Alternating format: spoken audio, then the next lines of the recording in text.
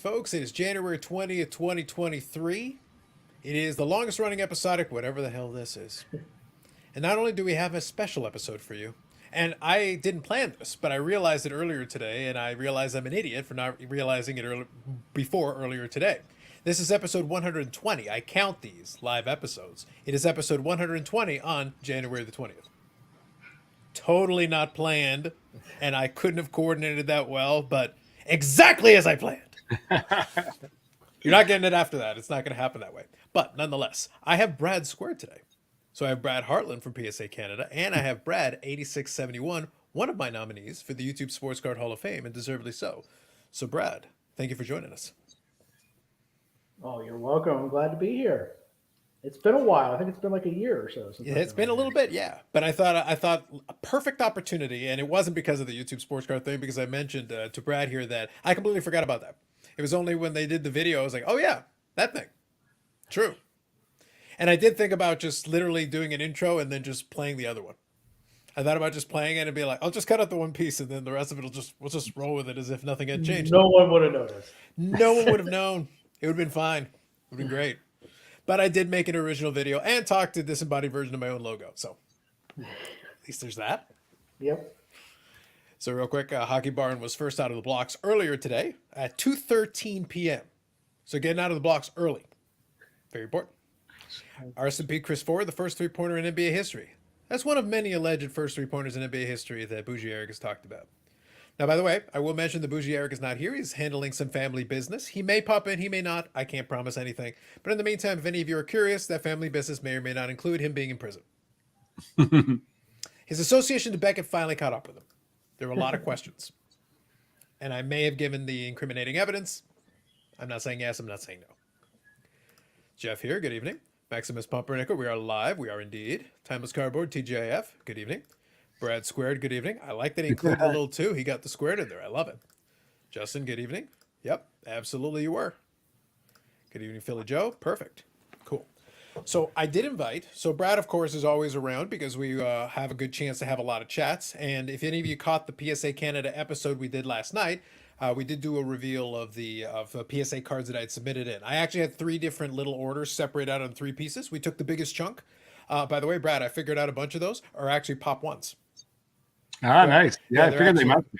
Yeah, because not a lot of people submitted those. I will say, though, I did find some, when I started going through it, I was like, oh, that's kind of interesting. All right, that's kind of interesting the way that worked out. I did laugh, though, because I was sitting there, like, some of them were like, okay, nobody submitted any. Now, funny, though, because I'd have to look at the label. I'll have to look at it later.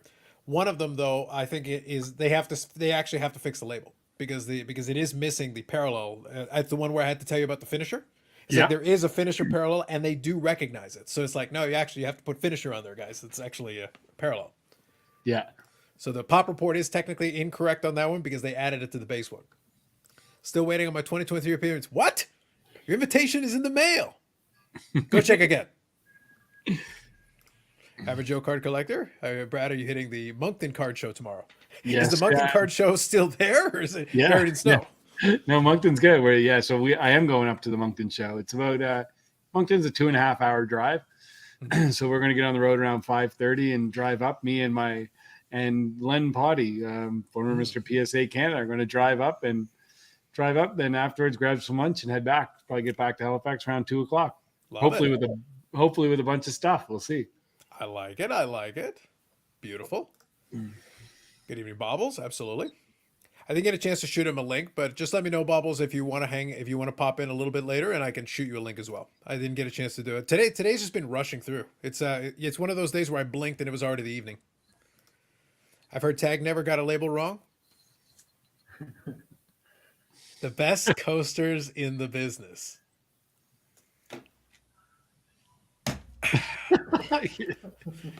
No, Eric? No, like I said, he's in prison. He might get out, but I can't promise that. Good evening, Baz. I'm in Moncton. There you go, Albert. Awesome. I've got something for you. If the snow doesn't keep me home. There you go. Now, part of the reason I had asked Brad, 8671, in addition to my continued lobbying for his nomination, is specifically because of the NFL playoffs. Because like I said, I completely didn't realize that was a thing. I forgot. And then I was like, wow, that works out great in timing. Love it. We do have some interesting matchups, though. Now, let me ask you this first. Super Wildcard Weekend. How did you feel about the games? I've got my thoughts on it, but I kind of want to get your take on it. What are your thoughts about the Super Wildcard Weekend? I thought that it was why all of the games were like pretty good. None surprised me at all. They all pretty much, even the Dolphins Bills, where everyone thought the Dolphins were getting blown out, it went pretty much about like I thought. There really was not a lot of surprises. Like we all knew the Vikings were frauds. That wasn't like oh wow, the Vikings didn't show up this week. We already knew they were frauds. True. And then a lot of the other ones were division games. You play a team third time. The only blowout was the 49ers one, which that was close in the first half. With new hobby go nothing Brock actually Purdy. Surprised me. Right. Who actually didn't even play very well and threw 4 touchdowns. He was not very good. No. That's one of those you look at the stat line, you're like, wow, this is amazing. He got lucky. But somebody paid $22,000 for one of his cards, Brad. So he must be great. He's great. Yeah, that was the worst game I've seen him play so far. But if that's the worst game he is going to play, they got a shot. Yep. I laugh here because Bob says, I don't think you can see my memory message. Funny, because I've said it before. I've got 2 screens. So I have the stream on the one screen here to the side. I can see it, but StreamYard doesn't seem to pick it up. I don't know why. Sometimes it seems to be able to, and other times it doesn't. So like I said, I saw this, and I can see this, and I can see the other one in between. And it says greetings peasants, which I always appreciate. So Bob understands the proper nature of this channel. So, we do appreciate that. Yes. So you definitely can see it. And I do appreciate it. 4 out of 6 for me. Brady didn't cheat enough to get the win. I know. That's up such a slacker. He's sliding in his old age. Other Brad. Brady lover Brad. It's like, listen, he's not even cheating as well as he used to be. Are you sure he's not getting old? Nope. He used to be better at it. No, he just decided it was time to take an early summer this year and let someone else have a chance again. So he abandoned his family, the good family man that he is, to basically waste his time with Tampa, scrape into the playoffs, and then get bounced right out. Sounds like an effective use of time. He did not. Did he win a Super Bowl with Tampa? I don't recall that. Oh, yeah? Okay. I recall a Tampa team winning the Super Bowl. He happened to be there. I recall that. I think he was on the bench. Wasn't he like squirting water in people's faces or something? Maybe Gronk. I think Gronk won it, as I recall. If I knew, I would have bought my cards for grading. There you go. Yep, that's what I mean about the StreamYard thing. Yeah, it's weird. And the thing is, you can see it sometimes and sometimes you can't. Like when somebody adds themselves as a member, I can see it in StreamYard, but for whatever reason, some messages don't come across. But I can see it over here. It's fine. Trevor Lawrence beats Mahomes and then wins his first Super Bowl and begins his meteoric rise to new football GOAT. There's a lot of scenarios. So it's part of the reason, Brad, that I like this is because, look, as soon as Tom Brady got bounced, that was half of what I wanted to see. The other half is I want to see the Dallas Cowboys lose because their pain amuses me. After that, I'm good with whatever the football gods wanted to create. Like, look, any combination. Look, I'll take Trevor Lawrence winning the Super Bowl randomly for no reason. I'll take it. I don't care. 49ers, don't care. It makes no. Brock Purdy is the GOAT. Sounds great. Fantastic. I love it. It makes all the storylines entertain me, Brad. That's the beauty of, I think, of the way we're set up here. Sure. Again, if the Cowboys lose, everyone wins. It's pretty great. Man. It's pretty great. Look, being a petty man has its advantages, Brad. Being a petty man has its advantages. They're the most loved or most hated team out there. There's no in between usually. Now, here's the thing, though. So we've got the 4 matchups. Let me go through the 4 matchups here. We'll discuss them kind of in sequence here a little bit, and it'll give us an opportunity to kind of play. As we go, we'll make some picks, okay? So I got the 4 matchups here. I'll run them through. Obviously, we got Jacksonville Jaguars, they have the Trevor Lawrence, future hobby GOAT. We already covered that just a second ago. But taking the Kansas City Chiefs, they're going to have to bounce the Chiefs.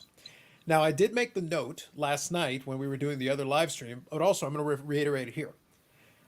From a hobby perspective, we can talk 2 things. There's the football perspective, and then there's the hobby perspective. Football perspective, obviously Kansas City would be favored for no other reason than they're a way better team. Like just flat out, like Jacksonville, come on. And they should be favored, and deservedly so.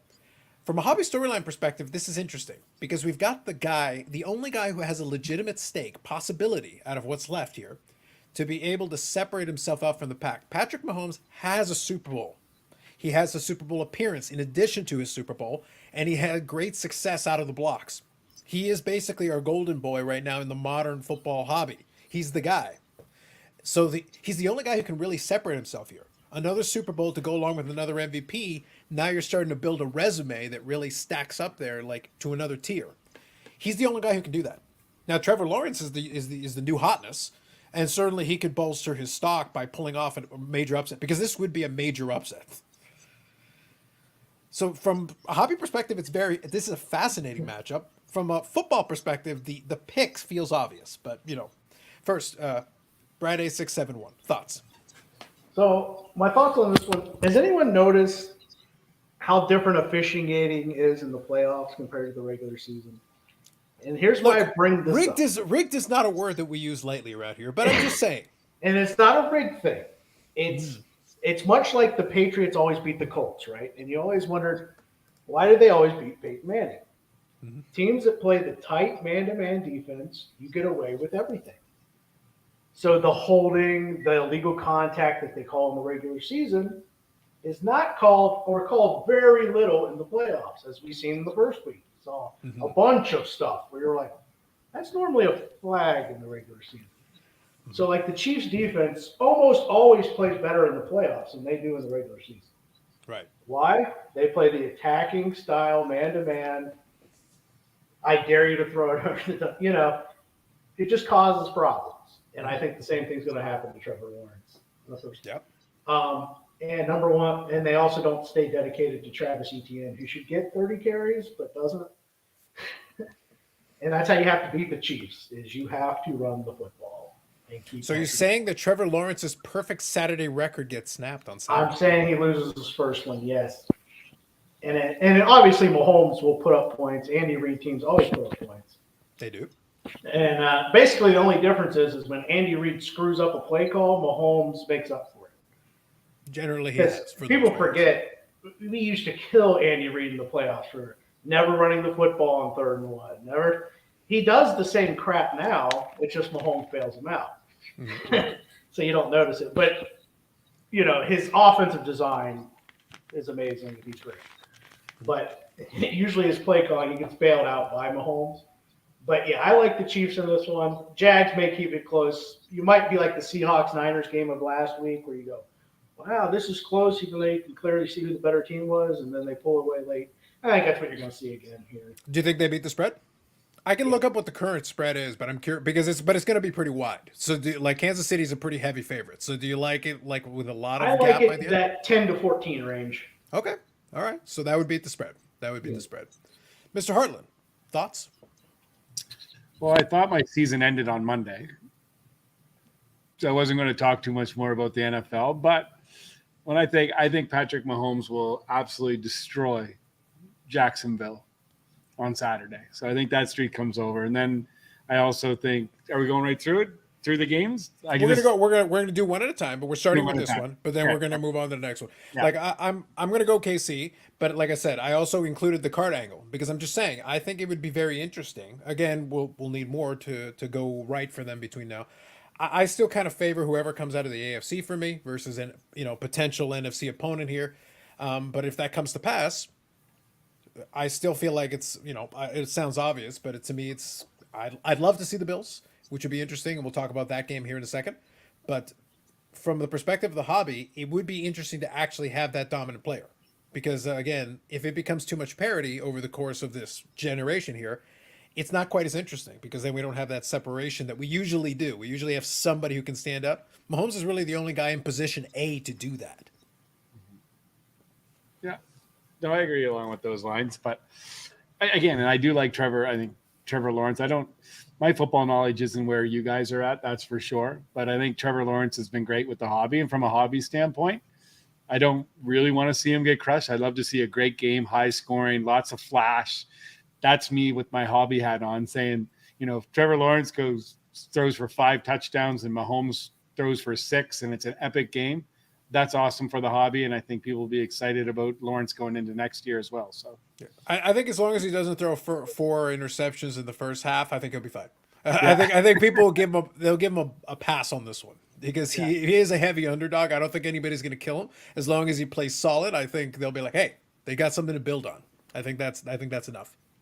And I think the most interesting thing is Doug Peterson drawing the line between aggressive and desperate. You know, like when do I go for it on fourth down? Are you going for it on 4th and 8 at your own 45 because you're so afraid to punt? You know, and do something dumb, or is it? You know, it's walking that fine line because he's gonna have to get extra possessions and stuff to win. So, be interesting. He did an onside kick the last time these teams played and got it actually. Right. But stuff like that, he's gonna have to walk that line of aggression and stupidity, basically. I like it. Seems fair. Good evening, Orlando. Bob Jackson here. My Vikings lose because the Kirk Cousins change of my Vikings Giants game was the correct choice. There you go. And the Dolphins almost pulled it off. Orlando says Dolphins could have won with Tua. Tua will be an interesting one. We were chatting about that just before we got started. Thank you to Hockey Barn for joining and becoming a YouTube member. He's got a comment that's really good about that here in a second. I'll get to it. This was the 37-0 on Saturday. So like I said, we're going to see. I drank the Kool-Aid. Might be beer, but this rubbish is worth $2.99 a month plus tax. Appreciate that, Hockey Barn. Appreciate that. I like it. Yep. D. Piers knows what's up. There you go. Name the coaches who never played an actual snap themselves. Yep. There you go. Carlos, I bribed a guard to get some phone time. I only have a minute, but I have an important message for the show. I hate Brad. Yeah, There's two Brads. Which one? You've literally got two Brads, you confused bastard. I feel like Two of them. It's not me. It can't be me anymore. Yeah, like this is, and I think that's inappropriate. Brad A671 is our guest. He's a guest. Get back to yourself. Just terrible. Just terrible. Awful. There we go. Got caught up. No, I think that'll be interesting. Like I said, from the card hobby perspective, I think that's an interesting matchup. Just because, like I said, I agree. I want to see Lawrence play well. I think if he plays well, I think that's good. And I think if Mahomes again has a great, I want him to have I want these guys to win or lose because of solid performances and just the better team wins. And I think that's better for everybody. Yep. All right, next one. So let's do an NFC one here for Saturday, the Saturday evening NFC one. The New York Giants taking on the Philadelphia Eagles. And we know some Eagles fans. We know some Philadelphia folks that are going to be into this. So it's like, I don't believe in the Giants, but I also really don't believe in the Eagles. Like I was sitting there like, now mind you, for me, like it doesn't really matter for this matchup personally. But okay, so let's start off. Mr. Hartland, you're just your gut feeling. Let's start with you. I'll be quick. I think Philadelphia wins by 21. He's going with a really big one. Okay. And then I'm going to let you guys converse about all the reasons why. I'm just thinking Jalen Hurts is going to come out, and I think they're going to win by 21 plus. Mm-hmm. There's my Mr. Brett. All right. So the obvious thing is Jalen Hurts healthy? If you watched him play the last week of the season, he literally was sliding before the first down marker. Anything not to take a hit, which you get, you're headed into the playoffs. Is that how he's going to play again? Or was that just as you're headed, how healthy is he is number one? Obviously, we don't know. But they only really played once for real, and the Eagles crushed them because the Giants have 0 linebackers. The only team that might have worse linebackers is the Dolphins, okay? Mm-hmm. So they're not going to be able to stop Dallas Goedert, and they can't stop Jalen Hurts running if he's healthy. Mm-hmm. So that's going to be a problem. However, I actually think they outcoached the Eagles, which might keep this closer than it should be. Because look at what Brian Daboll did with Josh Allen. Now, Brad, I'm just going to pause you for 1 second. Yes. There's like a swooshing sound or something. I'm not sure if there's something near a microphone. It's like I can hear the sound of something moving around. Yeah, I hear too. I was thinking. I don't think it was me. I just wasn't sure what it was. It's like right now I've got the microphone here, but it sounds almost like as if the microphone's being touched or something's coming nearby it. So I'm just not sure what it is. I'm just letting you know. Because I can hear you fine, but it's just like I can also hear the sound of that interference or whatever it is. Yeah, there's nothing on around here. Yeah, it's almost like it was rubbing against your shoulder. That's the reason why I was wondering if the sound was actually coming off of this and if it was being touched. No, it's not. It's from here. Okay, so, gotcha. Well, right now you're fine. Like right now I'm not hearing it. Yeah. So what I was saying is, you look at Josh Allen with Brian Daboll, the 2 years he had him, right? Mm-hmm. All of a sudden doesn't turn the ball over. What's the first year Josh Allen starts to do when Brian Daboll leaves? Leads the league in turnovers. Daniel Jones, turnover machine through his first few years. 5 picks with Brian Daboll this season. So, and then Wink Martindale, who used to be the Ravens defensive coordinator, master of the blitz, right? Mhm. So I think they are actually going to outcoach the Eagles. However, they just aren't as talented. And the other thing has been Lane Johnson plays for the Eagles, who is a left tackle, for those who don't know.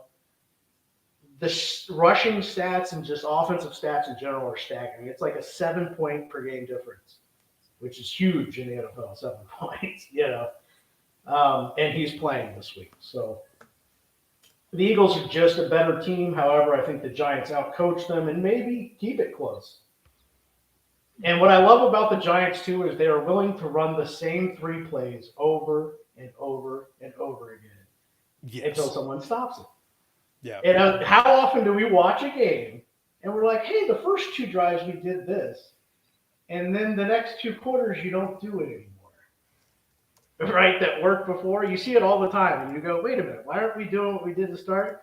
He will run the same plays over and over again until you stop them. I've seen it multiple times this season. He did it in Minnesota last week. And so that's what I love about him is he's simplistic, and sometimes simplicity makes you a great head coach, Okay. Now let me ask this. So I'll do it in the same vein. Right now, like again, you can get, depending on where you look up, you can see different lines and all that. So I've got here Philadelphia by 7.5. Do you have it over being over a touchdown difference? That's a pretty strong line. About right. Yeah, 7 would be about right. Mm-hmm. So I'm going to take the under on that. I think they keep it closer. Yeah. I think Daniel Jones might have a Joe Flacco type run in him, just enough to get paid $40 million. Well, it would be the most Giants thing of all to play against a team that they should have issues with and just keep hanging in there until all of a sudden they cause problems. Not that it's ever created any problems for anyone's favorite player. Exactly. Moving on.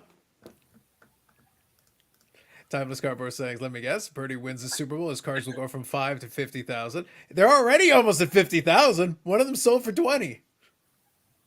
Brock Purdy has nowhere to go but down. Look, at the rate Brock Purdy's going, if Purdy Mania continues, if they get to the Super Bowl, his cards might go down if they win. They'll already be too high. Scary. Giants in the upset. We are Giants fans. There you go, Baz. Giants have a tremendous defensive line. They are hot. Let's hope for a good game. That's close. When it comes to the games that I'm not concerned with, I always hope for a good game. Orlando enjoys your insight. Absolutely. Like Brad knows his stuff. That's the reason why I wanted to ask him and get his take. I got my gut feelings, but I'm more of a casual football fan. But I enjoy it. I'll watch all the games. But I'm not in the nitty gritty. I'm not keeping an eye on DVOA. I'm not there. I'm just not doing it. But I know what I like. When I'm watching a game, I'll get a sense of like when I feel like certain things are fitting the way I want to see them. It was funny the way Brad said it is like, a team showing you something and then walking away from it. I might have seen that for this franchise, on offense sometimes. That other thing was working. You could try going back to doing that. Like giving the ball to Aaron Jones, and it's amazing how you score in 6 plays and then don't. Perhaps, yeah. And then, no, let's just throw the ball for fun. Okay, sure. I kid you not. Name is a cell across from mine. There you go. Live the dream, Eric. Back in juvie. Yes, he is. Playoffs is when I can tell how bad my card organization is. Can't find any of my Danny Dimes cards. Facts. It's finally the kid showing a little bit of, again, from the card angle, there were the Danny Dimes truthers who was like, wait a minute. Is this our moment? Is this it? Getting exciting. I don't know. All right. So let's go into the Sunday here. This is the game that I'm looking forward to the most. We got Cincinnati and Buffalo. I'm excited for this. Joe Burrow, Josh Allen, I like it. I feel like whoever comes out of this, I'm really looking at them to likely be the real challenge for Kansas City. That right there could be a really great AFC championship. Either way, I feel good about that if KC is on the other side of it. I like all those matchups. So let's do this. So Brad, 8671. Cincinnati. Buffalo. What are we doing? Okay, so coming into the playoffs, no one was playing better than the Bengals. Mm-hmm. I thought offensively, defense, special teams, no one was playing better than the Bengals. However, they lost the right tackle in week 16. They lost the left tackle last week, and they've lost their right guard all in the last 3 to 4 weeks. And none of those guys are playing this week. it reminds me of last year's Bengals team, where I'll admit I was wrong about the Bengals this season. I told everyone that they may miss the playoffs because I thought everything just fell for them. Mhm. You know, just perfectly. Like they got to play the Titans in the playoffs, who was the worst of the good teams, right? And Yep. just everything just went right for them. Well, I was wrong. They showed they were. But however, this offensive line now is going to look like it did last season. Playing the Bills outside of, they don't have Von Miller, but outside of that, they are healthy. So I love the Bengals 3 weeks ago in this matchup. Mhm. I'm kind of leaning towards the Bills a little bit now. But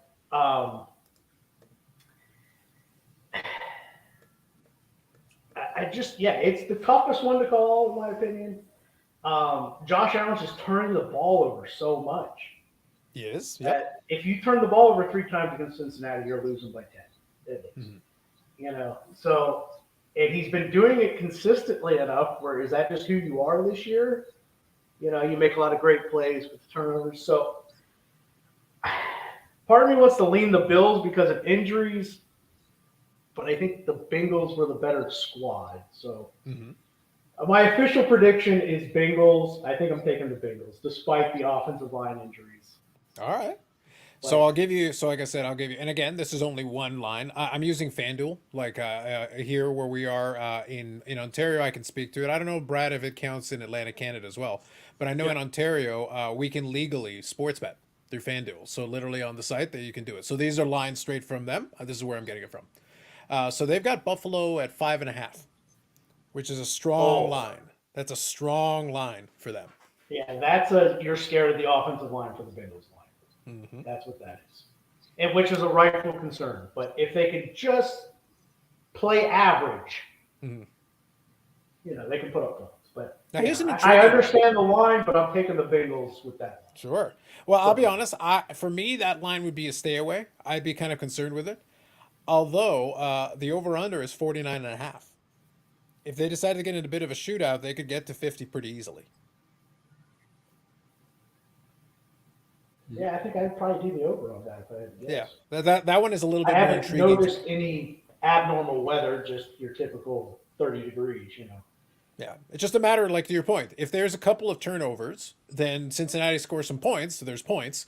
And then if that forces Buffalo to kind of have to get real aggressive, they could air it out a little bit. And a couple of those plays hit, all of a sudden you're hitting the 50 pretty easily, pretty comfortably, But which yeah, would the make it a fun Bills matchup. Bills feel like the Bengals of last year, though, in the sense of they're getting all the breaks. Hmm. They're healthy at the right time. They're playing teams that aren't healthy at the right time. And they You do know, have a little bit of player inspiration. They got a and little bit of and that. you You know have that. that unfortunate / inspiration thing. So Yeah. it does kind of feel, like I said, it kind of feels like the Bengals of last year, where everything's just falling right for them. But Hmm. I'll I still think that's I'll fair. still go with the Bengals. No, I think that's fair. I'll go with Buffalo. Just stick with my pick. It's more of a preference thing. I really would like to see Buffalo. Like I said, for me, being in basically not quite a border town, but close enough. I've been to plenty of Buffalo Bills games over the years. Those fans are passionate. They're legit. They're hardcore. We make the tease of Brad here, and the Dolphins fans have suffered enough. But it's like, no, Buffalo really has suffered enough. Like legit, like it's been really tragically horrible for a very long time. It's like I would like to see them I want them to have nice things. For one time, it'd be great if they could just have nice things, just for a change of pace. Yeah, it is a great fan base. It really is. They do a lot of cool stuff. They do, they do. Yeah. Now, my personal favorite. Now, my rooting interest is obvious. We got Dallas taking on San Francisco and the Brock Purdy experience. All right, Mr. Hartland, are we going with the Brock Purdy experience? Are we doing it? No, I can't do it after watching Dallas last week. I think, they're both great teams. I mean, San Francisco's a great team as well, in my opinion, but Dallas is going to take this one by, I give it by a touchdown. That's my thought on it. I just think, and if it goes the other way, I'll be perfectly happy as well. Like I actually sooner see Brock Purdy just go crazy and do something. Just watch what happens in the hobby space. It'd be electrifying. So yeah, and plus Dallas took out Tampa, so obviously A little bit of bitterness, just Yeah, a a little, smidge. little bit of Listen, bitterness. I'm not above pettiness on the show. Yeah, I exactly. advocate for pettiness. Big fan of pettiness. Love it. Yeah. Mr. Brad? Well, man, you just wish you knew what Cowboy team you're going to see every week. I will tell you for the record. Commanders team? The line reflects the uncertainty you're talking about. All those ones that I've told you so far, the lines have been -8.5 for the Chiefs, pretty strong. -7.5 for the Eagles, pretty strong. -5.5 for the Bills, still pretty comfortable. Two field goals. 3.5 for San Francisco. They're favoring San Francisco, but it's not like, again, they're like, well, Brock Purdy, but it's the Cowboys. So I guess for me, it comes down to which coach do you trust more? And I don't think anyone would say Mike McCarthy is the coach you trust more. I have many years of directed anger at. That's why I made sure I pointed that out in there. Mm-hmm. But it comes down to guys like Michael Gallup. The San Francisco secondary is not that good. Mm-hmm. It can be had. Now, their front seven's dominant. That's why it doesn't have to be that good. Right. But can guys like Michael Gallup step up? I don't want to put my playoff hopes in Michael Gallup.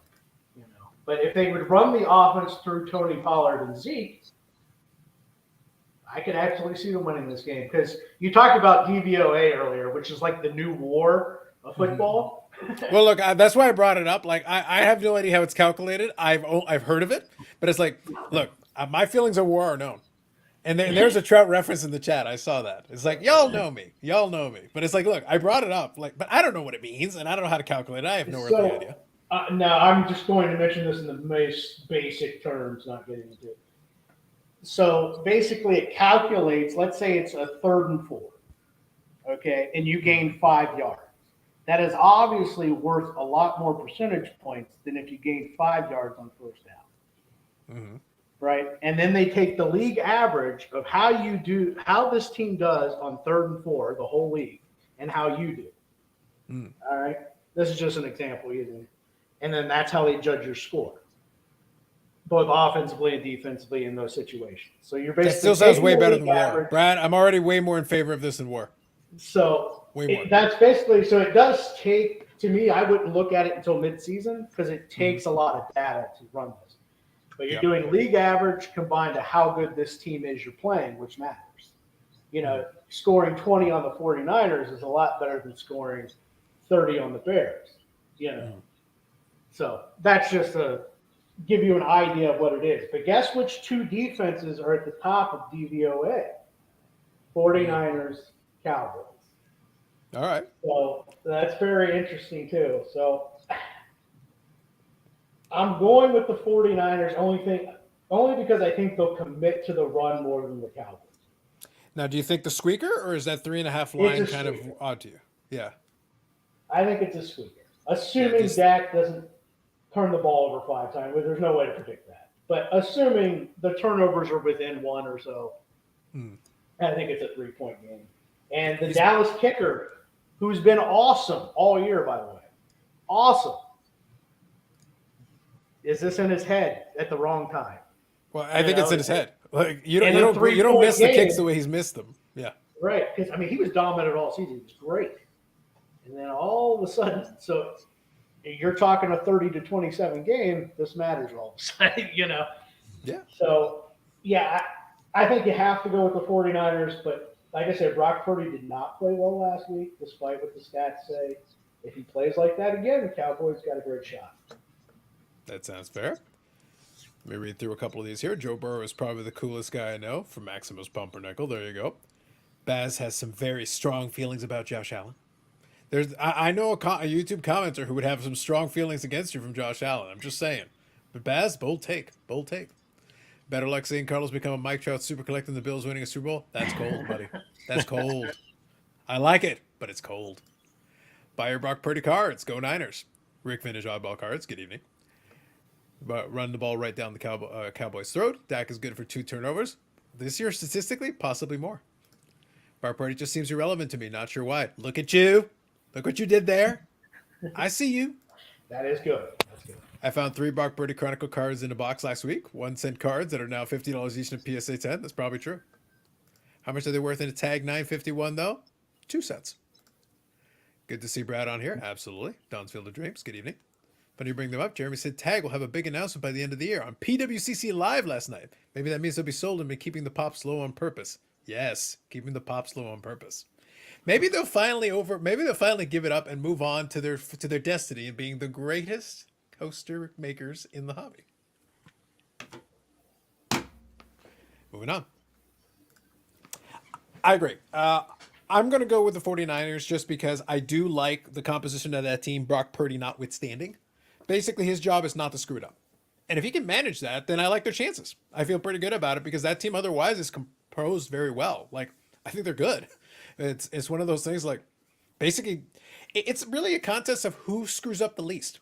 Which one of you screws up the least will win this. And if you really avoid errors, you could win comfortably, basically, between these two teams. It's one of the few teams that doesn't have a unit that's below average, either one of the teams. Most of the time, whether it's offensive line, defensive line, linebackers, whatever, all these units are average to above average. So there's nothing you can just straight attack, which is why I think that matchup that's why I think it's going to be a good one. Very mid-90s-ish, There you go. I like it. Barport equals Kevin Moss. I love a good Kevin Moss reference. Next time, make Kloss to clean slabs. They'll call it rag. That'd be a huge announcement. That'd be a monster announcement. I just don't like my coaster have such a blue hue to them. Look at you. Look at you. You guys get it. You guys get it. He's on a roll. Love it. Look, this chat gets my references. They know.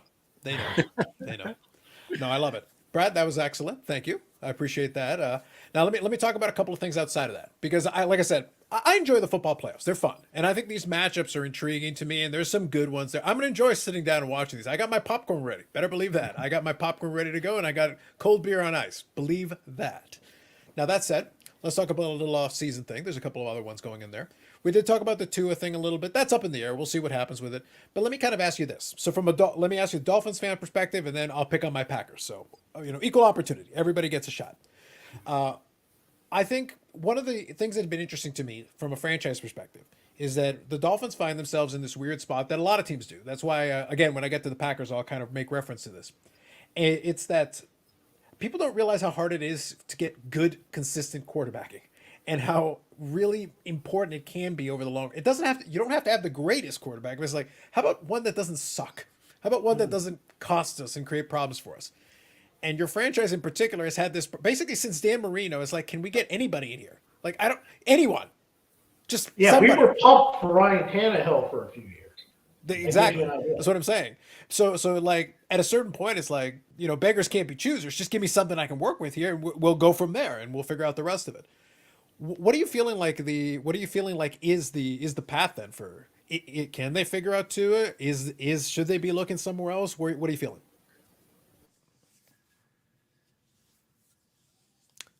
He's paused in pregnant thought.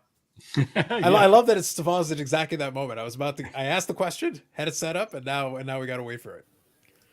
Here. Oh, you're back. Sorry. Yeah, you can't freeze your way. This is a good question. You can't freeze your way out of this question. So you're asking what the best pathway forward is? What would you, if you could have your way, what is it that you would like to see happen? Okay. If I could have my way. Yes. I would probably go get Lamar Jackson. All right. So if Baltimore can't get done that deal and it's available, then you go after like a Lamar. However, I still don't know that it solves my problem of dependable. Are you going to be there at the end of the season when I need you for the playoffs? So when I say that, am I really doing anything better at all? I'm getting maybe a higher ceiling, obviously, because of the rushing, but I'm still having the same exact problem. So realistically, Tua is the quarterback next season. You hope you're going to have to spend a lot of money on a backup. An underrated thing to look for from what I hear is actually Matt Ryan. Once he gets released from that contract, you can pay him 10 to 12 million, say, good chances are you're going to play a month, at least.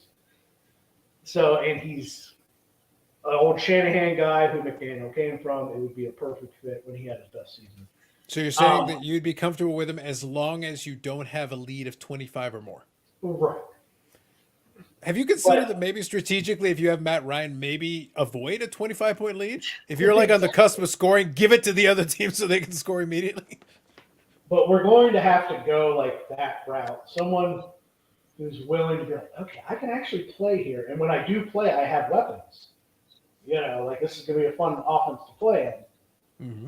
I think we can attract a good backup. But as you said, are there even 32 good quarterbacks?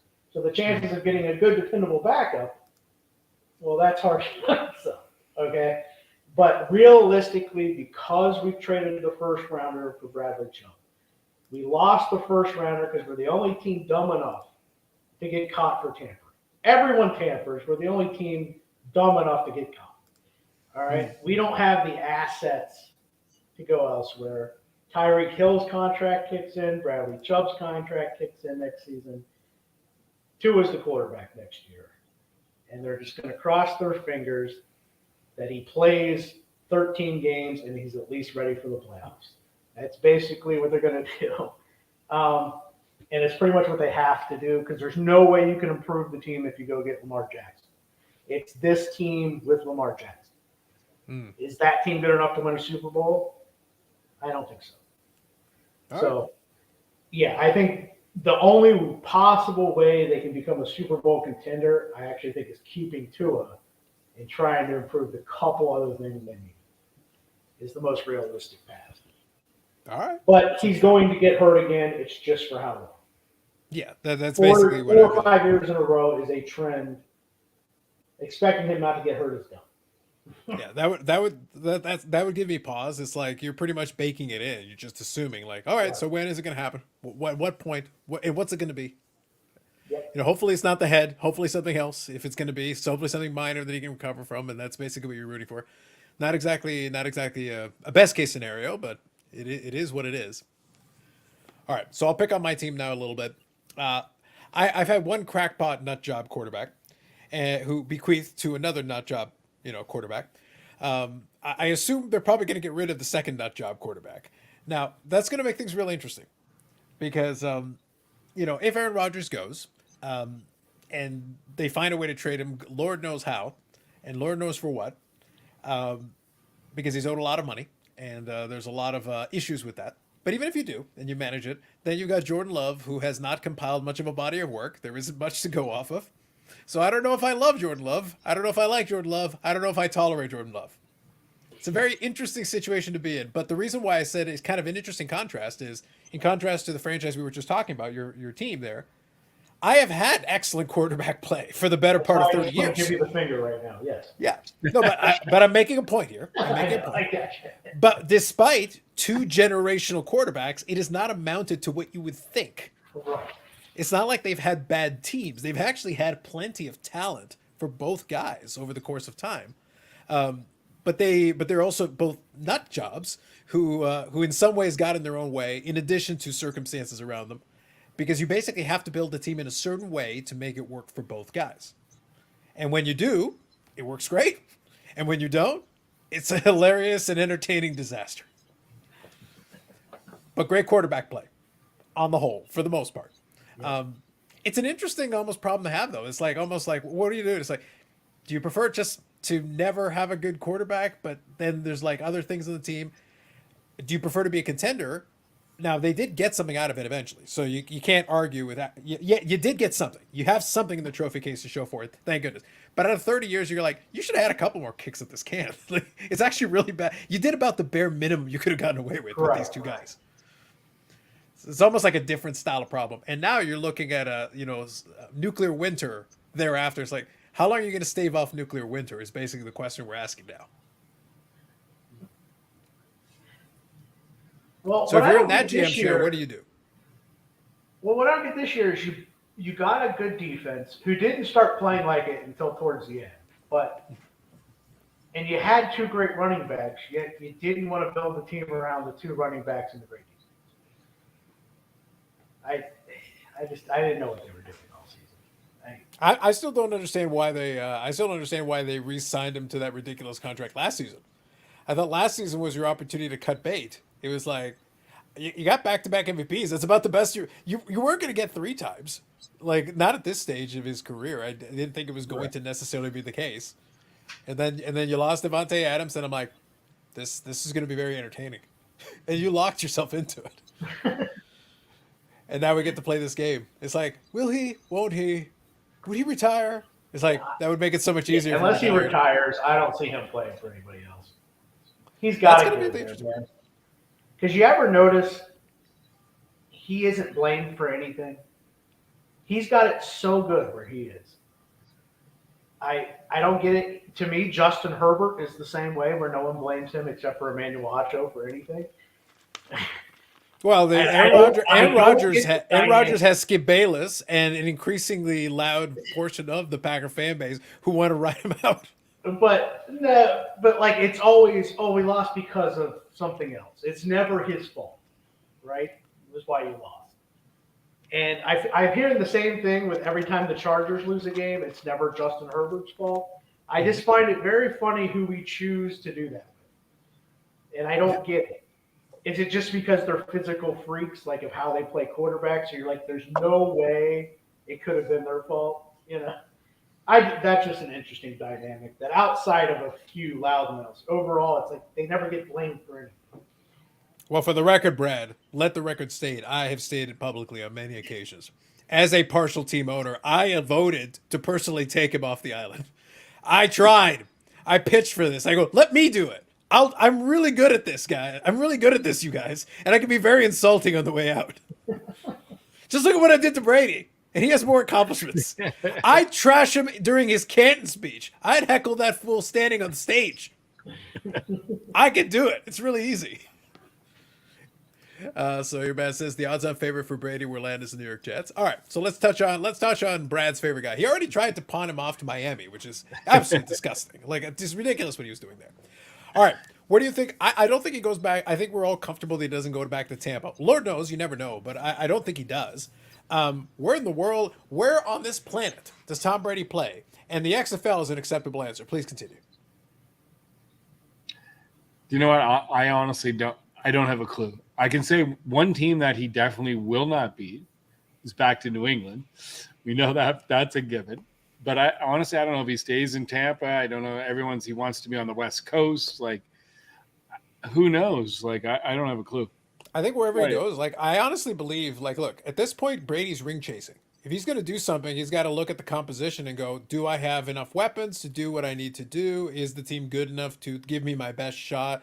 It's like, he's like Tiger, late stage Tiger, where it's like, I'm going to play tournaments, but my goal is centered around majors. So like everything is like, I want to win majors. That's the part I primarily care about. Doesn't mean I won't play any other tournaments, but I'll play just enough to not be rusty. And then I only care about majors. So Brady's like, I need to set this up so that I got my best shot at another Super Bowl. I want to try to get another ring. That's it. Yeah. When you're the GOAT, you don't want to play with a loser. I'll refrain from so many jokes. so many jokes. So Brad, what team has brought enough shoulders to carry the dead weight GOAT? Okay, the most comfortable place he would be in is the Raiders. All right. He gets Josh McDaniels. He gets Devontae Adams. However, if he wants a shot at going deep in the playoffs, and some people will laugh, I think the New York Jets is where he needs to go. So that was the odds-on favorite here that Baz was talking about.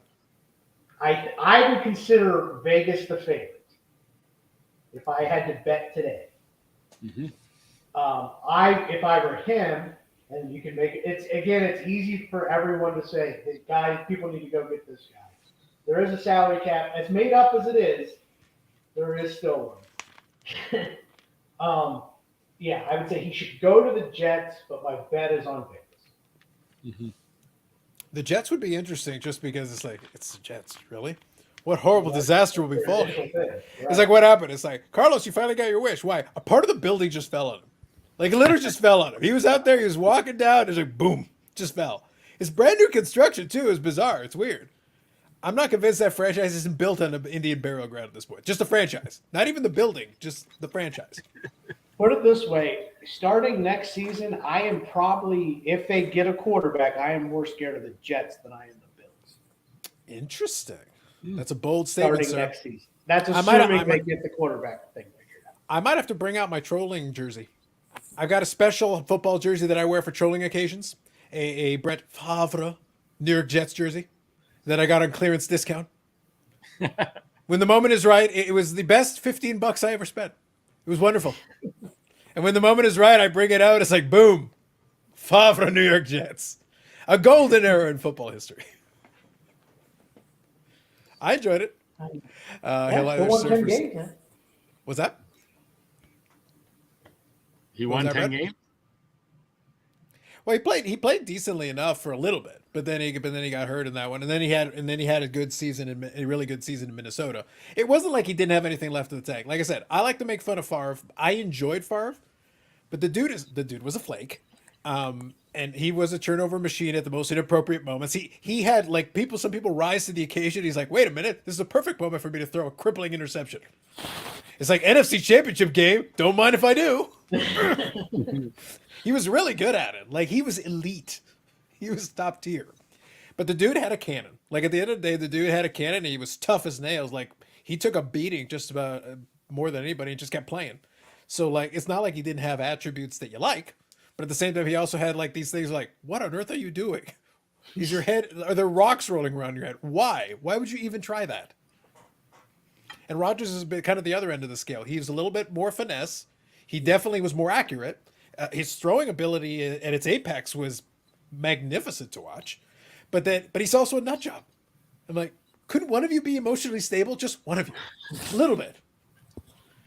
I feel like if they were, there would have been more Super Bowls in the and with Mike McCarthy, I still blame him for 2015, the 2015 NFC Championship. I will never forgive it. I will never forgive it because he is responsible as much as anybody else for the resurgence of Tom Brady in that second half.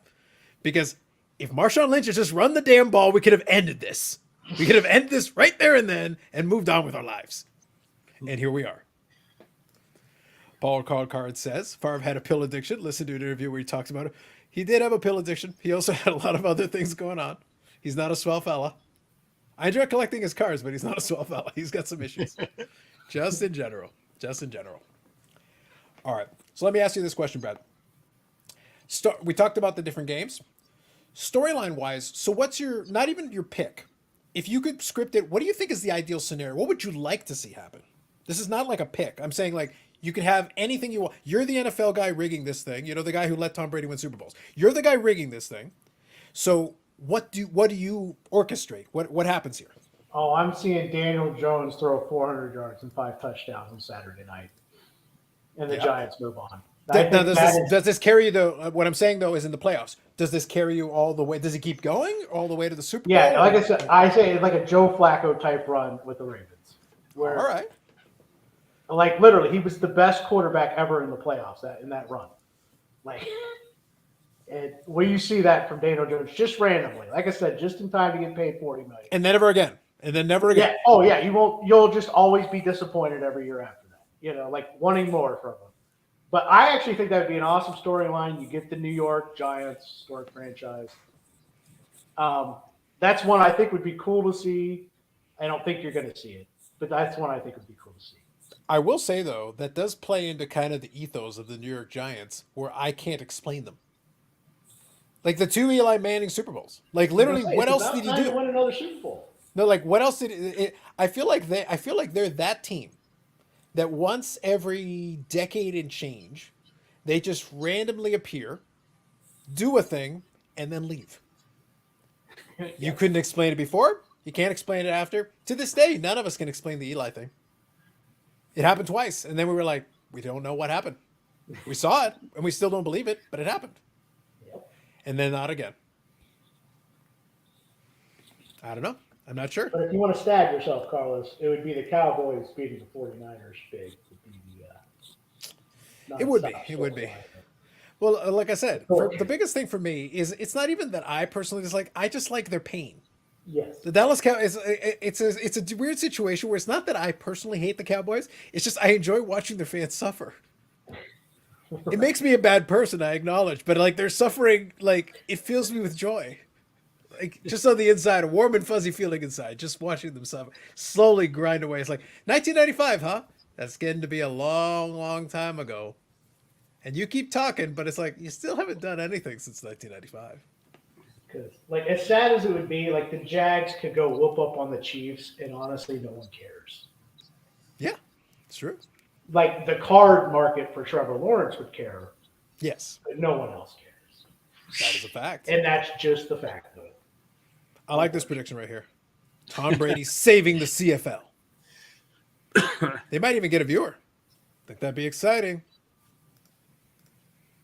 Hockey 99. Hockey 99 lives. He's back. I don't see how Brad is my nemesis. We think you're his nemesis. Let's put that to rest right now. It's a huge mischaracterization. Yeah, I just corrected it. You are his nemesis. Or nemesis. We like the other Brad. You might not know, but the Hockey Night, we don't know who it is. We know he's definitely from the same province as me, but he always has good questions. He's fun in the chat. But I have no idea. So for well over a year now, I've been trying to figure out who it is, and I'm stumped. But a lot of times the questions are always like accusatory, or they're like, hey, what do you think about this? Brad, Kennedy assassination. Was the man on the grassy knoll there? He's like, why? Why are you even asking me this right now? It gives us lots of good humor, that's for sure. It does. We need a TV show where elite coaches and athletes like Mike McCarthy and Andy Reid competing in track and field events. They would both die. Imagine the ratings? Yes. I would also have popcorn for that. That's a fact. McCarthy makes me root for the Cowboys, and that's a weird feeling. Yikes. Why? Why? Like, literally, why? You know it's not Jenny McCarthy. You know it's Mike McCarthy, right? You know McCarthy the senator? Like, anything else. Like, not Mike McCarthy. Like, just saying, no. Brad canceling trade night for a bit of snow. See, classic hockey 99 comment right back in there. What I'm saying. He's responsible for it. Tom Brady wants to win another Super Bowl because he knows Trevor Lawrence is on pace to win 8. We need to figure out how the pacing works, but sure. I like it. Hockey 99. Hockey 99 is bubbles. That would be funny. That would be a beautiful twist. I would love that. Yeah. I keep hoping the Hockey 99 is actually like card porn, where it's not one individual, but it's a consortium. Brad, envision it with me. I never thought of that before. I think like card porn, it's actually multiple people. And I like to think it's a multitude of people that you wouldn't suspect. Bubbles would be an excellent choice for our consortium. But also, I like to think that Josie is there. Yeah, exactly. I think it'd be fantastic. It's like, why? And afterwards, you're like, seriously, why? Why? Do you know about like 4 or 5 years? I don't know how long ago it was. I was at the National, and someone told me, a guy, I know him, I see him all the time. We talk to each other, but he was like, yeah, I'm card porn. And I was like, oh yeah. And I never really thought about it much more. But I think, like, is it a fact that there's a multiple people? Like, it's a bunch of people? Oh, it's multiple people. Yeah, 100%. Yeah. And do they, like, I'm surprised it's, like, really not out there right now, who it is. Well, like, I remember, like, we discussed this a little bit. Here's the truth. I haven't dug any digging into it. I know for a fact that one person involved in the card porn account was there in the Ken Gold and Drake break, literally doing the recording. But it's not one person; it's multiple people. Right. So that's what I mean. Like, so if you want to know who card porn is, at least one member of card porn is, you could ask Drake, you could ask Golden. They were literally in the room. Yeah. Unless they went like full character and decided to come in with like a Darth Vader mask and his cape and scowl. It's like, I'm sorry, like, you know who at least one of the people are. I just think it's crazy though, in today's world and with the social media we live in, like, you know how hard it is to keep a secret? It's hard enough to keep a secret in your own household, let alone to keep a secret that's been going this long. With the amount of people that point to them, and especially now with all the controversy, I'm completely shocked that it hasn't been out there. I'm absolutely shocked. I think, look, I would personally appreciate it if it turns out that I was wrong because they decided to literally wear like Daft Punk, helmets, and like literally we never see their face. I would appreciate that level of commitment. That would be awesome. I would like that. She says, I'm going to sue Hockey Night as soon as I figure out who it is. I like it. Carlos, the coolest 90s cars that I discover are always in the Junk Wax Investor channel. A lot of those cars don't seem like junk wax to me, though. That is quite a non sequitur. We are a stable. Facts. As a Packer fan, I think the Packers treated McCarthy poorly on his way out. No, they should have literally put him in a pyre and burned him at the stake. So I'm happy he's having some success because he's a good guy. Burn him at the stake! Burn the witch! Brady should be all-time X-League quarterback. Like I said, I still blame him for the 2015 NFC Championship. Brad, I'm not bitter, but I'm just saying burn the witch. Why doesn't Cardboard make Instagram videos using a vocoder? That'd be fun. I think Ron Jeremy is part of Cardboard. Why not? Hobby negativity is on break now. Probably a good thing. That's lies. Hobby negativity never sleeps. It's always there on the surface. So I was going to ask. So Brad here, let me ask you this. First question: are you going to be attend? Is your plan to attend the National this year? Yeah, everything's already booked. Nice. Right now, tentatively, myself and Brad, I think, are also going to be attending the National. So I've agreed, despite my better judgment, to make my presence there and walk amongst the card peasants. I didn't expect that. All right. Yeah. No, I didn't expect it either. I thought it was a terrible idea, but I decided to do it anyway. But I figured, all right, what the hell, we'll do it once, and then after that, never again. Lord knows, never again. So I'll probably tolerate it one time, and that's enough. Like honestly, I was regretting it after I booked the hotel. I was like, I regret everything already. I haven't even started. I already regret it. But we'll see. We'll make something out of it. That's the plan. So the reason I ask is that obviously, people is obviously a big part of the whole presence of it. So that's a big thing of it. But there is some card element of it. Part of what I've always been giving me a little bit of pause is that it's not like I need anything that's there. But that doesn't mean I'm not going to go all the way over there and not try to okay, let me at least see if there's something here that'd be kind of fun or something interesting. I watched a lot of your mail days, and you do have a lot of fun stuff that you add into, but you got like different categories, and you got some cool like patch cards and some autograph cards and whatever. Now, is there like a master list? Is there a little bit of a rhyme or reason, certain categories you look for? Like, I'm just curious what the thought process is when you go out looking for something. So, yeah, I do keep the last few years. I keep a list of about 15 cards or so, and I've actually knocked off 3 of them this year, just happenstance, not like just looking for them. But yeah, typically I'm an on-card auto guy. The old school silver stickers with game use stuff in them, like early limiteds, early NTs, stuff like that. I will take the sticker. But yeah, I'm more of a game use patch on-card auto guy, low number parallel. So some people call me a high-end collector, even though what I collect isn't necessarily high-end dollars.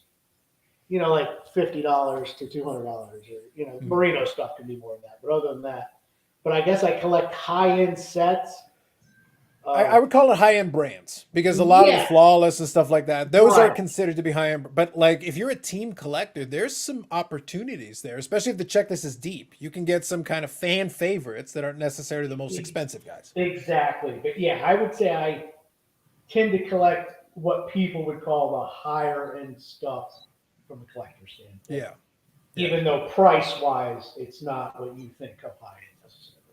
Sure. No, I think that's fair. I always think it's interesting because again, I identify more with the player collectors and kind of the team collectors because they've got kind of a specific focus. I appreciate the set collectors. I do collect some sets, but I'm very picky about what I choose. That's known. So I like the focus sets that give a little bit of a. But I'm interested in knowing the why. What's kind of the thought process behind it? What tickles your fancy? What makes it interesting for you? Because there's a whole universe of options, right? You could go in a million directions, but what do you fix? Because like the hardest thing for me is because I love the NFL so much. Is do I dabble in my favorite players? The thing I have found though is I don't care after I get them. Like it's fun to chase it. Okay. Once I get it, I don't give two craps about it. I'd rather look at my Jason Taylors, my Dan Marinos, my Zach Thomas. I don't give a crap about this Larry Fitzgerald, who I love. But he was playing. I just don't care. So I found out. Luckily, I found this early on, so I don't spend a bunch of money elsewhere on stuff I don't care about. And I think though there is an opportunity that like I appreciate the concept. If I had money was no object and I just had more time, I would pursue a collection that's literally like, again, almost like that Favre, Jets jersey. That's almost like I'm doing this because it amuses me on different levels. I would like to have like a super collection of the patron saint of backups, Matt Flynn. I want a bunch of Matt Flynn Packer cards. It's like, why Matt Flynn? Because he had one really good game and cashed out, and I love that about him. One really good game, just one. and then the Seahawks overpaid him, and it was fantastic. I appreciate that kind of thing. That part's fun for me. I like that. Yeah, but I often get asked like collection advice from people Right. because they seem like you are really focused. It seems like you collect the same two teams and Scottie Pippen every once in a while. And I was like, well, the advantage of that is you aren't wasting funds. Think about, a lot of the stuff we buy and then we go to resell it and lose money on it. Yeah. Right? Because we were like, the problem I have found with most set collectors is it's the chase that gets them off. Once they get it, they don't care. That's what I found with most, not all. Well, I think like I'll use an example. Like I'll give a good example of someone that I chat with here and there once in a blue moon, and also watch his channel and participate in some stuff. Bowman 53. So Alex is really good at this because what he did is he took that 53 Bowman set, but took it a step beyond. As he was building it, he literally would like dig into the story of a lot of the players in between. If you are willing to take the time, then you can make those common players more interesting. You can kind of bring them to life, so to speak. One of the issues I have with a lot of the set building is I just don't have the interest, the inclination, or the time. So a lot of these base cards and a lot of these common guys are just then it is what it is. Right. So I'm not going to worry about it. But at the same time, it's if it's a smaller confined checklist, I could still find some intrigue. I could still find some interest, and it'd be fun. But if you're just offering me a 500 card checklist with a bunch of guys that I really don't care about, what do you want me to do? I'm not going to get excited about it. Like, I'm sorry. Like, with due respect to those guys.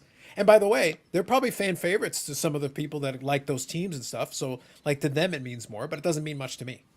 Right, exactly. You just don't care about most of the players in those sets. It's a blast to put together. Like I said, it's an all-time high when you're doing it. But what I've noticed with most, they seem to regret it later, especially as you grow up, you run out of space. Everybody condenses down typically as they get older, and you're like, why do I have these? And it's usually the first thing they say. Well, I did that. Fortunately for me, I came to that conclusion years ago, and I finally gave up my Tom Brady Mike Trout super collections. I was going to burn them originally for heat, but then I thought better of it and decided to give them to the unfortunate. I mean, less fortunate. And it is what it is, It is what it is. Yeah. So we do what we can. Plus, I have to get my shots in whenever I can. Some great comments up. Let me get a couple of these here. Eric must be Hockey 99. Facts. Hockey 99 says, I'm glad there's only 3 people on the panel. More room for good discussion and no dead weight. Speaking of Bougie Eric. Just saying. Josh here says, I'm just caught up, slightly confused. Are we still hitting the like button for Eric even if he's here? I don't care where in the world Eric is. The like button is always an option and always the correct option because it means he pays. We charge this man no matter where he is on this planet. In jail, out of jail, makes no difference. You hit that like button, this man pays. It's your civic duty. Do it. Moving on. Good chat with Carlos and Jay, 2 people that know what they're talking about. Jason, Cards and Comics. That was a great conversation. I did enjoy it. Maybe you're onto something. Facts. LSU, baby. There you go. Hockey kind of night. Cheers. Good evening. Brad is correct. The chase of sets is high. After I get them, I immediately focus on the next set. I think that's fair. Brad's haircut is over like MJF is with the wrestling fans. See, Hockey 99 always likes to operate on that middle line. We're always a little weary of him. We always see. Big Scott, good evening. Hey, Scott. Here you go. This is the kind of question we're talking about. Brad, what do you make of people being shocked that Panini doesn't carry anymore? People made videos about this a year ago. Neo is way behind, so he's got to take a shot at somebody while demanding that Brad gives him answers. Speaking of which, Mr. Andy, how are you? What's up, fellas? Hey, Andy, how are you? Well, how are you? I heard that you had 2 Brads on, so Yeah, we had Brad squared. Now they're on their side of the wall here, and we've kind of evened that out nicely. No, That's Brad was right. giving us some good football knowledge, man. He was that's like jokes aside. That's part of the reason why I thought the timing worked out great because of the whole YouTube Hall of Fame thing. Like timing worked out great with that. But the reality is like, no, I wanted to talk some football. It's like I know some good football guys who know some football. It's like, nope, let's do that. Brad's definitely one of the best. Yeah, so I was like, let's do that. Let's have that conversation, and we can go into a little bit more depth than I can bring to the table. I enjoy it, and I'm going to enjoy these games, but it's like, no, let's bring a little of that extra in there, and it worked out quite nicely. Yeah. Well, I don't know why I'm here because I'm an expert in nothing, but Me too. I'm just happy to be here. Well, I think you're going to be our resident expert here in the YouTube's Sports Card Hall of Fame because your homie included me in his ballot. What happened? Did you get to him? You got to Oh, him. I Didn't you? saw that. Yeah. You know, I didn't. I haven't I even saw watched- because I'm Carlos reference on my baseball collector's ballot. Really. And he starts off with a chuckle, which is the part that made me laugh. I've, I was like, that sounds about right. I've That's been about the way I going would have played it. I've been traveling to a lot of basketball games the last couple of days, so I haven't really watched a lot of YouTube stuff. So I haven't seen any of the ballots yet. Well, I got messages about that. You better believe I got messages. That's cool. You got to vote. Oh, I got a vote. Rock the vote. Yeah, from the ex-commissioner himself. Hey, there you Heady, go. heady praise. I just thought it was very funny, like the explanation that he included. But then he included an explanation on all of them, and I was sitting, oh, this will be good. Go on. What was the explanation? The explanation was basically talking about the live stream. And also it's like we don't agree on a lot of things. Like yes, factual statement. Yes. Yeah. Go on. I just thought it was very entertaining. I just got a chuckle out of it. I was like, yep, this is interesting. Interesting the way that worked out. But it also was you got the preamble. It's like, might be a surprise for you, for some of you that know the story. I'm like, well, that's always a good start.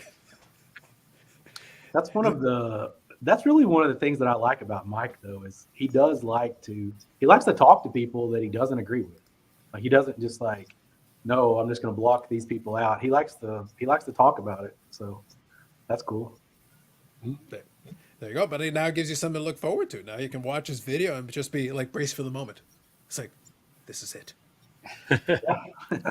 I might have to include that in my 2023 highlight. I might just have to include it. Just unedited, the whole section. It was like when I rolled my eyes when we did the Hobby Palooza thing. Yeah, and I mean, I really like Jake, and I think he's going to do a great job with it. But man, I don't envy him because it just seems like that would be such a stressful thing because people just always get upset about it, like. Well, in fairness, like, look, jokes aside, I have fun with it because obviously I'll have a tongue in cheek with it, and I've been enjoying the comments on the video that I made because, like, look, I'm gonna have some fun with this. I'm screwing around. I literally just talked to a disembodied version of my logo for part of it, and then I got my little clipboard with the logo on it. It's like, That was my favorite like part. I'm taking this very seriously. I'm taking this extremely seriously. Yeah. With the gravitas that it deserves. Bob Lewis is in this, for God's sake. We got to take this with the utmost seriousness. And Stove too. Like, isn't that enough? Like, psh. Well, I mean, I can't take it too seriously because I'm in there and there's a lot of like legitimate people that aren't. So it's like you have guys like me and Bob and Stove, and you can't really take it too serious when you have guys like us that may throw out a video once every 3 or 4 months. Well, look, the reason why legitimately good that aren't in there. Well, we had this discussion before. The reason why I always thought it was kind of a weird way of now, I'm not going to lie. Apparently, in this case, maybe this is the first year that I've really seen it to the fullest extent, because I did a video last year as well, but in this one, like, I got a bunch of comments for it, and I got a bunch of subs right off of it. It's like, oh man, I really enjoyed this thing, and I was like, okay, great, sounds good, but the thing was that it does become a bit of a popularity contest. Like, it really does. Like, at the end of the day, people are going to vote for their friends or people that they know or whatever. I usually try to include a few folks whose channels I watch, whether I correspond with them or not, because I think that's the fairest way to be like, no, I actually really enjoy this channel. I may not have direct communication with so-and-so, but doesn't change the fact that I enjoy it for what it is. Like, I watch Brad's videos, I'm not collecting a ton of football other than my Brad Favres. Very important that I include those. And it's pronounced correctly, of course. And everyone's been pronouncing it wrong this whole time, and I'm trying to correct everybody one day at a time. I'm going to get it right one of these days. You'll all figure it out. Yeah. But outside of that, like, I still enjoy it. But it doesn't mean I can't appreciate the cards. That's why we were talking about the cards that he does with the patches and the autographs. Like, I like that stuff. I think it's cool. Does that mean I'm going to collect all that stuff? No. But there's stuff that I see there that I like. And the Columbus Blue Jacket, when there's some nice patches in there. Obviously, I know about those kind of patches and everything. But I appreciate those too. Am I collecting Columbus Blue Jackets? Hell no. The only Columbus Blue Jacket I know is Rick Nash. That's all I got. But can I appreciate it? You're damn right I can. Yeah, it's an interesting thing because YouTube it's such a weird place because there's probably sports card channels out there that probably none of us know about.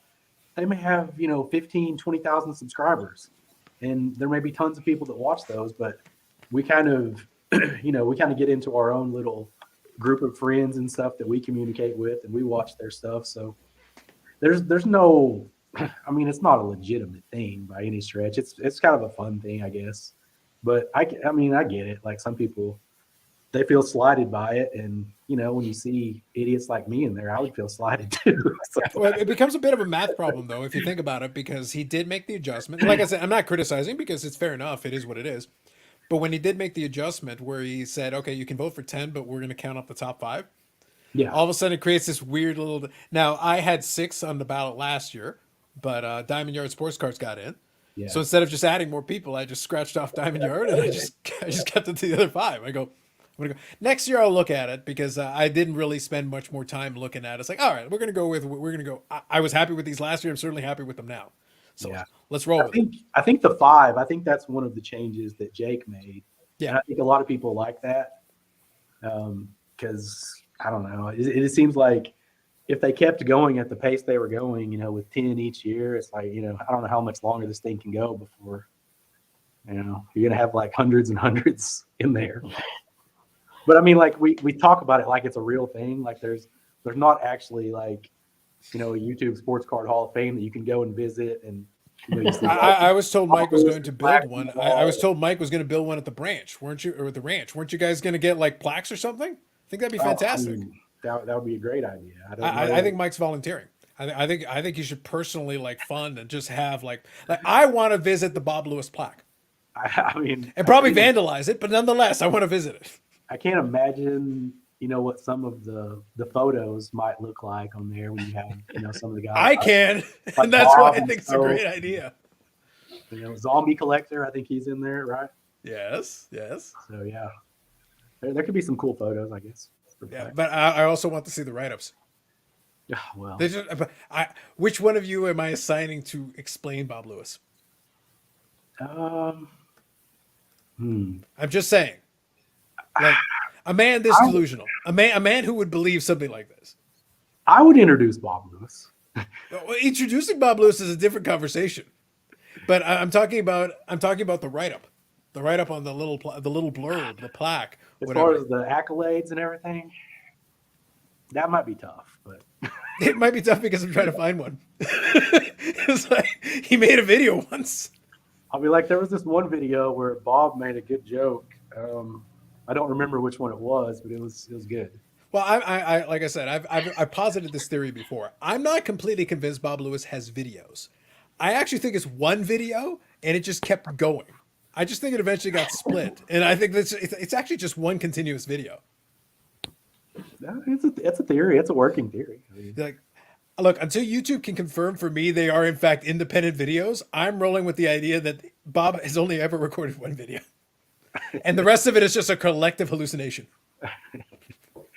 I did see something about, I guess him and Stove are supposed to like maybe do a podcast coming up. Is that right? Well, yeah. So they had a trailer on both of their channels, and I love talking about Bob while he's here, but obviously not participating in the discussion. But I think what was great about the trailer is that I thought the trailer was pretty well done. I enjoyed the trailer, but I think I think the most Bob Lewis and Stove thing of all time would be to have that trailer, build the anticipation, and then early on in 2024 make a video going, yeah, we forgot to do the thing. Yeah, just like don't the actually trailer. produce anything for the rest of 2023. Don't actually do it. Yeah, make the trailer, get the hype going, and then just don't do it. I think that would be completely on brand. I would enjoy that. Yeah. I think that'd be fantastic. I like it. I like that idea. See, we're full of good ideas. We're good ideas, Brad. Full of good ideas. I try to help this guy here and give him all kinds of wonderful. I still stand by my idea that I told him. I said to him, it's like, just make a video where you just explain video concepts, and never did. The video is just you explaining it, not actually doing it, but explaining it. Yeah. So I mean, had this that's a good idea. I have more fun buying complete sets and breaking them up, helping others put their sets together by piecing them than building sets. Fair enough.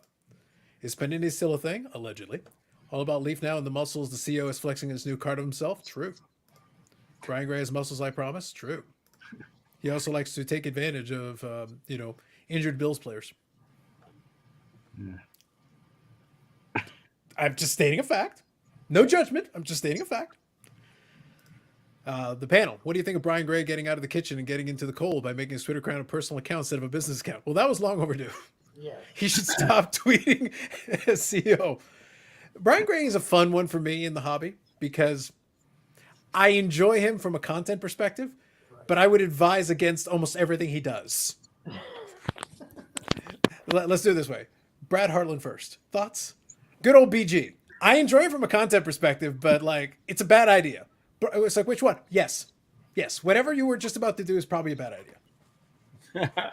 I don't know. I like Brian. He's always like, again, you're going to make fun of me for saying, oh, he's a great guy. But Brian has always been good with me over the last 10, 15 years, especially in Toronto. So I have nothing but good things to say. He does do some things off the chart, but he puts himself out there and he takes it and he'll give it. And I respect that at the end of the day.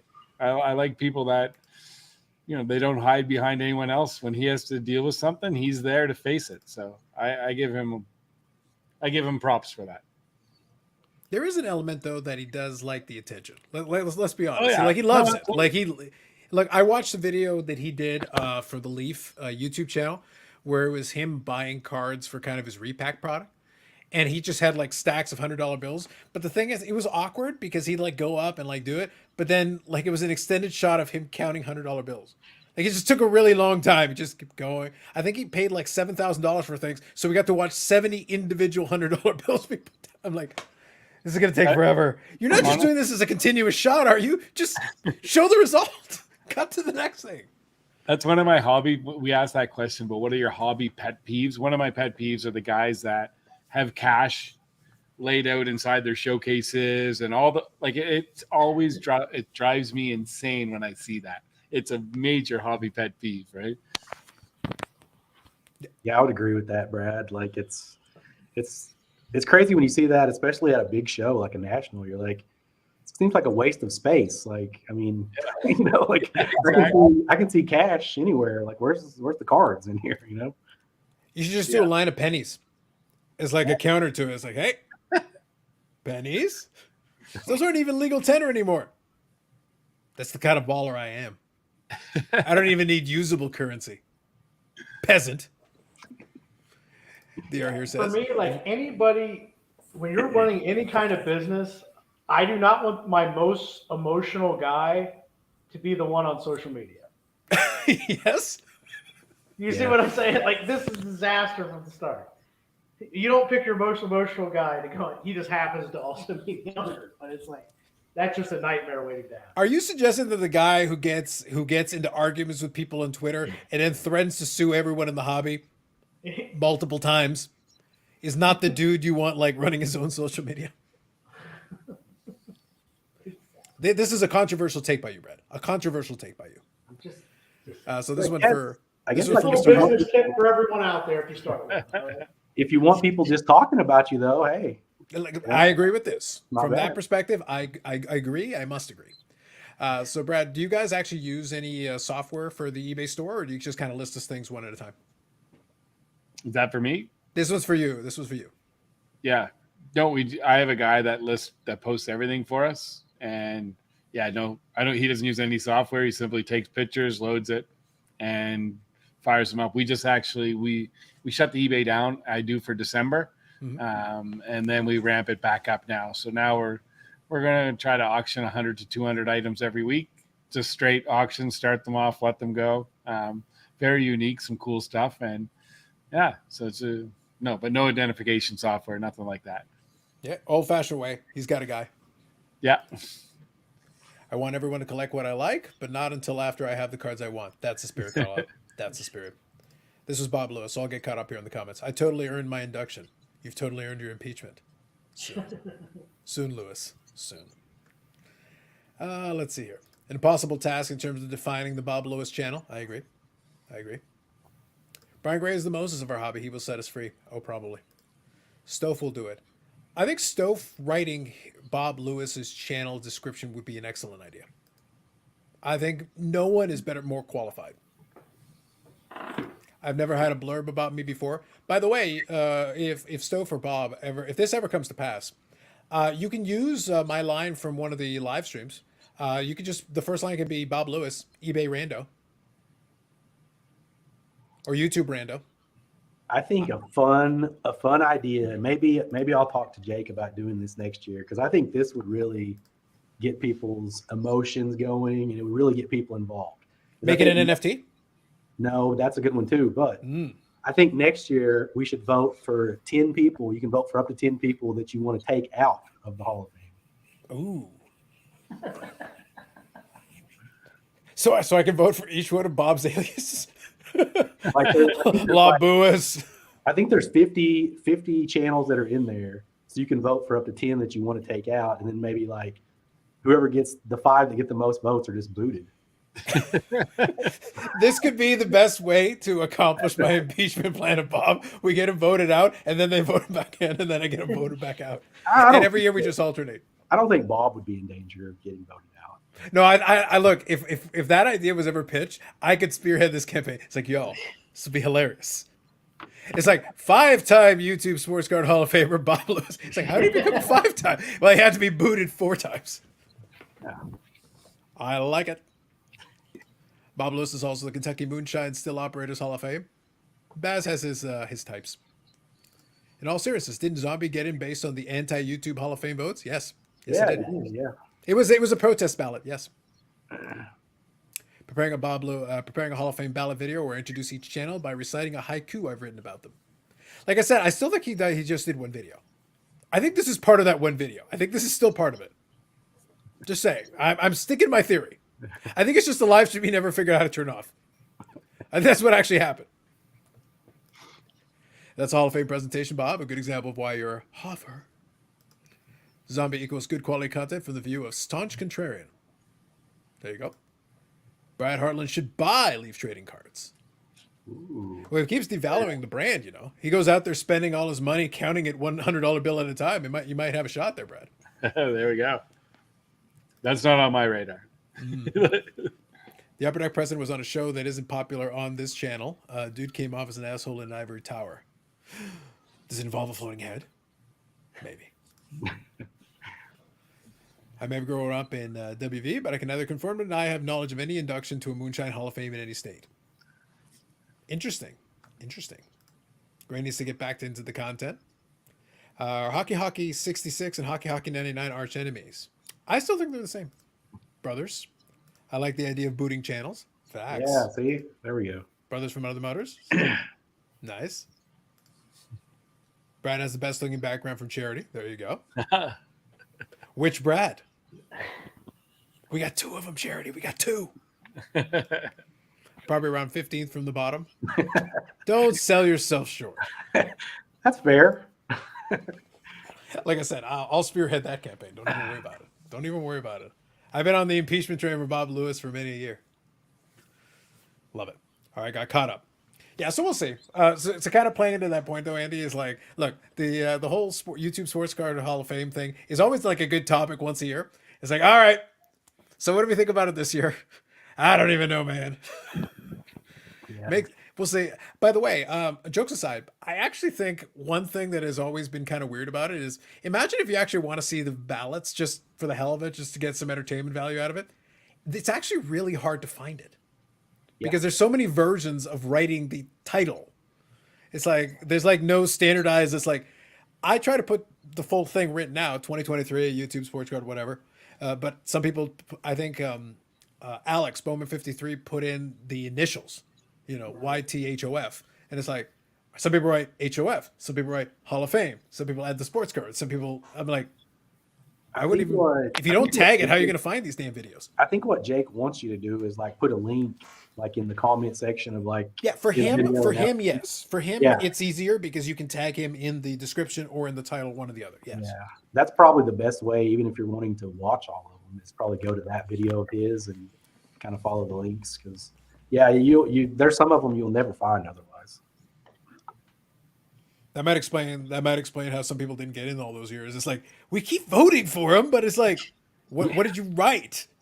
Just been a random string of letters and numbers? What the hell? Yeah, it could be There you conspiracy. PSA Brad. There you go, Charity. Well played. Come on. Other Brad is from the pearly gates. Yes. Yeah. I'm doing this from heaven. Exactly. when he first started, the contrast was so bright that it literally looked like he was floating in white space. It was actually very impressive. I've been using Card Dealer Pro and grew my store from 6,000 in December to 27,000 with the feed scanner. Yeah, you can. What's the YouTube channel? I'm trying to remember. If Bobbles comes on here, he can remind us because he did a live stream. JMac. I want to say JMac. Check out JMac's YouTube channel. He's been talking a lot about scaling up an eBay business, including using software like that and using a feed scanner and all that. If you're going to list thousands of items, then yeah, you need the streamline and you need the automation. That'll really make your life easier. You're not going to do it one by one, even with a guy. Bob Lewis is a goateed version of Trevor Lawrence, 6'6", 213 pounds. Let's see him throw a ball. Doppelganger. By the way, I did enjoy that point. Trevor Lawrence is awkward. I like the fact he's 6'6", but 213 pounds. I actually stepped on the scale, and I'm just a shy of 210. I'm like, you string bean? Goddamn, son. It's like I'm 5'9", and I weigh about as much as Trevor Lawrence. I can bump him out of the way. It's like I think he's gonna need that guy needs a sandwich. Well, I don't think he's going to take too many hits at, 6'6". 6'6" is great, but 213 is like, that makes you very thin at that, stretched out over that frame. Tag to acquire Leaf trading cards.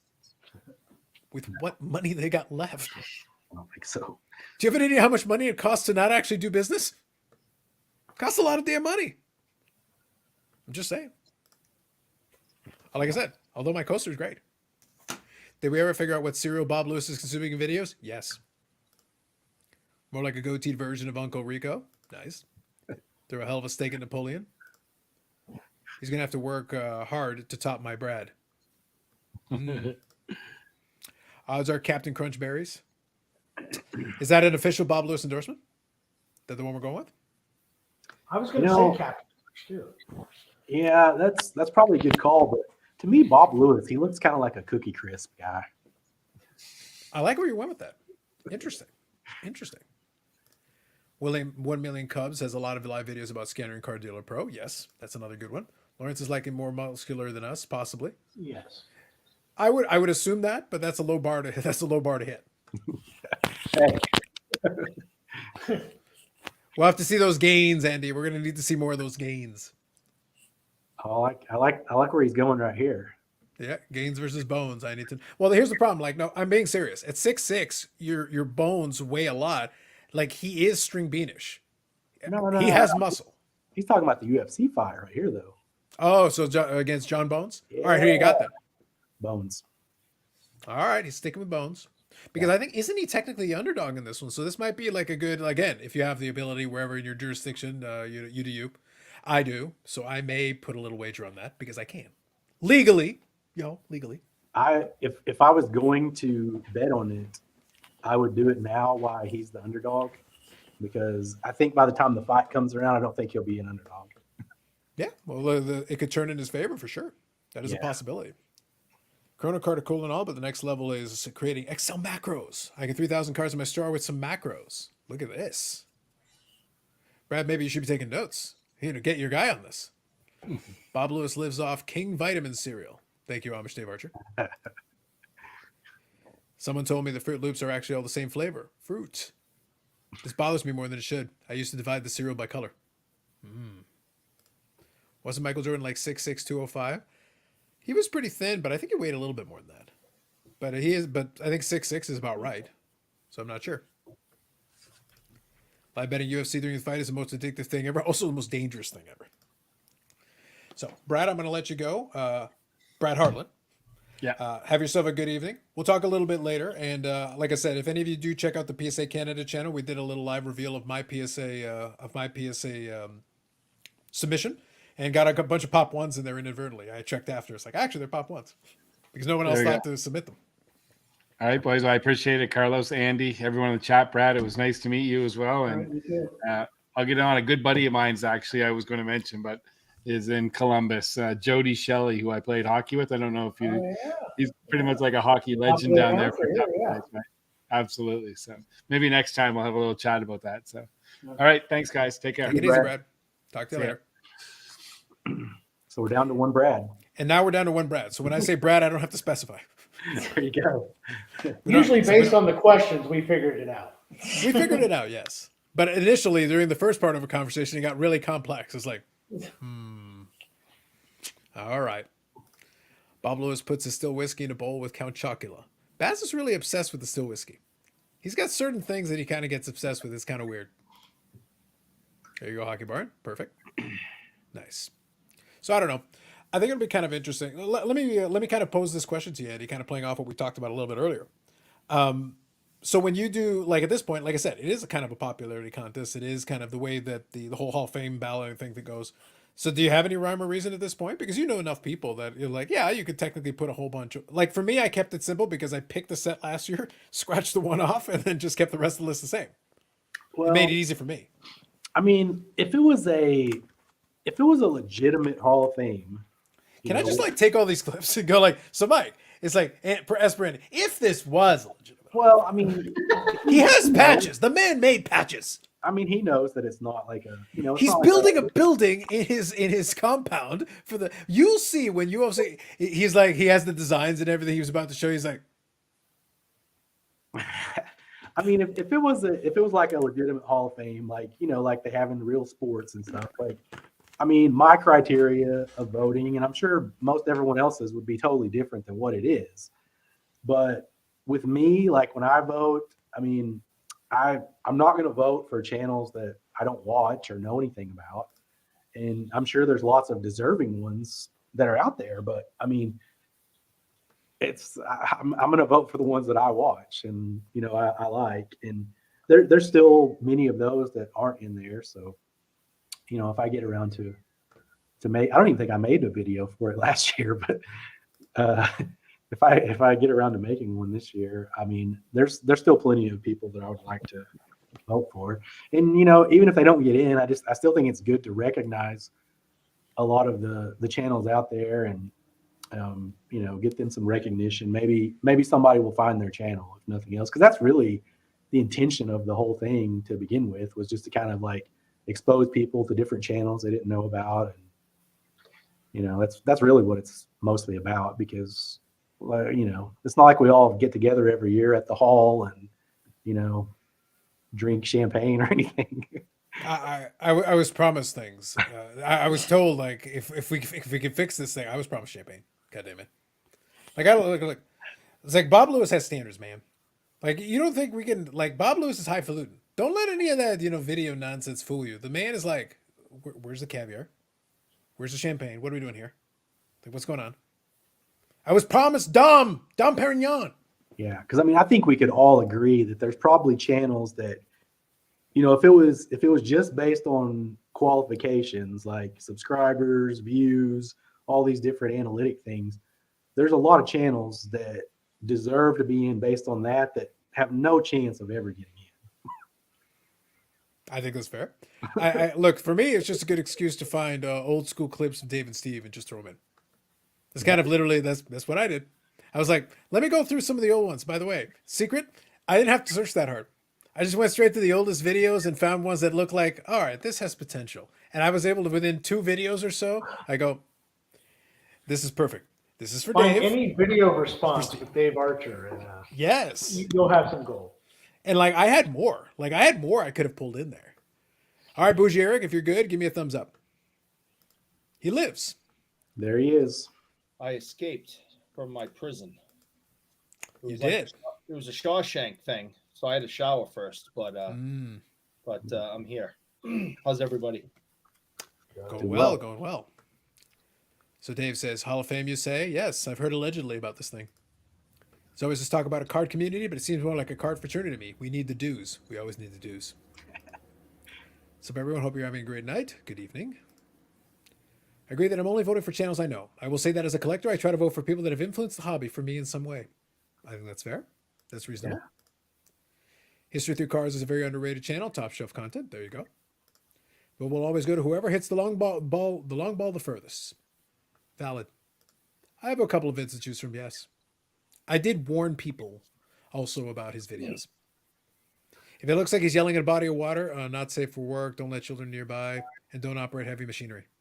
I thought that was all very good advice, actually, knowing Dave the way that I do. I think that was perfect advice. Yes. And I just enjoyed going through some of Steve's old stuff because the consistency of him wearing the Broncos hat in like thumbnail after thumbnail after like. Is this? Did you? Are you sure this one wasn't shot in the same day Alabama's? It's just one continuous video, and we just keep cutting it. Finally hit the like button. That's right. I swear, Josh, I'm gonna punch you in the face. The man just wants to go to jail really badly, really, really badly. Should be based on YouTube War or Royal Rumble at the National. I could be behind a Royal Rumble. Out of principle, I didn't hit the like button until everyone arrived. Fair enough, Carlisle. Facts. That's fair. I get it. And I think if it was a more serious thing, I think you would want to have like people like Brad, Steve, Dave, people like that, at least like voting on it, like they would be the people that would nominate the people. Like there's only so many people that are eligible because, those guys have been around way longer than most of us. And I kind of feel like they probably look at a lot of the people that have come after them, kind of like we look at some of the newer people that have entered cards in the last couple of years. And, we just like the people that came in, like even around the time that I did, like we have even us, we have a very poor understanding of what YouTube sports cards was like before we got into it.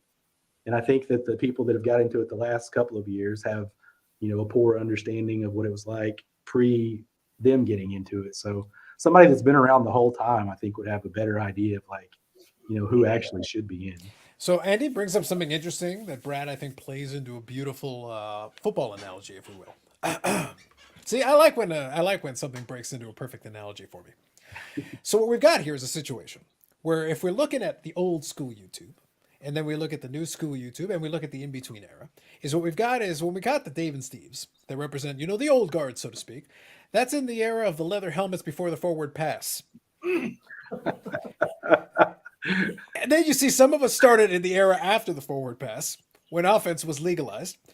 And then now we're looking at the new one, and we're saying to ourselves, those youngins, that's not roughing the passer. He didn't die.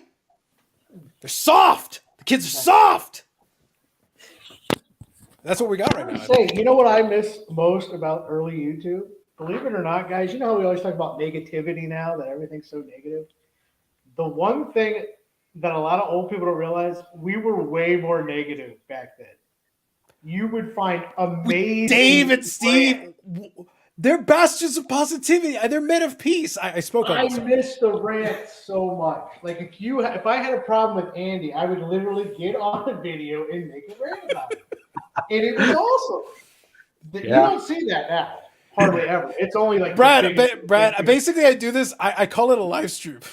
I just pick on people for hours at a time. Oh, but I encourage anyone, if you have extra time on your hands, go search Robman9, Uncle Willie, Aslan 7. Okay, go search all those videos. They will pop right up when you search for them. Best rant, funniest rant crap you'll ever see in your life. And that's what I miss most about it, in a way, is the quote-unquote negativity of the old one. But it's because back then everyone like knew each other, because it was 300 people, like you go to blog and it was 300 people and everyone in some form or fashion knew each other. But then also because of that, because everyone knew each other, there was also people who just hated each other and they would just make rant videos on each other. And I think, and in a way, I miss that type community aspect of it. To your point, Brad, like I think the negative videos today that get made about other YouTubers, it's usually like bigger channels that never watch it anyway. They never even see it. Right. You know what I mean? Exactly. So it's cool if the person that you're making about actually sees it, and that's where the smaller community, helped. Yep. I am going to start making daily videos, I think, about how much I hate Brad Hartland. And I will make sure that he sees them because I will send them to him personally. So I think, but the thing is, the distinction these guys are making is that basically, like, I'll get to a couple of the comments here, but it's like, it's just an expletive-filled thing. It's like, I prefer consistent and mockery over time. Like, even in that era, honestly, it would have been just, glorified mockery over a multitude of time because that's frankly the way I roll. I like just You Wait. like to poke the bear with a knife. Because at the end of the day, I don't care. That's the beauty of it. The best part of our community is like, I don't care. It's much more fun this way. But that's why it's fun. And I think Brad's really playing into my leather helmets era. It's like, back then men were men. They played offense and defense. There was no scoring, but there was death. At least we had casualties on the field. And then they were brought back to life, and the corpses kept playing. No, actually, that really just happened. So it's Well, no, and I don't know if you want to talk about this on your channel or not, but I actually have a big rant about them canceling a football game over that. And now mine is a minority opinion. I don't know if you want me to talk about this on your channel or not. No, knock yourself out. Okay. I'm good with either. This I'm is good a with either side of the classic subject. example. I can tell you're getting worked up because the swooshing sound is back. Well, because I couldn't believe it. Okay, just what, a few weeks before we had Tua going like this on the field, right? Did we get to cancel the game? No. Okay, this is where adults in the room have to make a decision. Don't let the players make the decision. They're never going to want to play. They weren't ready to play the next week. They'd take off next week if you let them. That game should have never been canceled. Delayed, sure. But the game should have never been canceled. And my biggest problem is they canceled a game and then didn't even have a plan of what to do next. Before you actually cancel it, I at least want you to have a plan for what you're going to do if this gets canceled. They didn't even have a plan. It took, 3 days for them to figure it out? So, I don't know. I'm in the minority because it sounds bad, like, oh, you don't care, But it's just like I held a stroke victim in my arms at work. Did I get to go home? No. Get back to work. Thanks. Well, here's the thing. The reason, Brad, that I'm okay with it is because, look, I try to be very transparent about my take on this. My statement was I understood why the players wouldn't want to do it. I thought the league honestly was going to play the game anyway. They should. Yeah. Now, I'm in the stance where I never wish any harm upon anyone there playing it. Well, except maybe Tom Brady. Other than that, I don't wish harm upon anybody. But I also understand what it is. But because look, I'm watching the game, I'm watching the players. But look, someone could literally die on the field in the middle of a play. You drag off his body. If you decided to keep playing, I'm like, okay, fine, sure, whatever. I personally don't care. Makes no difference to me because I'm looking at it from the perspective of there's people that will watch NASCAR and it's like, guys, what are you watching for? You're watching for crashes. Well, there's a really good chance someone will die, and people have died, and you ran the race anyway. I watched a wrestling pay-per-view where a guy died live. They dragged his body off and they kept going. Now, was that a good idea? I'm not going to tell you it's a good idea. It was actually a very terrible idea. But the reality is they did. And I watched it live and it was there. They cut away the camera while he was being treated. But literally, a man died and they dragged him off. But I don't know these people. So it's not like now, do I feel bad for them and their family and all that? Yeah. But at the same time, it's like, guys, you don't really treat athletes as human beings. You just selectively decide to treat them as human beings sometimes when it serves your purpose. While they're doing it, like the people that are cursing them out because they didn't make a play, or even the actual extreme end of people that send death threats when somebody misses a pass or something. It's like, you're not treating them as human beings, but then all of a sudden something bad happens. Now they're a human being. Well, don't just pick and choose. Like either they're human beings before, during, and after, or they're not. No, they're pawns for your entertainment. Because football is a terrible idea if you think about it from a person's health. Yeah, because now when is it okay to cancel a game? I was good with it. Is it Look, only I'm good with cardiac either as arrest? long as you make a call and stick to it. If you make a Right. call and stick to it, if they cancel the game, I'm fine with that. I have no issue with that. Go ahead, Eric.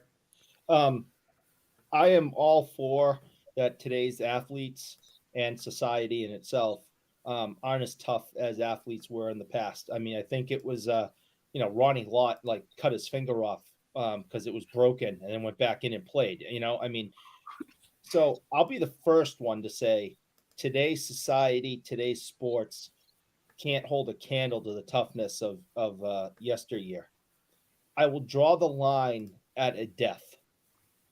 Owen Hart died, and that should have been the end of the evening. This this kid from Buffalo died. Thankfully, he was resuscitated. It needed to be the end of the evening.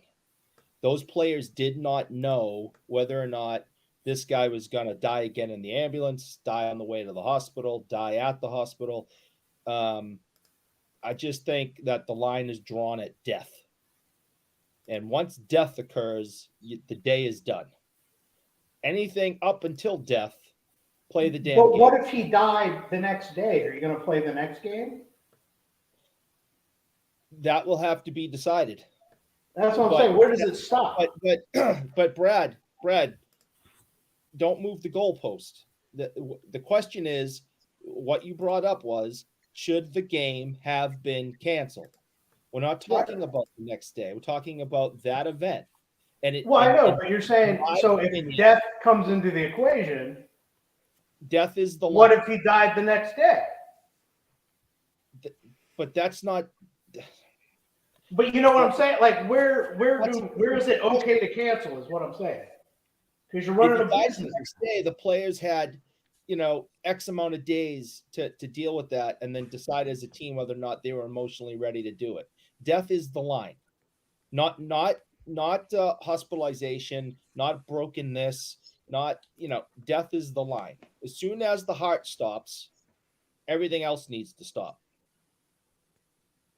That's just my opinion, and Yeah, that's fine. I respect everyone else's opinion. My opinion is, as soon as the heart stops, everything else needs to stop. The day's done. That's just my opinion. So what I'll interject here really quick is, and this is kind of the point that I'm making with it, is that I find it's a little inconsistent when folks do this part. Now, like I said, when I'm watching the game, I am perfectly aware of the possibility that someone could get horrifically hurt, someone could get maimed, someone could get crippled, or someone could die. And I'll be blunt. I'm not a religious guy. I'm not a praying guy, but I was completely on board with folks that were praying for Damlin. But as soon as I went to bed that night, I forgot about it. And I got up the next day. I didn't give it a second thought. But I'm a cold, heartless bastard. So, and I'll fully cop to that. It's like, look, I'm not paying attention to what the guy's doing. When they said he recovered, hey, that's awesome. Good to hear. But I wasn't concerned about it. I wasn't losing any sleep over it. And they canceled the game. I was completely okay with that too. I was good with whatever they chose to do and whatever made the most sense. Now, I'm also okay with it if the player said, screw you, we're not going out there. I'm 100% okay with that because they're making a call and they're saying, like, forget it, we're not going to do it.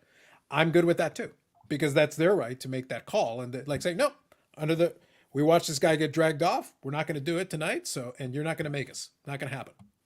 And that is completely fine with me. I do think the players would have said no if they had tried to make him do it. And I think from that perspective, I think their hand was forward. I think the NFL tried to play it up like they had a choice. I don't think they did. That's my opinion. I don't think they ever had a choice. The players would have literally been like, we're not playing this. Because also, from a more practical standpoint, the quality of the rest of the game would have been garbage. Because the audience wouldn't have been into it. Nobody would have been like focusing in on that anyway. And it would have been like everybody just going through it would have been like the Pro Bowl. Because everybody's like, let's just get out of here. Run the clock, get us out of here. Go ahead. Isn't that the NFL most weeks? Well, the thing is, Bobbles. Hi, Bobbles. people still do have contact and get injured. Look, you can't have it both ways here. If you want the kind of hitting that you're talking about, is you're saying the NFL is too soft, well then let the guy die and keep playing. In fact, leave the body on the field and run over him. Don't even bother taking it away. Yeah, that's my whole thing. Well, like Eric at least has a baseline of when he says cancellation is fine. Yeah. So at least he has there's a line in the sand. There's a line in the sand. That is my argument of you had no plan. So when is it okay to cancel from here on out? Yeah, Like, and right here, the middle line. Cancel when my quarterback's sitting like that. Yeah, the middle line here is the key piece that I'm stating a second ago. Because no one on the field continued to play at a professional level, the integrity of the game outcome was compromised. And that was the point I made at that time. Because once you were at that point, the players were not going to be able to return to the same level of intensity or ability to even run the game. It would have been a farce of a game. If you had tried to play out the rest of it, it would have been a farce regardless. I mean, these guys literally play the day after their parents die. One kid literally had a kid die and play the next week. I think These guys think have that, trained though, themselves to do this. Once that I game think that's started, a separation, though. Hold on. You're talking about a week separation versus playing while no, I'm the evening is talking. still Some going. of the stuff is the day before, the night of, before the game. But let We've me seen ask it. you real quick on that. So you say you have a relative die or whatever, and then they go play. The relative didn't die playing what they were going back out on the field to do. They literally seen a dude take a routine hit and basically lay there lifeless. That messes with your psyche. People die Well, every day in all of our right. lives, you know. That's what I'm saying though. Is like But at what that point they had to this go is back out part on of that your field and job? say that could have been me. Well, yeah, absolutely. It's no different than NASCAR when there's a serious car wreck, like more than a regular car wreck. It And how many reminds you, like, times? oh crap, I can die. How many times in NASCAR history has there been a death during a race and the race has continued? I can't think of any. I don't know. I mean, Dale Earnhardt died on the last lap. The race was over. So I'm sticking to it. If the heart stops, the day's done. Cancel everything. Send everybody home. I'm not interested. I mean, I was an athlete. I know it's hard to believe, but I was a high school athlete, a college athlete. I'm still somewhat of an athlete as soon as I get healthy again. There's inherent risks in sports. You know, I get on a bike, I go up a chairlift on a bicycle with a bicycle attached to it. I get to the top of a mountain, I come down this thing as fast as I can, hitting, huge road gaps and jumps and going down cliff faces. I could crash and break my neck. Well, I know that's possible. So these guys know that injury is possible. No athlete is planning to die when they go out and do their craft, except maybe the super, super, super extreme athletes. I mean, that kid that rock climbs with no harnesses and stuff. There is no injury to that. You're just gonna die. That's a whole nother game. But you don't expect you're gonna die. The injury is a part of it. So those guys can shut it off and compartmentalize when a guy's leg snaps, or if two is sitting there twitching, or whatever. They can completely, put that in the back of their head because they signed up for that. Nobody signs up for death. Except Alex Hanold, because he's nuts. I'm glad Eric specified That's the my point bikes. too. I don't want to make people think like, oh, I don't care if people die. Yeah, that's not my point. My point was you got to have some kind of rule of when it's okay to cancel. So, like I said, I like Eric's idea. Heart stops. Okay, we're done. At least it's a baseline to follow. I think the point in fact, of they canceled it and had no plan afterward. Yeah, Well, I think the idea of the football. NFL having a 1 second, Eric. I think the idea of the NFL should always consider the possibility that is in play and should have a contingency plan for that exact scenario, so they're not trying to figure it out on the fly. I think that's terrible planning on their part because it's always a possibility for a variety of reasons. Anything could happen. So you shouldn't be caught completely unaware, like, oh, this can't possibly. No, assume that it's possible for a variety of reasons, and then have like, hey guys, okay, not tonight. We'll suspend it. Everybody go home. We'll reschedule based on this, blah, blah, blah, because we have a plan in place. And then everybody knows what they're doing. And not everybody's sitting around waiting, trying to figure out what's going on. And they're just trying to figure it out on the fly. Go ahead, Bubbles. Did anyone else think when Eric said that he also could consider being an athlete and the risks involved?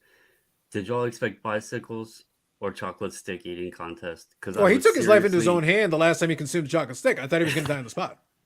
And to be fair, look, not at the risk of being horrible, I was prepared to go on had he killed himself during that. We would have given him a minute of silence, and then we would have moved on.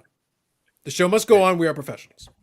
I thought it was a new thing on ESPN. They got the hot dogs, the pizzas. I thought they had a chocolate stick eating contest, and Eric was all in it. Professional athlete, ESPN level. That's where I thought you were going with it, Eric. And then you said you were going up a lift with a bike, and I was like, damn it. I was rooting for you, man. like I said, unlike the NFL, I have a contingency plan had anything like that ever occurred. I had an eyedropper. I was going to immediately dab something to my glass eyes so that it dripped a little bit, and then I was going to sell it, like I said, for about a minute, and then we'd move on.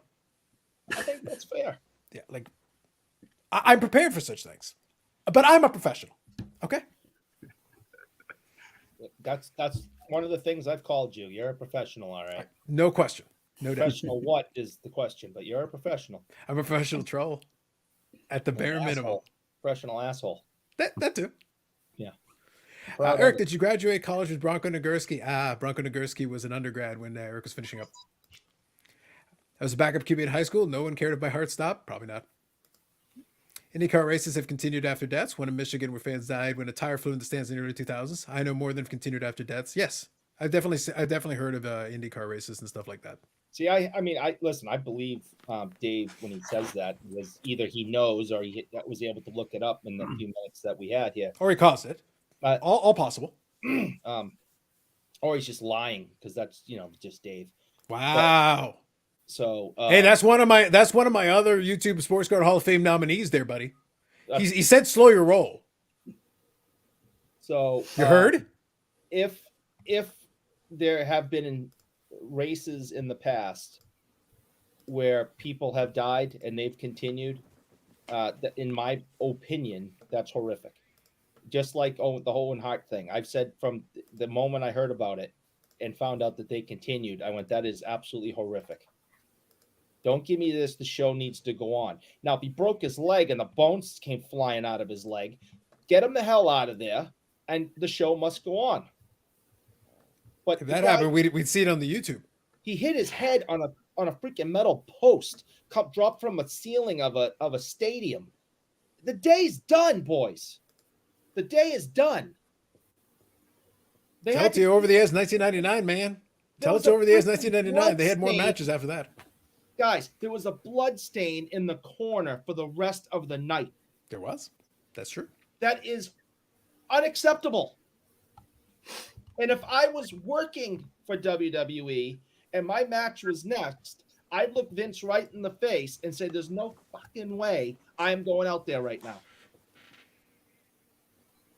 We're done. So Mr. Stumbles ZZ said, when will Owen Hart go in the Hall of Fame? Never. Martha Hart has made abundantly clear she will not deal with WWE under any circumstances. And she sued their ass, won, and then they tried to countersue her. So the Hart family will have that portion of the Hart family will have nothing to do with WWE. He's closer to making the YouTube Sports Card Hall of Fame, so maybe I'll nominate Owen Hart for that next year. So I mean, that's just my opinion, and no one has to agree with it. But whether it's car racing, wrestling, or football, when the heart stops, the day's done. So that's that. Now we got a line. I like it. Eric, this is why I pay the $2.99 a month for letting the insults fly. I like it, Hockey Barn. I like it. Listen, I give no more. I'm not giving you any more money. You need to give me all the monies. No. Hockey Barn's not getting another cent. Listen, I will have you know, sir, that I have allowed your compassion to infect this otherwise professional broadcast. I'm over here saying, let him die. If they dies, he dies. In the words of the great Ivan Drago, if he dies, he dies. Well, Victor at least has some class. So, I've always respected Victor. But good evening, Victor. I'm actually inspired by Eric's passionate rant. I bet. I got to say, interesting topic. I appreciate being discussed. No, I always joke about it. I'm comfortable taking on the more. That is not an easy topic. We'll interject a little humor in it. That was my fault. I brought it up. But I was fine with it because I would rather actually have the discussion a little bit and let people say their piece and have their bit, and we find out about your bloodlust. So I appreciate, at least now we know more. I appreciate you, bro. Virtual fist bump, it's good. Look, we all have our own things. We all have our own things we deal with. Some of us have card addiction. Some of us are addicted to money. I won't say who. And some of us have bloodlust. They must be satiated. Nice enough guy until the moment of death. Wait, you're talking to death. Tell me more. I'll be right back. Was that an intended pun? No, I don't think it was an intended pun. Let's see here. My boss told me I was uncompassionate when I suggested that they would have to complete that game. I think it's one of those things. The NFL could have tried mandating it, but I don't think it would have. Like I said, I'm okay with both. In the NFL, in its history, is not known for compassion. So if we're being consistent, the NFL is not known for compassion. But I am also okay with the players telling them to screw off, because that's well within their rights. You know, they can counter and say, like, we're not going to do it, and I would have been okay with that too. And then as a result, you wouldn't have played the game anyway. That's just my, again, My I'm okay with thing both is- of them taking that stance. Now, this is just a fun thing to think about. Did they get paid for that week? You know, because people don't know how contracts work in these leagues. You get paid by the week. Yeah, I Did they would get say paid? absolutely they got paid, and That's just a curious question. Like, and we know for a fact that Buffalo already said that they're going to fulfill Hamlin's contract. Right. So he's not going to have to worry about it, because a lot of people started saying, "All right, so where does this leave this kid?" That's with medical bills and stuff. And Buffalo said, "Don't worry about it. He's Right. going to get his money." Now, mind I you, have if it to- had been the Washington football team under the previous owner, he would have paid them prorated. He would be like, "Well, you only played about a quarter, so I'm." technically, in a court of law, they could probably get by without paying Probably, yeah. because the game never happened. Not if the NFL is the one that canceled it. Now, the players refused to go back That out, was going right. right? Now, again, we're talking legally, not morally. So legally, Right. Yeah, this is if the player's like, "We're not going back out there," the league could probably say, "Well, we're not paying you." right. But if the league is the one that said, "Guys, we're done for the night. Go take care of yourselves and your friend," then yeah, they have to pay him. Right. In terms of the game not completing and them just canceling it, I actually think that, looking back on it, and once the initial shock was over and they knew the kid was going to be okay and all that, or recovering, I think if it wasn't the end of the season, Brad, I'm still trying to figure out what that interference is. What is it? Like, is there something on the know. desk? Because I can actually, it's like I'm a There's hearing it literally too. nothing on here. I can't figure it out. It's like at Unless random, we're it's like my hear it. computer fan. It's Could it be weird that? because it'll come on and off. Like it was I'm gone for a wondering little if it's bit. my laptop fan or not. Could All that right. be So it? tell you what. So either way, Bobbles, finish your thought. I'll just mute Brad for a moment, but finish your thought. Go ahead. well, I was just saying, if it wasn't the end of the season, I think they would have found a way to work that game completion in there. Yeah, they and would have not just rescheduled it. canceled Yeah. it. They So would I have rescheduled. like putting all that on the NFL, like he was saying, that this contingency plan, where do they cancel in the future? That was an interesting situation. You had 1 week left, and to cram that in there with the playoffs also coming up, I don't think they knew, quite honestly, in fairness, I don't think anybody would have knew how to handle that. And you couldn't have put it midweek and then told them, "Hey, you're playing this weekend too." Like, it just wouldn't have happened. So I think that was the biggest issue with it. If it was week 4 or 5, something like that, they would have figured it out. But end of the season, I mean, hell, what do you do? No, for Like, sure. But that like, was- look, but let's be realistic about this for a moment. Yeah, like I'm actually being serious. Like, let's drop all pretenses to some fun here on this one. You have to, as an organization of that size, like literally, there are people whose only job is to build out contingency plans and to come up with ridiculous scenarios. What if there had been an earthquake and half the team had died? What would you do? How would you readjust? How would you figure? Again, that's like a ridiculous scenario, but you still have to have an idea in the back of your head. Like, okay, so what do we do here? How do we resolve this? Because if you're presuming to play out the rest of the season, do whatever, well, you got to figure something out. But you can't start from scratch, because if you're starting from scratch, you're like, oh, well, this is unprecedented. I agree. But what if a player had had a heart attack and been on the sidelines at the time? What if, what if a piece of the building had fallen and killed a player who was on the field? Ridiculous, but not impossible. But it's the same result. You've got a fatality on the field of someone who's in the game of play. What do you do? How do we resolve? Assuming the field is still physically usable, the other players are physically able to play, but they would rather not. How do we approach this? How do we resolve this? What do we do? And you then have it in your back pocket. You throw it into a safe just in case in New York. And if the worst ever happens, you break glass, you open it up, we have a procedure. And that's their only job, is to come up with something. And you should come up with something early in the season, a preseason game. Cancel it. Don't even worry about it. Or like early season. Okay, reschedule it like this, figure out whatever. Mid-season, end of season, playoffs. You should have all those scenarios kind of squared away. Because you can't assume that it's never going to happen. You can't, because it would make no sense. What if somebody died in the middle of Super Bowl? What do you do? Like the absolute worst possible time, biggest audience, like everything, television sponsors up the wazoo. What do you do? That's not impossible. It's never happened, but it's not impossible. I stand by my comment. If it happens during the Super Bowl, the final of the World Cup, I don't care.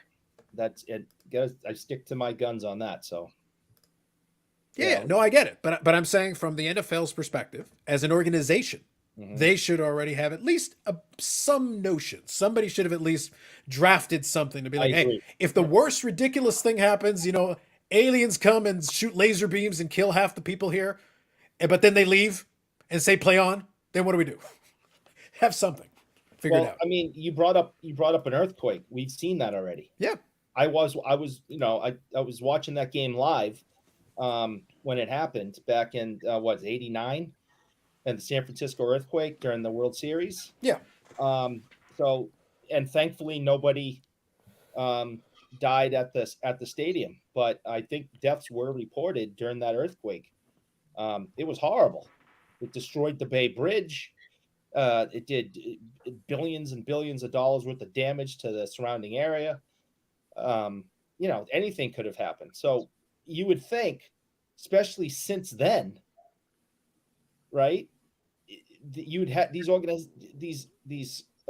sports organizations, leagues would have those contingency plans in place for tragedy. Yeah, I was surprised that they were all like, "Oh, we're not sure what we're gonna do." It's like I would have thought, when the league's been around for 100 years, right? Yeah. My only point is that you're not building a hard and fast, like we can't possibly deviate from this, but you should at least have a framework of a notion. Have at least something to be like, oh, well, adjust according to circumstances, but like we shouldn't be starting from scratch. We can't be like, oh crap, what do we do? But I guarantee you somebody was sitting in a room somewhere going, oh crap, what do we do? And which is the worst thing you could possibly have happen in the middle of like a live thing. And it's like, somebody's going to make a call. Well, this is above my pay grade. See y'all later. I'm going to go get a coffee. I'll be back in an hour. Figure it out. San Francisco housing still hasn't recovered. Probably not. But yes, a lighthearted topic. A lighthearted, wonderful topic. I saw where Bob posted that. Yeah, I can't think of a more lighthearted topic. A little death. And preparation for it, yes. I guess, I was under this segment was sponsored by life insurance. Yeah. This would have been the perfect time. Damn it. I was under the impression that the kid was really doing well.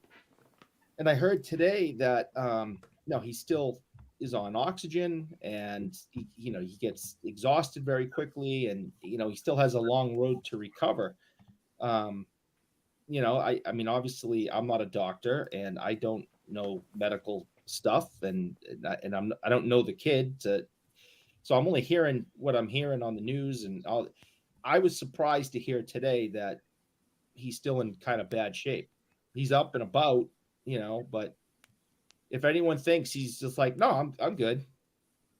I'm all recovered. No, this guy's still on an oxygen tank. So you're saying now would be a bad time for Leaf to release cards with his autograph for money? That's an interesting discussion also. I just wanted to bring it full circle since we were discussing the topic. Just bring it full circle. If the kid already signed a contract, he signed all the stickers, and he's getting paid to do it. Might as well sell them. It isn't like you made him up without this kid's, knowing about it or signing off or getting paid. So strike when the iron's hot, and Brian Gray is always going to strike when he thinks he can make a buck. Good old BG. The moral compass of our hobby, really. If the kid got paid, if Leaf paid him, I don't have a problem with it. If it was one of those Brian Gray deals that I'm going to somehow sneak around the rules. Well, that's the problem is that we don't actually know what the arrangement was. Yeah. The only well, thing they've said is that a portion of the proceeds were going to go to a charity in his name. Beyond that, it's like, but does that mean you paid him, or did you find the or did you buy the sticker? Is this a Kevin Durant thing? Did you buy Yeah. the stickers from somewhere else? Yeah. So I mean, that's what I'm curious. Yeah, I'm curious about that. So, and again, with Brian, who knows? You just never know. I said the NFL was delaying, hoping he woke up so they could start playing again. That was possible. Yeah. So they produce cards for Dev. Sorry, how does the name go? Devin Hamlin. DeMar. Sorry, DeMar Hamlin. Yeah. Yeah. So DeMar Hamlin autograph cards that Leaf produced and then is selling. And there's not really I don't think any additional information has come out as to where the autographs are from, if he actually signed them directly or not. Not as far as I'm aware. Yeah. How many Brian Gray superhero autographs do you have on pre-order, Eric? Go ahead, spill the beans. All of them. As many as I can get my hands on, and I'm gonna. They're already on their way to Beckett, right, to get those black labels. I'm sending them to. Yeah, well, if it's him and it's from Leaf, I can get the black labels. Maybe We know there's a partnership there. Yeah. All right. I was gonna send them to you, but not now. I'm gonna definitely go for the black labels. That's a gimme. That's a layup. So yeah, I don't know. This has created a bit of an interesting situation because it's one of those things where like there's already a controversy unrelated to it. Leaf is always on the verge of having one, and it's like you just felt like showing up to this one, eh? Just because, guys, it's been a little while since I've outraged anybody. Let's do it. Let's do a thing. Again, there's two sides to this coin. There's a good side and a bad side. And if the good side is this was already in a contract and this was, they had the rights to this kid, he got paid, he signed these 4 Leaf, I have absolutely no problem with them doing it. If it's Brian Gray going, this is the way to make some money right now, find me some stickers, let's bang some cards out and pull on the heartstrings of the collectors and make a fast buck, well, then he can go pound sand. Strong words. Strong words. Well, my mother's watching, so I didn't want to swear. That's what this all came about as, by the way, in case anybody forgot, this all came about as a result of discussing old school YouTube rants. That was the precipitator of this whole thing. That's actually what led us into it. That is true. You see? Only good things come of old school YouTube rants. Right, Brad? Yeah, look how much we got, a half hour of good discussion out of that. Look, that's kind of what nobody yelled at each other. Imagine that.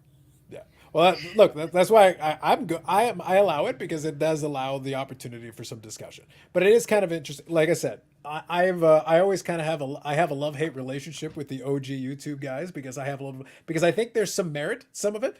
I think some of it is whimsical nostalgia, glasses on a little bit, because I'll go back and watch some of that. It's like some of this is shit. Like it doesn't hold up very well. But I'm sure in the moment it was great.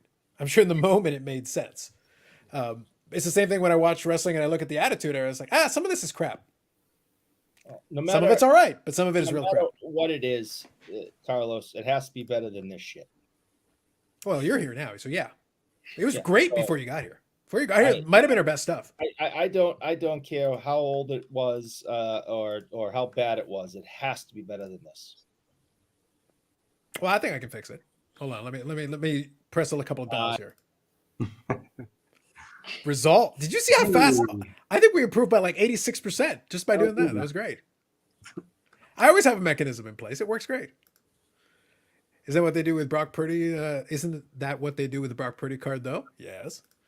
Old school YouTubers still create content for all of the community. Oh, yes, Dave. Oh, yes, they do. See? Improved. Did you see that? That was great. I saw. Oh, it was amazing. That was incredible. Sensational. See, that's my old school move. Whatever they are, whatever it's like, The Rock would appreciate it. It doesn't matter what you had to say. But anyway, Mr. Bobbles, question for you. Not old school YouTube related, but how is the Bloodlust for Money coming along? I saw we were discussing some thrifting. You pulled off some Yeah, successful that- thrifting, man. Yeah, I had some fun today. I don't know that it's necessarily thrifting, but me and my son went to something I've never done before. We went to an estate sale, and everybody likes to joke about my age and say that I'm old, and I have to say I was a young buck today. The people at this estate sale were older than my mom, so Well, the thing is, when you go to an estate sale, like, look, I didn't mention it this way, but when we look at an estate sale, the average age is actually died 5 years ago. That is the average age of the people at the estate sale. Their bodies haven't quite figured this out yet, but in fact, they did die. yeah. So that would make you the young buck. That would make you the young buck in that group. Oh, I texted the missus because I was like, so the stuff, like, I got there early because I didn't know how it all worked, and I had seen a couple things I wanted to look at online in the pictures, and so I got there early, and there was like people just kept lining up. We couldn't go in, but there was stuff out on the porch, and I look at the prices on stuff, and I'm like, yeah, this isn't going to turn out good. And then, no offense to the elderly, but the old folks started showing up, and I texted her, and I was like, I feel so out of place because I am by far the youngest person here, and I know these people got money, and yeah, this may not go well. Well, I ended up finding some stuff. It's just fun. Here's a controversial take out of context that I wasn't expecting to read today. Oh, good God. No, that's a surprise. There you go. Good evening, I'm going to Jason. tell you. So I bought a bunch. Like, they had these bins with, Yep. like, this one, for example, had $1 each on it. And there was a bunch of toys in the bins. And my son, he's like, well, this bin has a bunch of Star Wars figures in it. I'm like, okay, grab the bin. And it was like $4 a piece for everything in the bin. This one was $1 each, and I'm pretty happy that I grabbed these because this little guy right here, this number 71, the last one sold for $263. So there's 4 of these little football guys in here. I think these are going to do pretty well. Good for you. I didn't know nothing about them. I was like, $1, I can't, buck a piece, I can't lose here. So yeah, pretty fun. The best piece though, a Judge Judy auto. Oh wow! How do you not look at that, $8, nobody bought it. A Judge Judy autograph. Eric, come on. Bam. You should be like, I know. I'll you should pull out some of that Beckett money. Sweet, sweet Beckett money. Come on. send them a message later. You should be like old Brian Gray there, counting hundreds very slowly. Slowly. Need my Judge Judy. Come on, Bobbles, hook me up. Nah, I mean, it was fun. There's I don't even know how much stuff I bought. It was a bunch of a lot of little vintage toys and stuff though. It was pretty fun. My son even enjoyed it. And for him to come with me when I tell him, hey, get up, get ready, we're going somewhere, and him not have an attitude and actually have fun, pretty impressive. So But you see, what you should have done this is where you could have been like, asked your son to do you a favor and have the camera nearby. And that's where you start the Baubles channel and ball cards. Baubles spelled Baubles. And then now you got your baubles and your knickknacks and all that crap. Trust me, that channel will blow up and probably get you monetized faster and probably make you more money than the sports card thing. Yeah, maybe. I don't know. The whole public vlogging thing, I don't know if that's my style or not. I feel weird talking to myself or talking to the camera out in public. People look at you weird, so I don't know. Maybe one day, but just do what Eric does at his card shop. Occasionally people will recognize him from the channel and just be like, as seen on. And just be like, do you know who I am? It's like, just play the card. Play the card. All right. Let me go scroll through here. I think we got all the stuff. Beautiful. Thank you all for the comments on the very light topic. Like I said earlier, we covered that. So I like the one, there was a couple of topics or a couple of comments by Big D for Life. He was talking about, the people selling the cards whenever there's some kind of event that happens or something. People always get mad at the sellers, but nobody gets mad at the buyers, right? Mm-hmm. I mean, it's just like somebody has to want that. Right. Because it's not like if somebody's selling that, they're not like saying, "Oh, you have to take this." So I mean, people still have a choice whether or not you don't have to buy it. So I've always thought that was weird though, because it was like, and again, not to pick on Mr. Hamlin, but I'm like, if you didn't care about him before, why would you suddenly want a card of his now? Yeah. I'm not talking about the people that like boosted them to the moon and intentionally bid it up with no intention of paying. I'm saying the folks that actually suddenly went and like, oh, you know what? Let me grab a card of his, and I'm like, it's not like he gets money if you buy that card. Just to be clear, like he doesn't get Yeah. anything from it. Like it doesn't benefit him in any way. Whatever money he made from the card company, he already got it. Yeah. Well, I mean, I thought history. it was weird with Kobe because That's a good people got mad at sellers if they were selling Kobe Bryant's card. But if there was a bunch of people that wanted to buy them, are you just supposed to say no, you can't have these? I want them all. Yeah, but it was just strange. Like, look, the Kobe one was weird, but the Kobe one took two folds. It was the card thing, but then also all of a sudden Kobe was being argued as being a top 5 NBA player. I'm like, where the hell were you people? Because when he retired, nobody thought he was a top 5 NBA player. No one. People in his family didn't think he was a top 5 NBA player. He was very good, like an excellent player, 5 championships, a lot of good things, but nobody had him in any go conversations of any kind. That's just human nature, though. Like you see that not just in sports, but like anytime somebody dies, people all of a sudden they liked them much better than they really did. But now he's a saint, and shortly after his death, which was horrible, and I wish it didn't happen, and for everyone else on the helicopter and everything, it's just an absolute horrible thing. I tried to discuss we tried to discuss it here, and I really, and even now I'm trying to really watch what I say about it, because due to his well-known off the court behavior, I've never been a fan. And when he passed and he immediately became this, absolute angel and this wonderful, perfect human being, and we had to collect him and wear his jerseys and cry for him and just it's like we lost the second coming of Christ. So you didn't weep for him?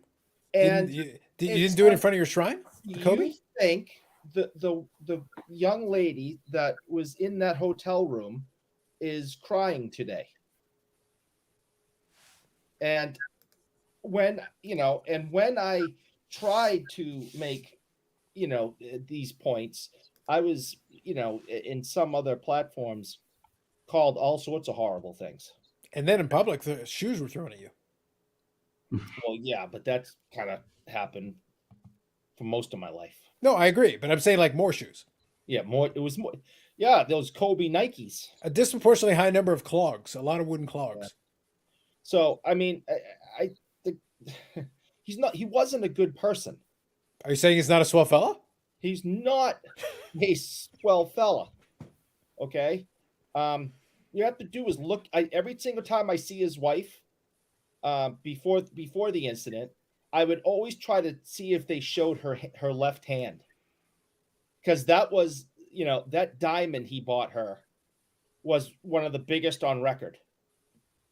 And I always try to every time they were photoed or videoed, I always wanted to see if I could see the ring, because he bought her a please forgive me for cheating on you and committing this felony ring for her.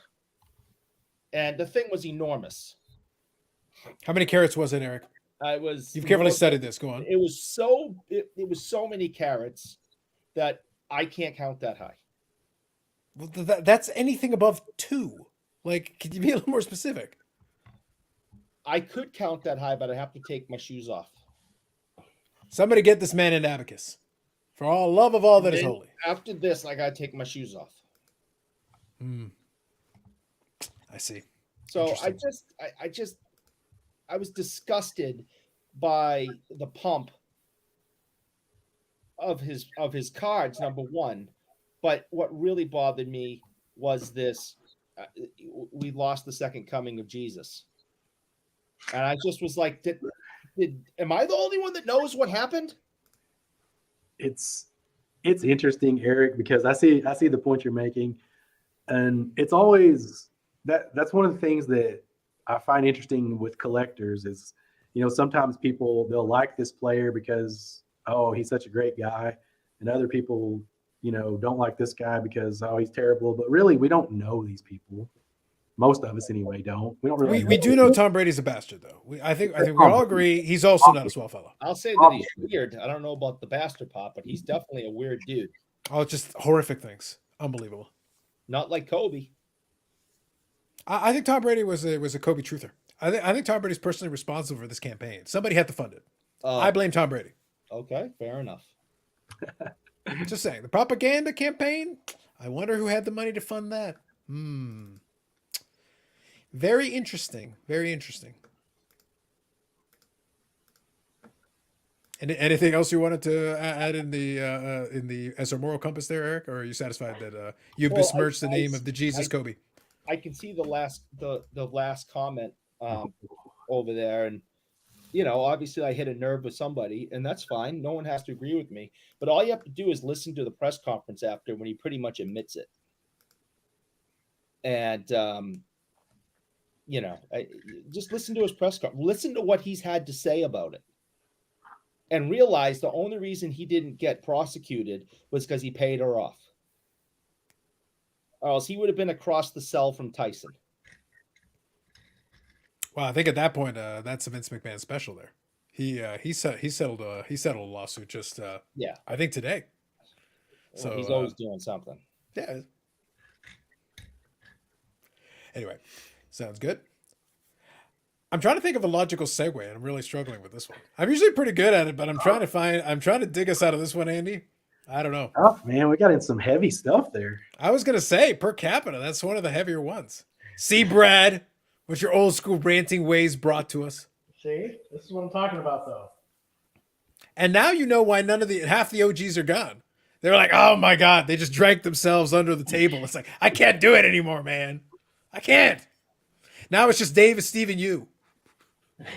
It's true to that. Exactly. Now you see what I'm saying. Yep. Anyway, I think it'll be interesting. 1 second here. Yeah, basically.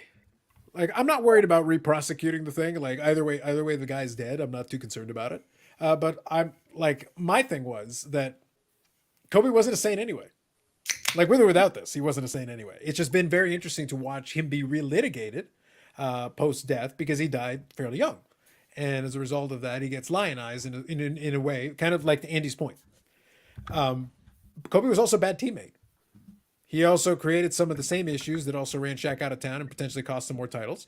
He was able to win some titles late in his career, but he wasn't seen in this, outside of LA, he was not seen in that high esteem. Then he passed away and suddenly got elevated. I definitely blame him more.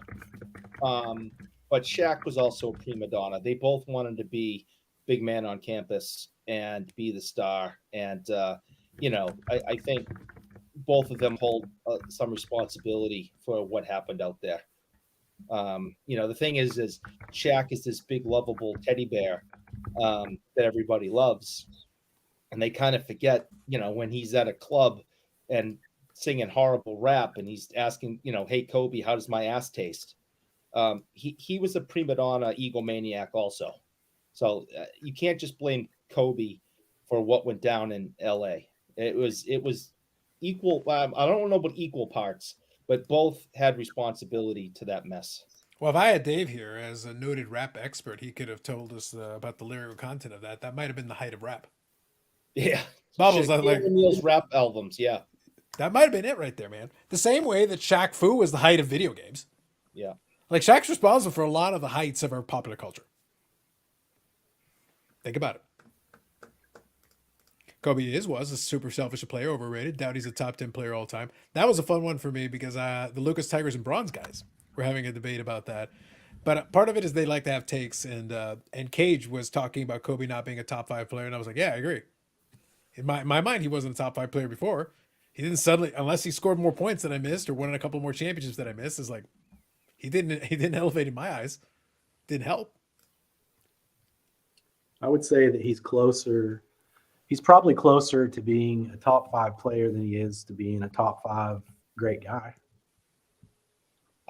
Yeah, you are correct, sir. I'd agree with that. I'm just deeply concerned. I'm deeply disturbed that he's dangerously close to being the not swell fella, and it's like I already collect the not swell fella. I don't need another one. Your not so swell fella was probably getting real close when he was with the Jets to Kobe territory. He's a special individual. He's a special individual. Likes to take pictures of himself. He does. He does. Not much of a picture taker, that guy. No. And probably should stay away from the technology. Yeah. Just stay away from it. Didn't work out. Let's see here. Yeah, so I'll let you, Big D. You and Eric can chat about it offline. I'll leave you for that one.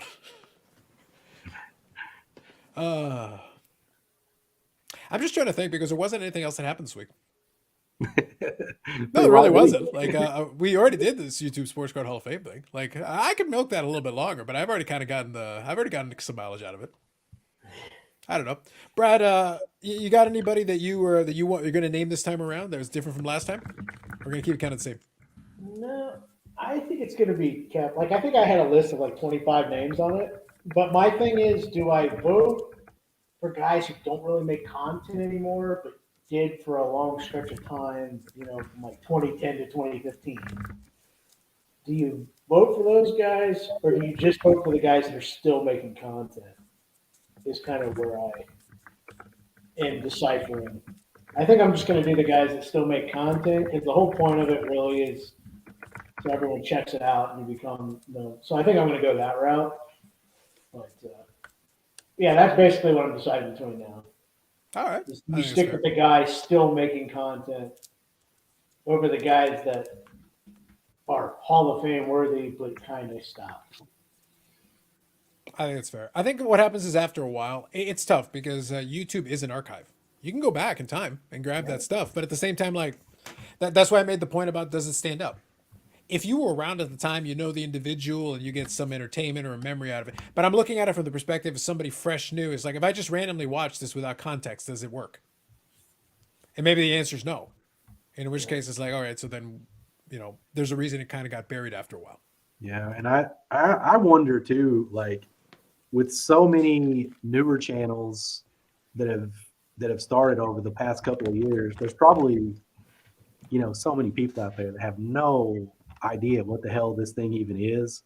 So it's almost like, has it gotten to a point where maybe it's like it was a good thing, but has it run its course? I don't know. Ooh, interesting. The thing is, that's a real debate you could have. Like I said, I participated in as far as if some people take the time to make some of that stuff and are nice enough. The only reason I made one last year is because some folks were nice enough to like include the channel as part of it. So I said, well, at the least I can do is kind of like, put a quick video together. It wasn't like it was a big onerous thing for me to do.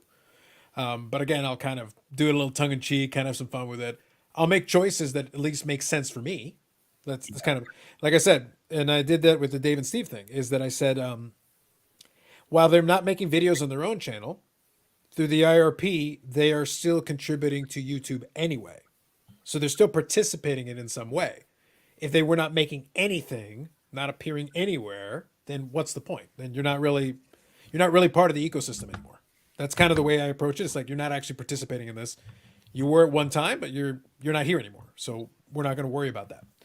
But if you're still participating in some way, even if it's to a different way, I'm cool with that. I think that's fine. Well, the reason I wonder is because I feel like anyway, like, and Brad, you've had your channel for much longer than I have. So I don't know if you feel this way too, but I think like there's, a vast majority of the channels that have came in, especially the bigger ones over the last couple of years, like they seem to be concerned about their channel and that's pretty much it. Like, I don't think they really even watch any of the other stuff unless it's like some of the other bigger channels and, just people they want to have come on their show or whatever, be on theirs. Yeah. So I don't know if they're as into like the community aspect of it. Like they feel like the difference between now and then is it was smaller. So, and this was, you only had two platforms you used really. You used blog and you used YouTube.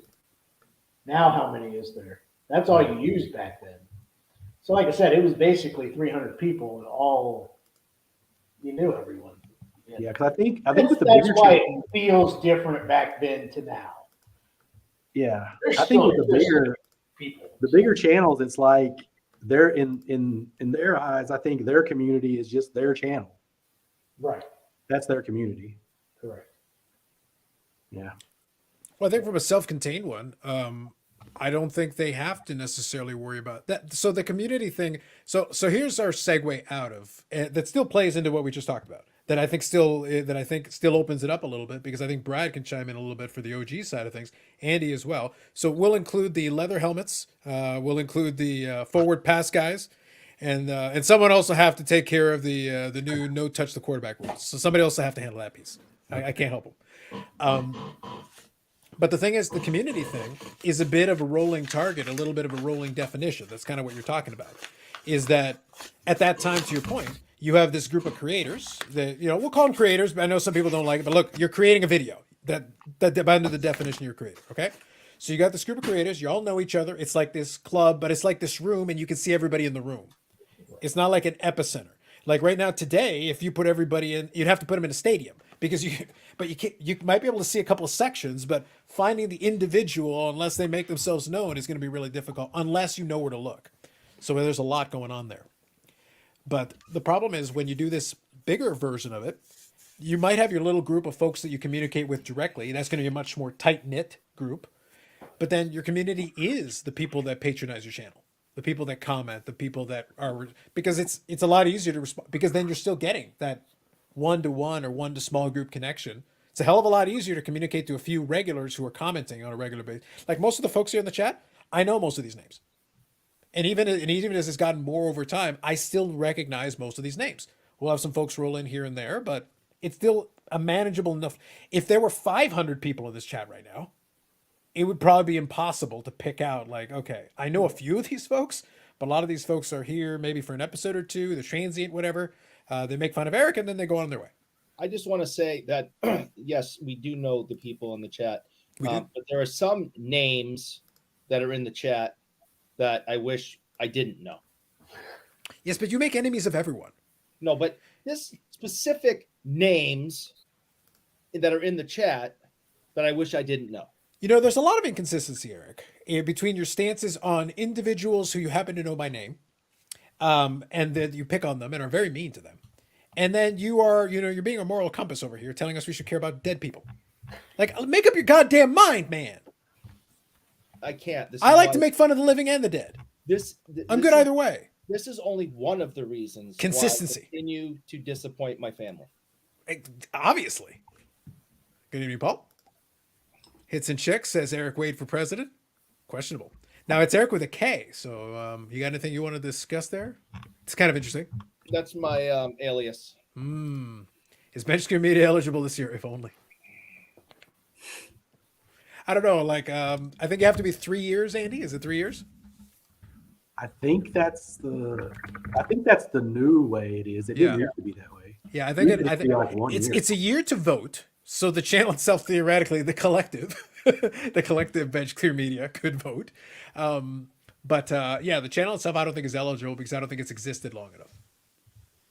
Yeah. But at least we know what Dave's vote is going to be as soon as it's open up. Nobody loves. No one loves. I mean, and see, that's the thing. Even though I'm really good friends with Mike, and I like some of the stuff that they put out. That's not the type of a channel that I would vote for. Sure.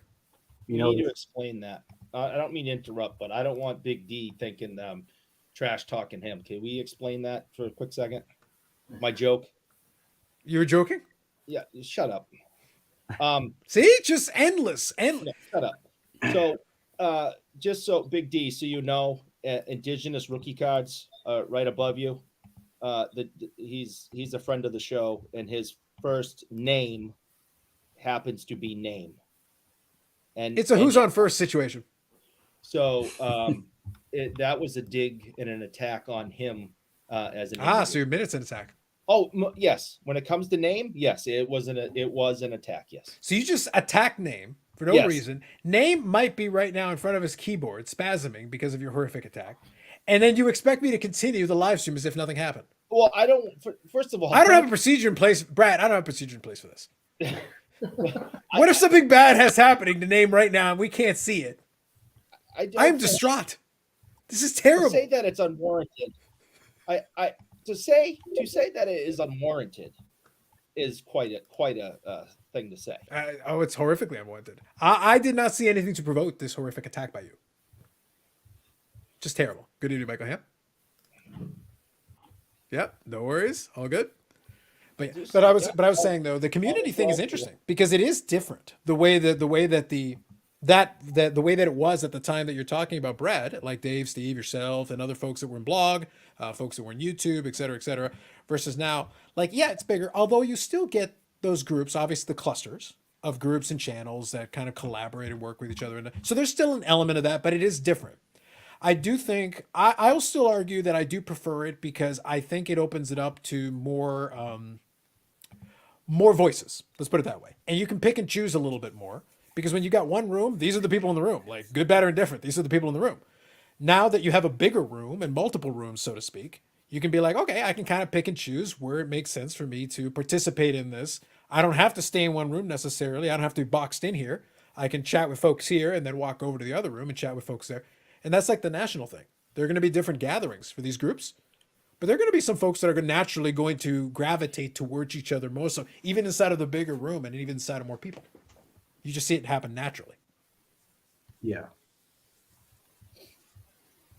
I think the thing, and I don't want to speak for Brad, but one of the things that used to be different, even when I first got into this, is like it was such a small thing back then that most of the people that would comment on your videos were also people that made videos. And if you go to like, especially now, like sometimes I just like will look at a video that gets a lot of views from one of the bigger people and I'll look at their comments. I don't know any of those people. I've never heard of not one single one of them. Like it's just like, it's different because just like you said, the pool has gotten so much bigger. And I'm not saying it's bad or anything or that it's even better, but it's different for us that were, during the time where you knew everybody that would watch your videos essentially, like, and they also made videos. It was that small. And now we just know Bob Lewis and he doesn't make videos. Right, correct. He's too cool for school. Or like I said, or it's the infinite loop. Until someone disproves my theory, I'm going with the infinite loop theory. I think Bob is one video that just loops forever. That would explain it. It would. It would explain a lot. The channel suddenly makes more sense in that context. It really does. Victor here saying, wondering if Name had anything to do with Upper Deck's new Indigenous set. Perhaps. I think maybe you should invite Numbnuts to come on and explain and answer that question. Don't talk about Victor like that. That's inappropriate. How dare you? I'm sorry, Victor. I didn't mean to call you Numbnuts. Wow. Wow. How to make friends and influence people out here. Jeez. Why don't you invite the other Numbnuts on and he can answer that question himself? We have almost 30 people in the chat. Could you be more specific, sir? There's one specific Numbnuts that could answer that question. To think that Eric was once a counselor with these great communication skills of his, like, I can't imagine what could go wrong. I have multiple personalities. You really do. Name, how does it feel to be the cloud that Eric yelled at today? True. I find it troubling that Andy isn't actually blind. His refractors must suck. I like the play. I like the play. Well played, Carlisle. Well played. That's good. These are the real questions that people should be asking. Yeah. It is true. So I think Eric is trying to call you out, Name.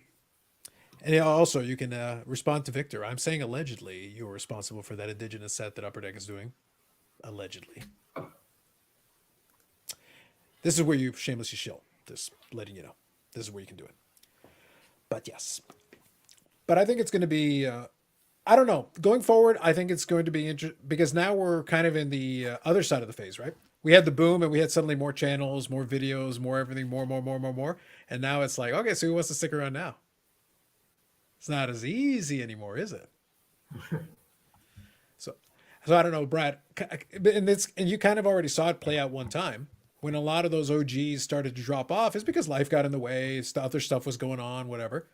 But now you had this big influx of channels that were here because it was the popular thing and the views were up and everybody could get views. Being any sports card content was getting more views. Now it's a little tougher to come by. It's a little different game now. Oh yeah, like I have heard from at least a dozen people mention in the video.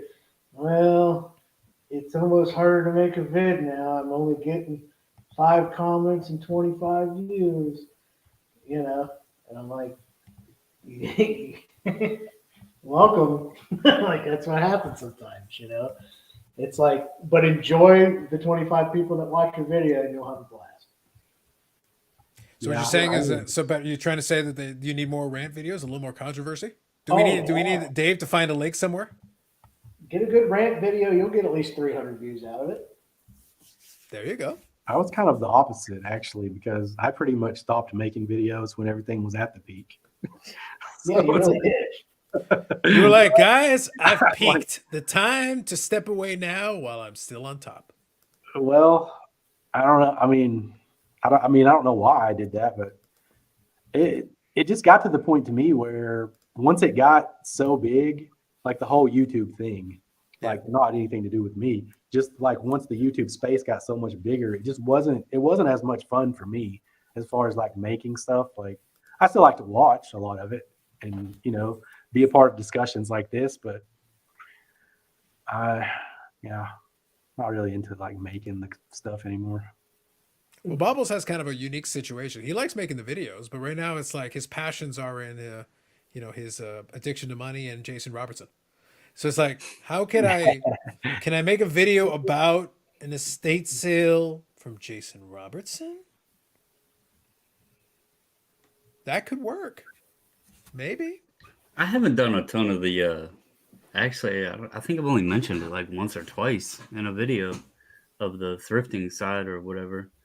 I mean, most of my video, the last video was obviously the Pokemon SGC video. That's right. Big news. And big after you news. personally like put your foot down and go, we got to get this Pokemon back. I know. Figure out how to Changes lower had the to be price of the made. Pokies. Figure it out. Yeah, I actually, as silly as it is, and I know we're sitting here talking about the sports card YouTube Hall of Fame stuff or whatever, but that deal actually excited me because I'm not like big into Pokemon. In fact, I don't know much about them at all outside of they got some cool artwork. The cards are shiny. The cool kids like them.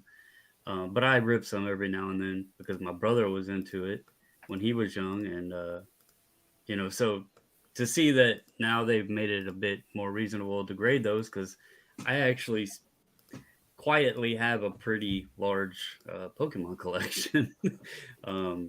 I can send some in now and it's cheaper. So, but Did yeah, you get I mean- those from exchanging them at the playground?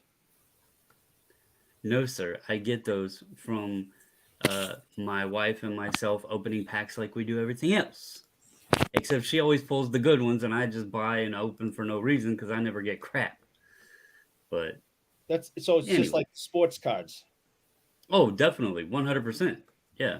Yeah, she's got the lucky touch. You should never open up another pack again. The first time she ever, this is a crazy story. The first time she ever opened Pokemon, she pulled the Rainbow VMAX Charizard. I looked at it and I was like, well, what is this thing? Looked on it at eBay. I don't remember what they were. 300, 500, something like that. I sold it, bought an original base set, not the first edition, just the base set, and a PSA 7, and just kind of swapped those two out.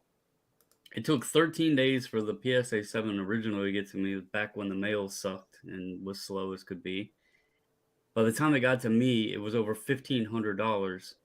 And I didn't even have it in my hands for 4 hours and wound up using that to buy my Fleer Jordan rookie. So crazy times, just all the way to, things were 2020 and 2021, but we all know how that went. So Brad is Vanishhead. Was it did by you boot him accident or he did booted accidentally- himself? Yeah, No, he booted himself. I was looking Okay. off. I was looking off screen. I only Oh. do that, Derek, as a policy. How much do box prices and grading prices have to drop for it to be viable to rip and grade? That depends. Depends on the box. Depends on the grading price. Depends on what you're actually trying to do. Brad, did you boot yourself? See? There he Can is. you hear us, Brad? Are you okay? He's- All of a sudden, my internet's getting stupid for some Gotcha. reason. Gotcha. All of a sudden, all the frames. Nice. Nice. I was like, okay. But yeah, the honest answer, like the serious answer to this, it's a math problem. What Global Sports Card Investor here is asking is really a math problem. There are boxes that can be expensive that might have enough value. It's rare, but there could be ones that have enough value for you to be able to grade and rip. The question then becomes like, what did you pull? What is the value to get it graded? What kind of condition can you get it in? Because if the condition sucks out of the box, you're already behind the eight ball. If the odds of you pulling something good are not great, you're behind the eight ball. Then in that case, you might be better off just buying singles. Even if you want to grade, you might be better off buying singles. So that's the question that always becomes a problem here. It was actually pretty Okay. tough when things were cheap to do that. What's that? It was actually pretty tough to do that when things were cheap. Agreed. Like, look, if we're talking about breaking boxes, the ROI has never been good because it can't be. Because it would make no sense if it was. If something would be broken, if the ROI was actually positive, then that means the box price is too low. Somebody needs to fix that. They should be charging more for the box, because the whole gambling aspect of it is that you are likely to lose. You're supposed to lose most of the time. So like when 2018 Prism basketball, when it came out, you could find retail like hanger packs at Walmart all day for like $10 each. Yep. And it wasn't profitable to rip and grade those at the time. Yeah. The- Look, we made the joke real quick, Bubbles. I'll just make a quick reference to this. We talked about this yesterday on the PSA Canada thing, where we always, we poke fun at SGC and yourself like always, but at the same time, we also made the point that if someone wanted to play like the quick flip game, then your best bet, like the Brock Purdy is a bad play. To me, it's a flat out bad play. Wrong price point, wrong timing, forget it. But if you insist, if you must do it, and you think for sure it's a 10, well, then you may as well send it to SGC. Have Peter hand it to you in the velvet bag in an hour, and that's your best bet. Then get the damn thing up on eBay right now while you still can. The PSA one, the PSA 10, would do very well, but unless you intend to overpay, like if you're going to go one of the higher tiers for no reason, the bulk rate, like the bulk cards, are already back to Brad right now. They were punched in on December the 1st, which isn't too bad. That's well within the time frame they've offered, which is all we ask for. Whatever the time frame is, as long as you hit it or better, that's great. But that's not if you're not in a hurry. When I'm submitting bulk, I'm not in a hurry. I don't care. I want the lower price. I'm not in a rush. But if you want it back faster to try to flip it, then you need the quickest possible. Now, the good news is that SGC's price point will give you your best bet on that. You won't get the maximum, and SGC 10 won't necessarily, depends on the item. It might, but it'll still do well because you'll probably be one of the few to market. So from that perspective, you'll probably do well. That's the key, is like a lot of what they have right now going for them, especially with this quick. I mean, no joke. I sent them an order, sent a package out. Monday they checked it in. Wednesday it's already in post grading, and so roughly 5 days. If it's a new product and you can get it in we know the amount that the plastic holder adds to it. No matter the company, you put it in a plastic holder, it adds value for some reason. But to do that and get it up first to market, you're going to maximize of sorts your value there, because we all know as soon as things start flooding and hitting the market, it's just going to start coming down. Yeah. When singles prices start going down, raw singles start going down, the graded will also follow it. So, getting it in that slab, getting it up, it's a good play right now. So, yeah, but to Global Sports Card Investors' question, that's the reason why it is a math problem. It really is. Like, what do you have? How much did it cost you to get it? If you opened a box, okay, how many cards were in the box? How much did the box cost you? What do you have into it?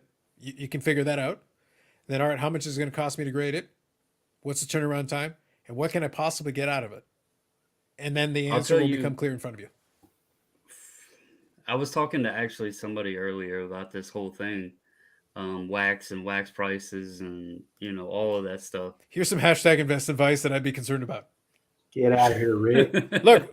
You know how bad it. Andy, let me tell you how weird this live stream has been. Yeah. We went to very light topics. Brad's rant discussion led us all off. We started off with wonderful football talk. Now we got Rick vintage oddball cards, pumping Brock Purdy, and we're 3 hours in, and I haven't even gotten to my beer. No This reason? is tragedy. This is all tragic. I am going to take myself off the screen and someone make a pitch for restore order to this nonsense. You know what? I'm booting Eric just in principle, just to restore some order right now. Oh wow. I will be right back. I think Go ahead, Bubbles. Now's your time to pump SGC. Tell them about your buddy Peter. Velvet bags. 1 hour turnaround for $1. No, I mean, I'm not pumping SGC. I mean, I don't know if he's still on, but I watched Orlando's video when he was at that, what was it, the Tampa card show, I believe it was. Whatever the Florida card show was he just did recently. And I know that they're kind of in that area right there, but it was, if you watched that video, if he was there at that show 2 years ago and recorded all them display cases, you wouldn't have seen the SGC slabs in those cases that you did when he recorded it. That was pretty impressive. I've been, on the bus the whole way before the pandemic and everything hit. I've watched the growth and all that, and it's cool to see, cool to be a part of. Is the resale value there? No, it's not PSA value. This is a weird hobby. We do things strange. And will it ever be there? Who the hell knows, right?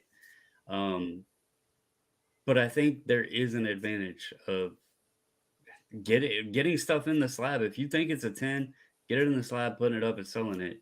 But as far as wax, I was talking to somebody earlier. You have to take opening wax right now as simply entertainment value. You cannot put the value on it for return or resale value. You have to take it just simply as fun and entertainment value, because it's damn near impossible to get your return back on wax right now. It's like slot machines. You can't be good at it, Yeah.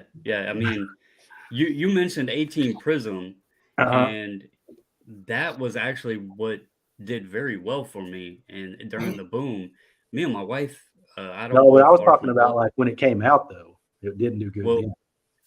I bought it in September of 2019. Me and my wife went to Blowout. And then, even then, in September 2019, so nearly a year after initial release, cello boxes, the 12 count cello boxes, we were getting those for $119 a box. And we bought 14 of them. I had Luca's out the wazoo, Trey Young's, Bagley, DeAndre Ayton, Jaren Jackson, all of those guys, stacks of them. And it did very well in the boom for me. But then again, I also sat and cried, because if we had kept those sealed, those boxes hit, what, $5,000 or something like that for a cello box at one point. So you're talking 70,000.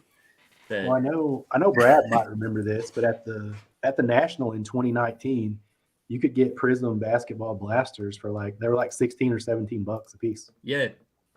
Yep. It wasn't like a product that, like, at release, it didn't really, it didn't blow anybody away. That's for sure. Like, if you graded the stuff and tried to sell it immediately, then I mean, you wouldn't have made any money. The green retail boxes with one auto per box. Mm-hmm. When we bought those, that was again September 2019. Those were like $80 at Blowout. Yeah. So Optic was really cheap. People probably forget the period, and it was late 2019. I think December-ish of 2019, where Optic Hollow Lucas actually surpassed the Prism Silver Luca in value. People were paying more for that Optic Hollow than they were the Prism Silver. And that's all forgotten and out the window again. But there was a period there that it happened. Well, at release, you could get the first off the line boxes directly from Panini. They were $125. And now, what would they cost today if like when basketball comes out? How much are they going to be? Well, what's hobby like Thousands. 1,500? Yeah, they're going to be like thousands probably. Yeah. Well, it's So the I same. mean, It's the same issue that we had during the whole boom period, and a lot of the. That's why I did those discussions about those different rookies, and I said they start off so high that you put them in a position where even if you wanted to try to win, you can't win. It's not. It's not that the player isn't good. It's not that the player doesn't have the potential to be good. But when you start low, there's room to grow. When you start high, you leave yourself with very little to do. But the next part of it is when it comes down to the boxes, it was the opposite. It was the opposite piece, kind of like what Andy had. In 2018, I actually was opening some football wax. Not a lot of it, but I was opening a little bit. I opened a box of 2018 Prism on the channel. I'm not a box breaker. I'm not very good at it, but it's one of those things. I enjoyed it. I bought the box, but I actually put it up on eBay for about a week. And at the time, in Canadian dollars, it was like $240. So it'd have been like $200 US, under $200 US. Somebody could have just bought it from me. They had the chance to buy it now. At its peak, the box was like 2,500 US when it came out later. Now I made my money back and then some, but I never pulled like the big pull out of those things. But I piecemealed it. I sold the stuff off, and I also got a Josh Allen out of it. I got it in a 9, sold it for a couple $100. That would have made me my money back. I sold Lamar inserts out of it, got my money out of that. So I did okay. And I had a below average box at the time. But the box itself would have been worth 10 times what I paid for it if I had just sold the damn box when it hits Apex. It's like the wax was worth more than anything in it because everybody took a turn. You had Baker Mayfield, you had Sam Darnold. All those guys had a moment where that was the hotness, but the box was where the money was. well, you know how like everybody's freaking out now because you can find like retail everywhere, right? That's the way it was in 2018 Yeah. and every year before that. That's right. It's always been that way.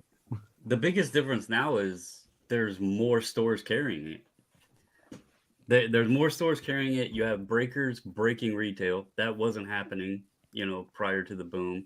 You have hobby shops like the LCS I normally go to. He talked to me about it during the boom because I noticed he was putting blasters up, and I was like, the owner's name is Bart, and I was like, you're not like hitting Target and Walmart and stuff. He's like, no, I'm buying direct from distributor. He's like, but I hate buying retail. I'm a hobby shop. I want to sell hobby product. He's like, but people can't afford this stuff, and people think that it's just those guys that are jacking the prices up, but what they were paying from distributors was costing more, so they couldn't put it out on the shelf at the 2018-19 prices. Yeah. And so he had to go to selling blasters and stuff, and he hated Card it. shops. but- Card shops would have laughed at you if you would have tried to sell them retail because Oh, yeah. Walmart and Target couldn't even sell it. Yeah. They wouldn't. Well, he want was it. ordering direct from his distributors and stuff. But I asked him, he was like, yeah, actually, he told me since he had started selling retail, he wouldn't even go in Target or Walmart because he didn't want anybody to think he was going in there buying the product, So, but yeah, it got weird, and it was never like that. That whole time period you're talking about will be remembered as the weirdness. It was like a whole. It's one of those things where we'll have at some point down the road we'll have a beer somewhere and we'll laugh about it because it's gonna be like, do you remember that ridiculousness with that? I was like, do you remember when then the Bowl had like a game and like the preseason all of a sudden it's like, oh man, yeah, that was crazy times. I'm already laughing about it. That's what I mean. But I think retrospect will make it even more entertaining because you'll have the totality. That's why I made fun of that documentary so much because I said like this is the wrong time for you to release that. You're better off releasing that in 5 or 10 years. We had a chance to see the beginning, the middle, and the end, and then see the aftermath and actually get a bit of context for actually what the whole thing was. Because this, contrary to popular belief, not everything's going to go to zero. There's going to be stuff that's going to hold, stuff that's going to go up, and stuff that's going to go down. Yeah. Just like every other time. Because some stuff has some value. Some stuff people are still going to be interested in. Other stuff less so. like Bobo. Well, you never Oh, know, man. man. Bobo can make a comeback, bro. Bobo can make a Really? comeback. Doesn't he have to play first? I think he's played a little bit. Like, Andy, help me out here. Like, hasn't he played a little bit? He's good. Yeah. The joke was, look, it was a joke with the name and everything, but like, it's not like he's a terrible player. Like, he has some talent. No, he's a good player. Yeah, that's just what makes the whole thing. But obviously, that immediate like burst early on made the whole thing kind of entertaining. I mean, he's not going to be like the next coming of Giannis or anything, but I mean, he's a good player. Hey, good enough, man. Yeah. Look, I'll put it this way. Right now, I'm eyeing what may be the next opportunity. I got this sent this to me on Instagram. And this right here, I'm getting excited. Although, and it even comes from one of the most prestigious third-party graders of our industry. Just saying. Mm. You know, man, Ted DiBiase, certified from Stewart. You all know, like, it's pretty exciting. Not gonna lie. Yeah, great slab there, buddy. Fantastic. Isn't it the best though? Isn't it It's literally the best? It's the best of something. My favorites are the Beckett slabs that are like this big, you know, but they have like a card that's like this size in them. Oh, we've covered that many times, Andy. Oh, I love those. Those are They are Eric's favorite. They are Eric's favorite. Yeah, it's just yet another example of that company being the biggest joke in the hobby.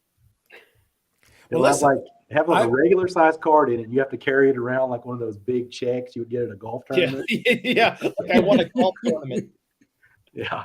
I think you're downplaying because listen, I'll listen to sometimes podcasts that are folks who like are in the hobby, but at the same time, like they'll say stuff that like betray. It's weird. And Andy, maybe you can give some context to this. There was a moment in time when basketball, especially, a bunch of the high-end basketball ended up in Beckett slabs. That is 100% true. That is a real thing. That was, and Beckett was a legit player out of the blocks when they first came out because they had the cachet, they had the Beckett name, they had all this stuff.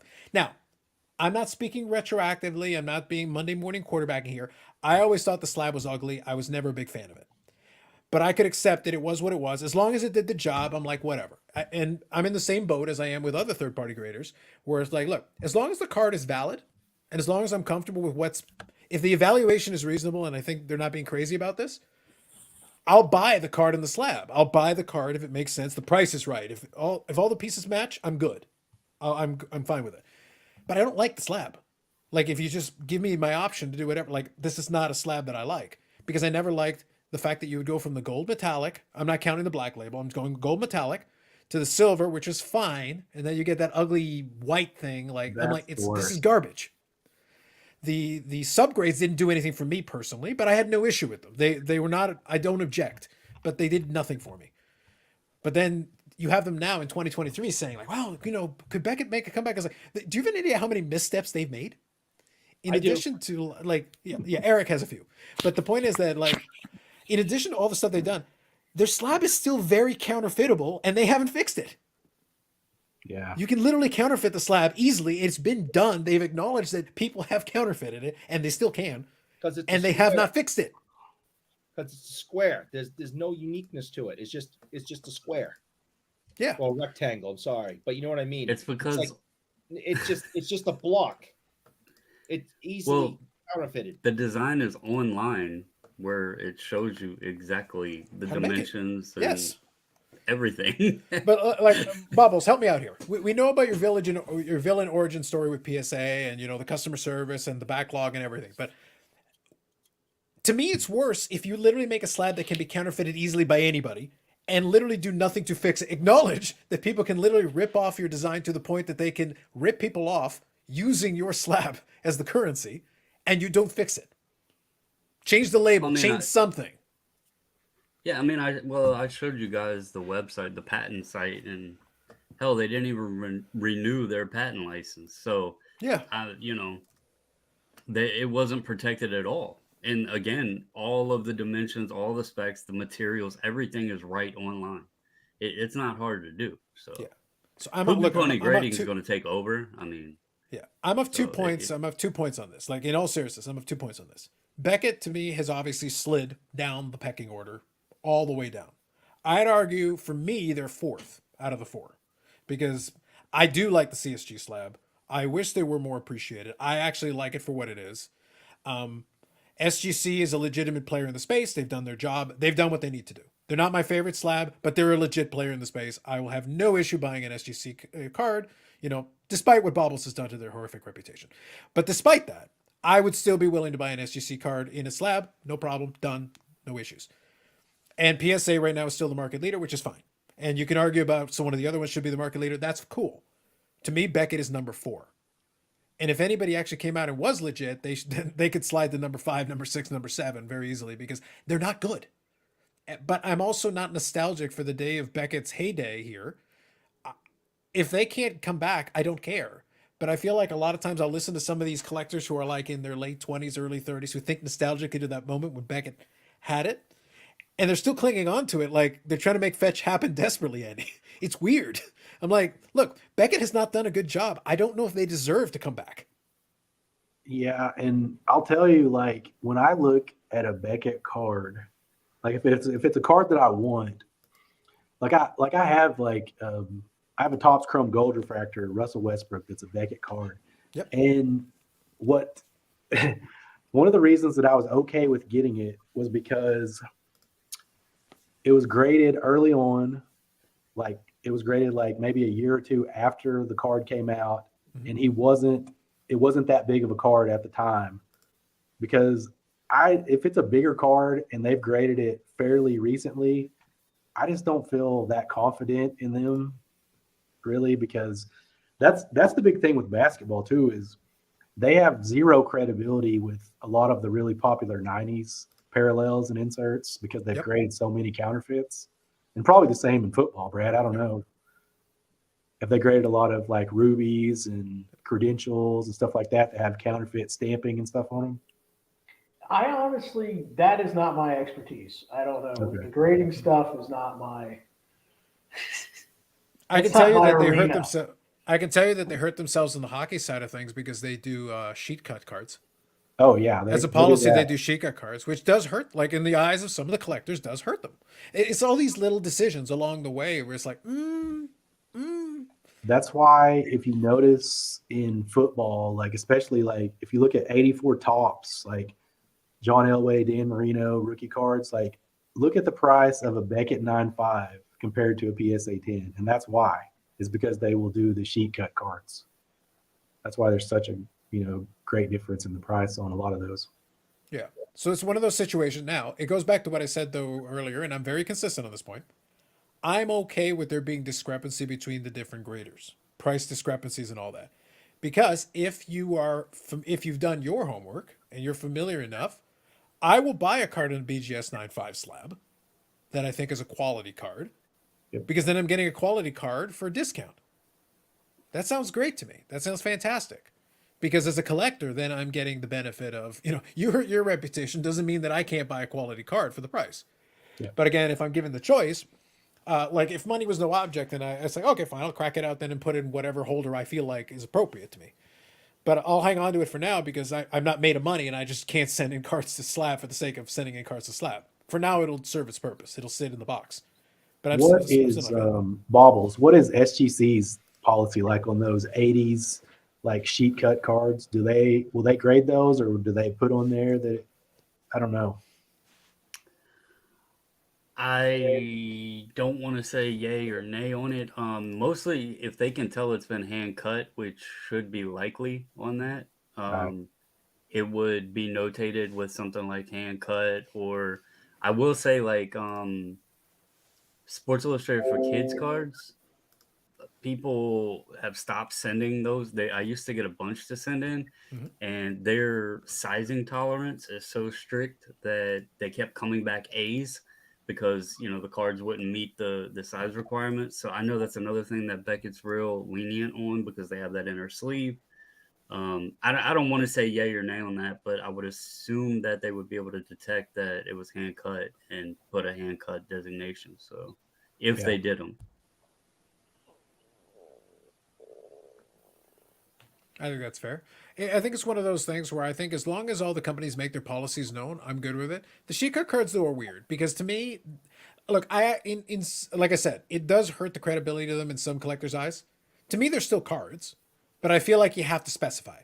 Like I feel like to me, label them. label them as hand cut. Yeah. Because I'd be okay with that, because we do that with pre-war. You know, the strip cards, we label them as hand cut, and that doesn't make them illegitimate. That just makes them what they are. They're hand cut cards. Yeah. Box bottoms. Those are all hand cut. Yeah, and I think that's fine. I think if you specify that, again, this is a disclosure question in the disclosure situation. As long as you make it clear so the person buying knows exactly what they're getting, I don't think there's anything wrong with that. In that case, you're doing your job. I have a half Yeah. serious question. A half serious question. Is half serious. Is Bob talking about a specific Bobby or rookie with an issue, or is he just trying to press my buttons? It was the sheet cut one. There was a high grade. I think it was a BGS 10 Bobby Orr rookie that most people are pretty sure is sheet cut. Okay. And it was a big controversy I've about heard that. about that. Yeah, I because just it want didn't go to for know. as much money as people would have thought, because everybody was pretty confident it was sheet cut. And because Beckett graded it, obviously that didn't help the perception, because Beckett would, as a policy, do it if it was sheet cut. I just was trying to figure out whether I should go, that's a good point, Bob. Or I should be like, screw you, Bob. I hope you die. Why not both? I think Hope you die on the field and they continue the game, as per Bouchier. Go on. I think in all seriousness, Beckett will continue hanging on Maturity, Brad. This is what we do. Maturity. because I appreciate, as much as I appreciate SGC trying to tap into the Pokemon market, it's going to be a difficult nut to crack. You have Can I ask a serious CGC question for you, Bubbles? If Go it ahead. wasn't for the fact that you do like obviously you do appreciate SGC, you work with them, and let's just get that all out there once again, just for the last person that has heard. If you're a Pokemon collector though, and you're used to submitting with some of these other companies, and obviously you can see the discrepancy between the Pokemon and TCG for SGC versus the other ones. Like for PSA, literally like half or effectively half of the submissions were Pokemon and stuff. If you're already pretty content with what you're getting, the rest of your collection's already like this. Is the price point enough to sway you if you're in that mindset? Well, and from what I gather, the pricing that they went to, even like at the bulk rate of $12, I don't think it's much off of like what Beckett's doing. I don't know what PSA and CGC is. I think they're around 15 or so. Yeah, they did a So special it's for not 15. It's not a huge discrepancy there. And that's why I say it's going to be tough for them to crack into that. Though I joked with somebody earlier, and I'm like, sports card collectors, we're nerds. You know, let's not, deny this. We're nerds. But TCG collectors are even bigger nerds. And my son is one of them, so I have every right to say it. And they're going to be, harder and stuck in their ways. And I just think like Beckett's going to stick around for one reason alone with the TCG side. Eric? Because the Japanese Pokemon cards, they grade very, very well. The quality is really high, and there's a lot of black labels. And we know the prestige of that black label and the Beckett slab. So they'll hang on in that, just in the TCG side alone, because those, the Japanese printed cards grade so well. People will send them just to try for that black label. And then the other thing, and this probably happens with all the companies, but there's some, we'll just put it, people who get treatment with Beckett, that will still keep giving them cards that get a little better grades than they really should be getting. So that'll help them, keep the doors open and stuff as well. So I have I think that's one. fair. I just wanted to tell you something about my. About the property. black labels? Go on. I only have one more leaf in my tree to fall. So just one more leaf to fall. That's it. I'm not even talking about him. Like, I'm just there's saying. some whales in the game that there's cards I personally know about that we submitted and graded that are now in BGS labs in condition grades that they should not be in. But there's folks that have money and can find ways to get grades. So Okay, let me kind of direct this. See, now that I have my beer, I feel more myself. I feel like tonight, what's throwing me off is that I did not have my beverage, and this is deeply disturbing. And now I feel like I'm on my game a little bit here. Let me, since I got Brad here, who is in here once in a while, and Brad, I'm happy. I'll invite you back a little bit more. But tonight was like a perfect thematic night. I thought it would be perfect for it. But no, we'll definitely get you back here because I do enjoy chatting with yourself. But I want to get your take on this as well, as someone who's been in the hobby a long time, and Andy as well. This is a conversation I'll have with folks all the time, and this is where I kind of distinguish myself from a lot of folks in the hobby and a lot of especially people who do this and talk about topical things in the hobby, is that I understand about the rampant corruption. Not only do I understand it, I know some of the people involved. I know all about it, but I've always been kind of in the campus like I don't care. Why? Because I ask myself a simple question: should I care? Is there a reason for me to care? Does this affect me in some way? Does this impact what I do? Oftentimes the answer is no. A third-party grader could have all these kinds of issues. It's perfectly fine. But do they serve me? The question I ask is, does it serve me? When I submit my stuff, do I get what I want? Yes. Do I get the results I'm looking for? More oftentimes, yes. Am I getting what I need out of it for what I'm paying for? More often than not, yes. So then what would be my issue? The fact that they've got other problem with it? Yeah, I agree. The companies are all operating like it's 1975 technology, and they're still struggling to get caught up to the 1980s. They're not there. All of them screw up. I submitted one thing to Beckett. I always make the joke. I submitted one thing to Beckett, and they mislabeled the entire order. The entire thing was wrong. It was 100%. It was incredible. But that's not the kicker. Tell them the kicker. The Sandy Koufax manual? No, well, no. But when you said, "Hey, Beckett, you screwed up," Yeah. they said, we're willing to fix it after you pay. Are you talking about the Cowboys kicker? Well, that's one too. But the thing is that they for some reason they thought a 55 top Sandy Koufax was a Mickey Mantle card, and they thought a Mickey Mantle card was a 55 top Sandy Koufax. They couldn't even read the front of the card right. And they charged me for that. It's our mistake. Values are similar. Oh, very much so. Very much so. But their version of customer service was, oh, well, send it in and, you can pay X. And I was like, you guys screwed up the entire order, the whole thing. And it was slow, and I had to wait for it and all that stuff. Now, my answer wasn't to lambaste them on social media, whatever. This was years and years ago now. But even if I had the time, I wouldn't have bothered with it. I go, okay, I'm just not going to do business with you again. That was my answer to it. But it makes for a good story. But they screwed up. PSA has screwed up. SGC has screwed up. I've seen all of the above. And CSG has screwed up. They've all screwed up. All of them. And they will again. And I promise they will again down the road. All of them. But again, a lot of people get very militant about it, and they say like, well, this one is the screw up was worse. Like, who cares? They all screwed up. None of them have a perfect track record.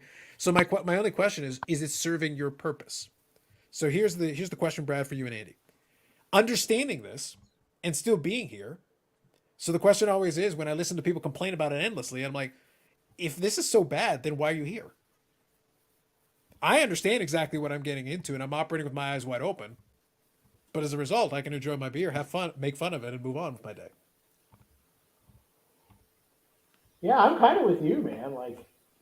Why all of it's like interesting to find out about, or I'm like, it doesn't really affect me that much, so I don't really care. I'm kind of in your boat with that. It serves what I want. I do my own research on, so I guess it doesn't affect me.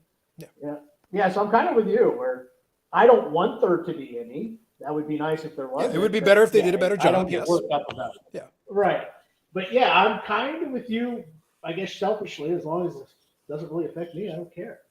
I just the reason I pose it this way is I'm just struggling, and this is what I'm getting at, Andy, is that I struggle sometimes to find the righteous indignation. That's why I think sometimes some of the folks get frustrated with me a little bit, is that it's like, but shouldn't you be angry about this? It's like, but why? In what way is it interfering with what I'm doing? And if it's not really interfering with what I'm doing, I don't have the bandwidth to get mad about things that don't matter to me that much. Well, I'm sympathetic to people for whom there is a real problem, and it does, impact what they're doing. So I am sympathetic to those people. But then my suggestion is, let's get this resolved. Let's get this fixed. Let's see what we can do to fix it going forward. But other than that, that's all you can do. yeah, I mean, you have to. If you've been involved in this for a long time, I mean, you have to know and understand that there's a lot of stuff that goes on and has always gone on that's, it's not good stuff. Yeah. And if you're going to let that be the determining factor in whether or not you continue to collect and participate in all this, I mean, we probably all would have quit a long time ago because none of that stuff is new.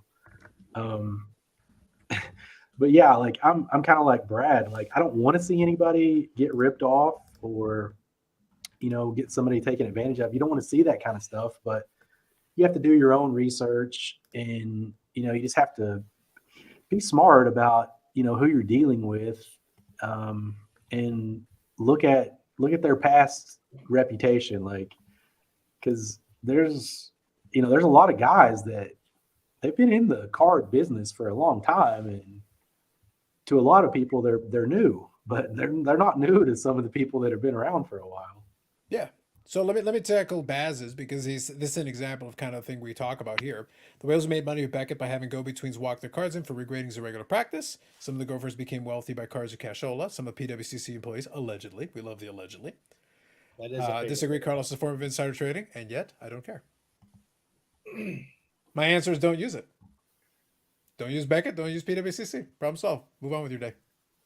Here's the thing. PWCC's done a lot of shady shit. Just so we're clear on this. Lots. Yep. And I still buy stuff at PWCC auction. Why would you do that? Because they had the card I wanted and the price was fair. And then I had them ship it to me, and then I had the card I wanted. Sorry? Not really sorry. It served me. It served my purpose. It served what I wanted. I knew who I was dealing with here. It's like you're dealing with the guy that, again, the analogy I used. The sports card hobby is Vegas when the mob ran it. But Carlos, the mob is running it. They're not good people. The people you're paying and tipping right now, they're not good folks. Know who you're dealing with and understand it, and then act accordingly. Yeah. If you don't want your hands dirty, then my friend, you need to get out of town. It's no different than anything else in life. It's not a fair place. No. Like it never has been. I kind of like it though, Andy. I'm not gonna lie. Maybe it's the Panamanian / Colombian side of me. The whole bit. It's like I kind of like the shadiness. I appreciate it. I mean, you just have to be aware that it's there. Well, that's just it. I think as long as you have an awareness and you go in with your eyes wide open and act accordingly, then I think that's right. Then I think that's appropriate. You go, based on your view, all the steroid players should get in the Hall of Fame immediately. Yes. And Pete Rose? No. Pete Rose is an idiot. Pete Rose is really stupid. I think he should stay out until he's dead. And then let him in. Let him in the day after he dies. The body can still be warm. And then induct him. Yeah, we've been over this a bunch, and that's why he made the comment, because he knows that, because he watches all the time, and thanks. But he no steroid users should be ever get in because they cheated. Can we remove Big Poppy then? Yes, first to get him out. I said he shouldn't have been in. I'm on record. And the other thing is, Evening, Wes. I used to say let Pete in. Somebody got those hits. Okay. Somebody was the star of the league in the late 70s, and it was him.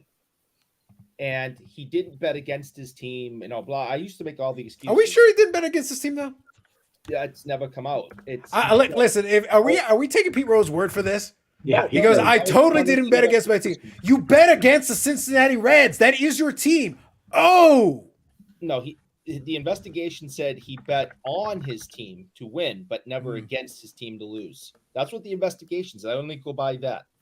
But after a little incident that came out last year about Pete Rose and him opening his mouth about his behavior in the 70s and blowing off the seriousness of his behavior, I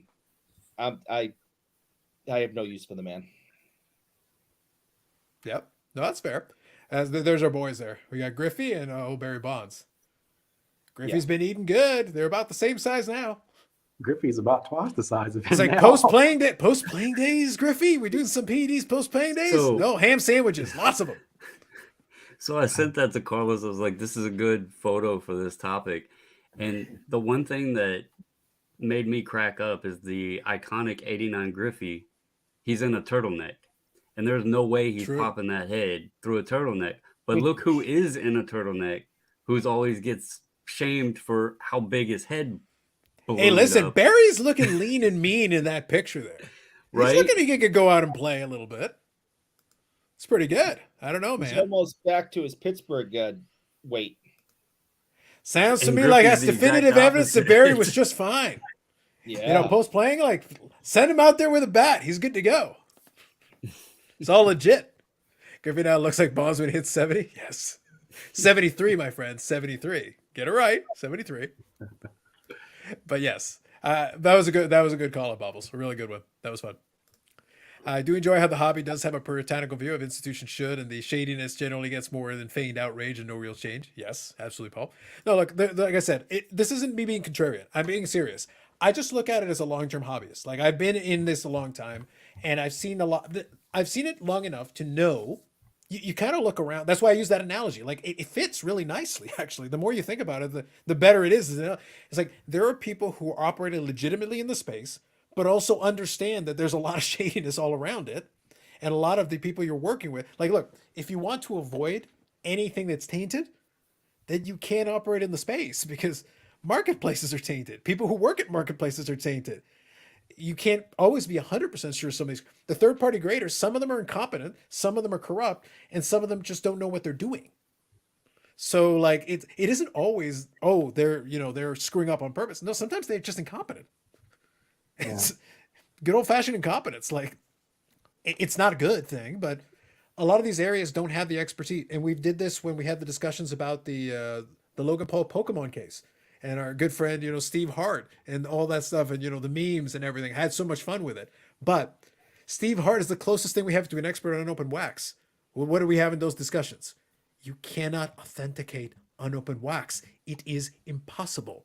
The only thing you can do is look for red flags that would indicate to you that it's been tampered with. And if you see enough red flags, you say, hey, back off and stay away. If it looks okay, our best guess is, that's why there's no guarantees or warranties on it.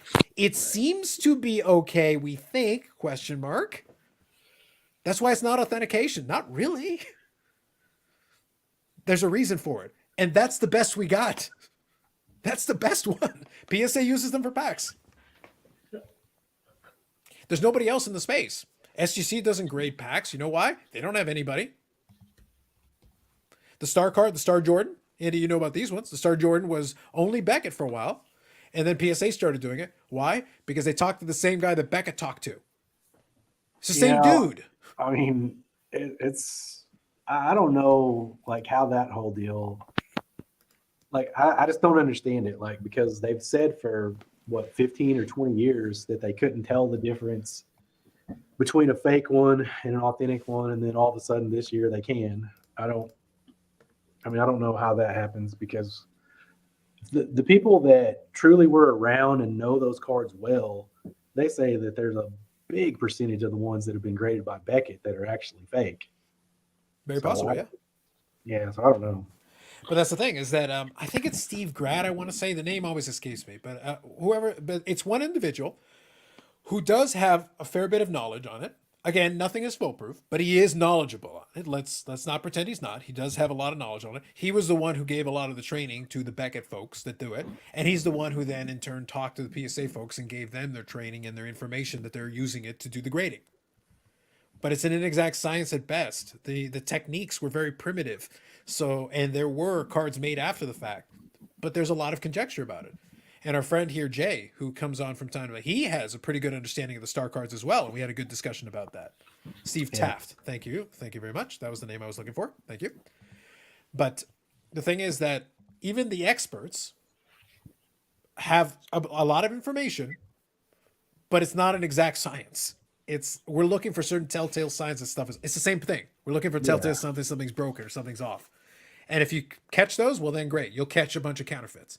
Well, not 100%. probably the best experts on those cards don't work for PSA or Beckett. Mm-hmm. So take that for what it's worth. That's right. But that's why I've always thought the whole thing is interesting. Like third-party grading originally, the idea was supposed to be that it was going to help us to a certain degree. And by the way, it has, because the pure guys, the puritanical guys. That's why it was funny when Victor was on here earlier. He talks about some of the purists in the hobby. But some of the purists in the hobby hate third-party grading in the first place. They say, oh, we don't need third-party grading. Okay, great. So I hope you like trim cards. I hope you like altered cards. because the moment you remove the mechanism is not perfect. It is broken. Let's get this right. It's broken. But if I remove it, then I basically give free reign to the people that will take advantage. The moment you take the brakes off, oh great, I get to speed as much as I want. No speed limits. Let's go. Everyone they can get their hands on, altered, trimmed, the whole 9 yards. And most of the people who talk about this are no better versed than anybody else to be able to detect it. They Yeah. probably have a bunch of trimmed and altered cards sitting in their collection because they said they knew better. Well, and I think that PSA, Beckett, SGC, I think those companies over the history of them being involved in grading, I think they've all been good at detecting these things as a whole. But kind of what we've been talking about, there are certain instances that all of them have chosen to ignore what they see for reasons that we shall not talk about. It's like, I mean, there's always been some form of that kind of stuff that's gone on. Absolutely. That was the reason why I try to balance the two things out. I try to poke a little bit of fun at it because, like I said, I've been around long enough that I can make fun of it. I've seen enough that I can poke as much fun at it as I like, and I don't take it that seriously. To me, it is still a hobby. I'll do it as long as I can mispronounce Brett Favre's name for my amusement. I'll do it as long as I can have clips of Dave and Steve when I decide to have fun with a made up Hall of Fame that Bob Lewis is in. As long as I can do that shit, I'm good. Because then I can roll out and I'll do it again. I made 200 videos last year, man. I do whatever I want, whenever I please. And I usually come up with something. You made 200 last year? 209 is the exact I think number. that's about double what I made ever. Like over the entire course of my channel, I think I've And made last year's 209 was my new record after the previous year, which was 185. Yeah. So I've made done- upwards of nearly 400 videos in the last 2 years. Over done almost like a a little over full day of content over those 2 years if you play it front to back. 24 hours without Until repeating a video. January 20th, and we're already at 75. We're closing in. I feel it. I'm feeling good about it. Hmm. But that's the thing is, as long as there's entertainment for me, then it's great. I do, Wes. I do. I also like to talk to my own logo. I've done that too. You should nominate Bob Lewis's chair. That's a good call out. Chair would win. Oh, totally. Good evening, Dom. A couple guest legends on tonight. Brad, legend. Andy, legend. Eric, acceptable. What percentage of graded cards by big graders do you think are trimmed, altered, messed with? Ooh, what percentage? 5%. 5%. All right, are we counting Beckett? 55. 10%. 90. A lot, probably. Many, yep. Andy, are you admitting the most Hall of Fame YouTube voters are lazy based on lack of video production?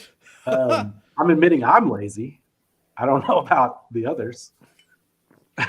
Well, like I said, I'm still arguing that Bob Lewis has made one video in the history of the channel. So, like I said, that's my profiling theory. Okay, so myself and Bob Lewis are lazy.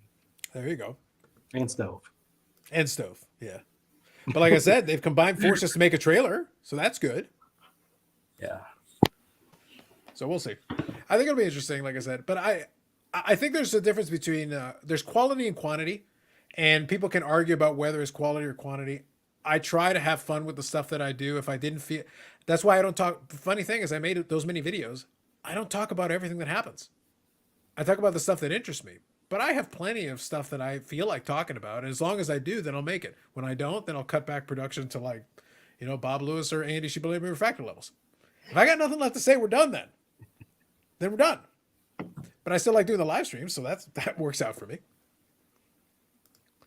What percentage of cards are actually worth trimming? Less than 1%. There's so much out there. Every vintage card should be trimmed. That's All just. of them. I'm glad we agree because that's exactly what I was going to say. Every banged up. There it is. Every banged up vintage card is possibly trimmed. If you get a super sharp card that's 75 years old, better get out the tape measure. because there's a good chance that someone took a razor blade to it. Yeah. And Well, it doesn't have to be a super expensive card either. If it's a 50, 70-year-old card, even if it's a common, you're going to pay a premium if that thing's in super nice shape.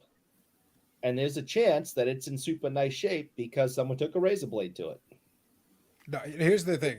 I like to have a lot of fun with this one. But like, if we're being honest, the serious answer is whatever ones have value.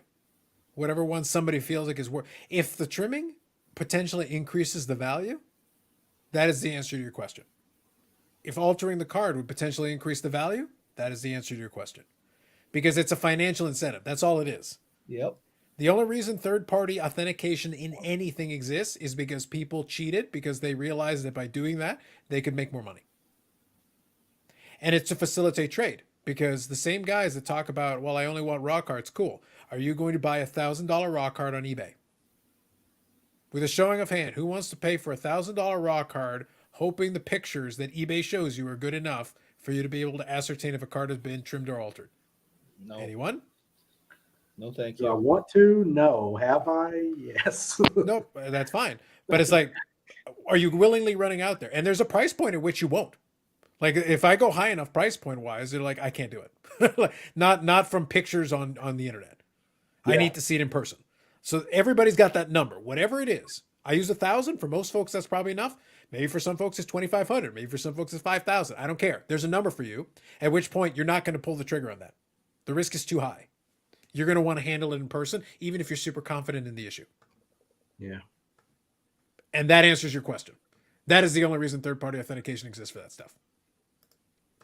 In Eric's case, it's safety scissors. Facts. That is true. And also with a great deal of oversight.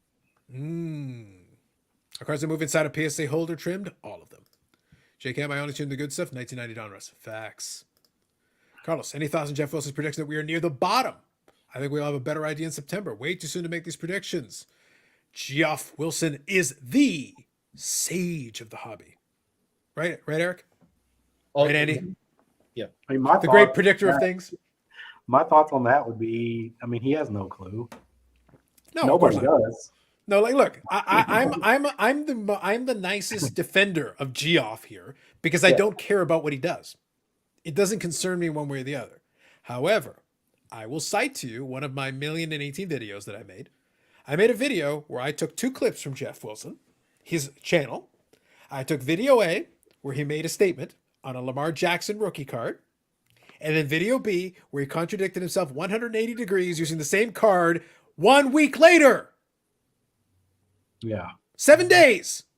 He said 2 different things about the same card using the same chart. Well, I mean, you know, when he makes a video, if he says that we're near the bottom, I mean, it's 50-50. We either are or we're not. The thing is, with some cards, probably. With other cards, no. With the general market, who knows? Yeah. Like literally no one actually knows the answer to You that can't question. prove it one way or the other. No. So I depending on the metric, the beauty of statistics is depending on how I decide to measure it, I can get you the answer you're looking for. If I adjust the data set correctly, I can get you the answer you're looking for. I can make the answer yes. I can make the answer no.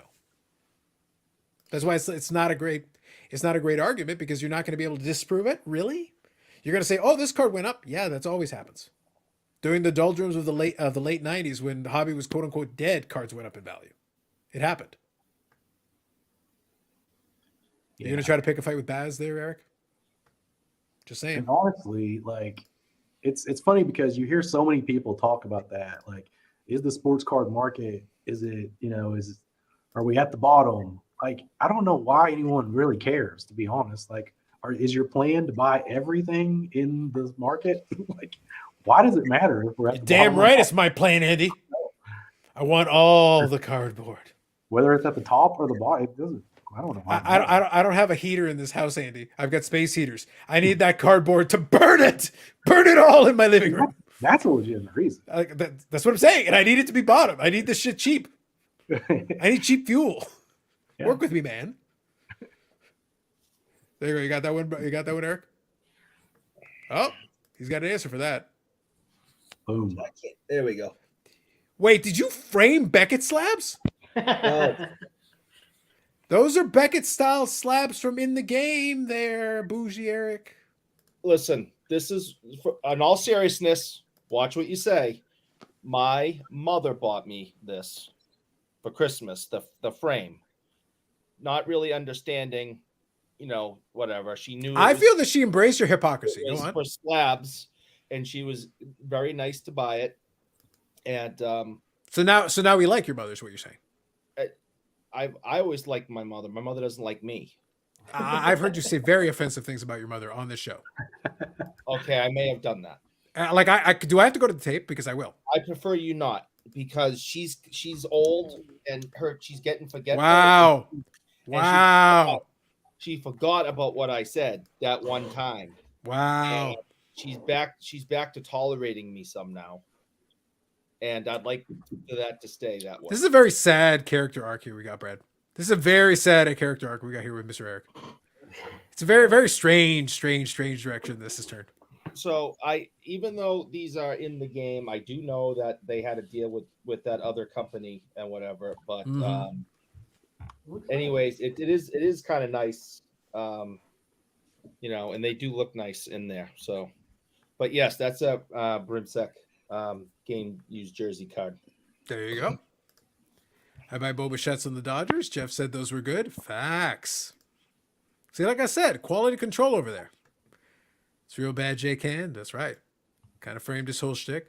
That's why I said, like, look, I want to, at the end of the day, feel however you want to feel about it. But I know Andy's a huge fan of Sports Card Investor, like huge. Oh, He's got banners and stuff. And it's crazy. It's crazy. Look, the long con on his fandom for Jeff Wilson is almost as bad as my long con fandom of Fishboy. It's almost as bad. Not quite, but almost. Very close. But but the thing is that, guys, his only job there is to sell a stupid little data tool. He doesn't know anything. The problem is you're getting mad at him, but he's an idiot. His only job in life is to sell the stupid data tool. Other people know how to use the data tool properly. He clearly doesn't. His people don't. But it is what it is. If you get value out of it, use it. If you don't get value out of it, don't. I talk to you about 130 point all the time. That's free. Terra Peak on eBay is free. Free. Use it. Bobbles and ball cards recommended. Terra Peak. Use it. It's free. Use it on eBay. It's great. Definitely. It does the job for you. It does the job for you. Just use it. I'm actually planning at some point doing a new video about Terra Peak, because either I have just been oblivious to it, but there's a new feature, or new to me feature, that is very helpful. So does it show J-Rob cards going up, because the pump could be assisted? No, and maybe this has been there and I just never noticed it, or noticed how useful it was, but you can actually go, and when you search something, instead of just sold listings, you can now click active listings, and it shows you all of the active listings, shows you if it is if it's got watchers, if it's a promoted item, and it also gives you when it was originally listed, so you can tell how long it's been sitting there at that specific price point. So that one I was aware of, but I think it's a good tutorial idea, though. To be honest, I think most people haven't played around with it at all. I never noticed it. I think it's a good idea. I have played around with it a little bit, but I'll use it sparingly. But I agree. I think it's a good idea, and I think it's a good idea to share it. Has she gotten over the turkey leg incident? Still banned from the grocery store, Eric? So again, she has forgotten about that due to her advanced age. Unfortunately, the people at the grocery store have not forgotten it, and I am still not allowed to shop there. Seems about right. Seems about right. When Geoff was walking around the Palm Beach card show, he only talked to kids and minor dealers. Most of the veteran dealers did not like his shtick and were very cold to him. Love the Geoff. Thank you. I think originally, so refresh my memory on this, Bubbles. My recollection was that originally you needed to have a selling account, I think is the wrong verbiage, but you needed to subscribe to Terra Peak originally. Now it is free. Now it is like you can just use it. I think you got to go to the seller tab and then kind of the research. I forget how it's structured, but it's like selling tab, research or something. But then you can access it. I think it's free for everybody now. It may not give you all of the details. Yeah. I mean, I have a store, so that. But I do think I think you do still get a decent version of Terra Peak just for free. Anybody can use it. It's all yours. Right. So I would still recommend it as an option for you to check out stuff. If you just want to look up the odd thing here, it's good for Jellicoe comps. And here looks like a card hedge subscriber. What does a M's- card hedge subscriber look like? I don't know. I don't know. He's pegged you as one. Is that It a good looks like thing that. or a bad thing? I don't know. Card hedge is like poor man's market movers, poor man's card ladder, poor man's Terra Peak. But Terra Peak is free, Carlos. So Poor he's saying- man's Terra Peak. He's saying I look like a poor man. I guess so. I guess so. Fair enough. Fair enough. If I'm a collector, then I have no use for data tools. If I'm a dealer, then the data tool makes sense. No, if you're a collector and you're looking up comps to buy something, they're still used to it. If it's free, especially, it can be a very handy thing to have a reference point.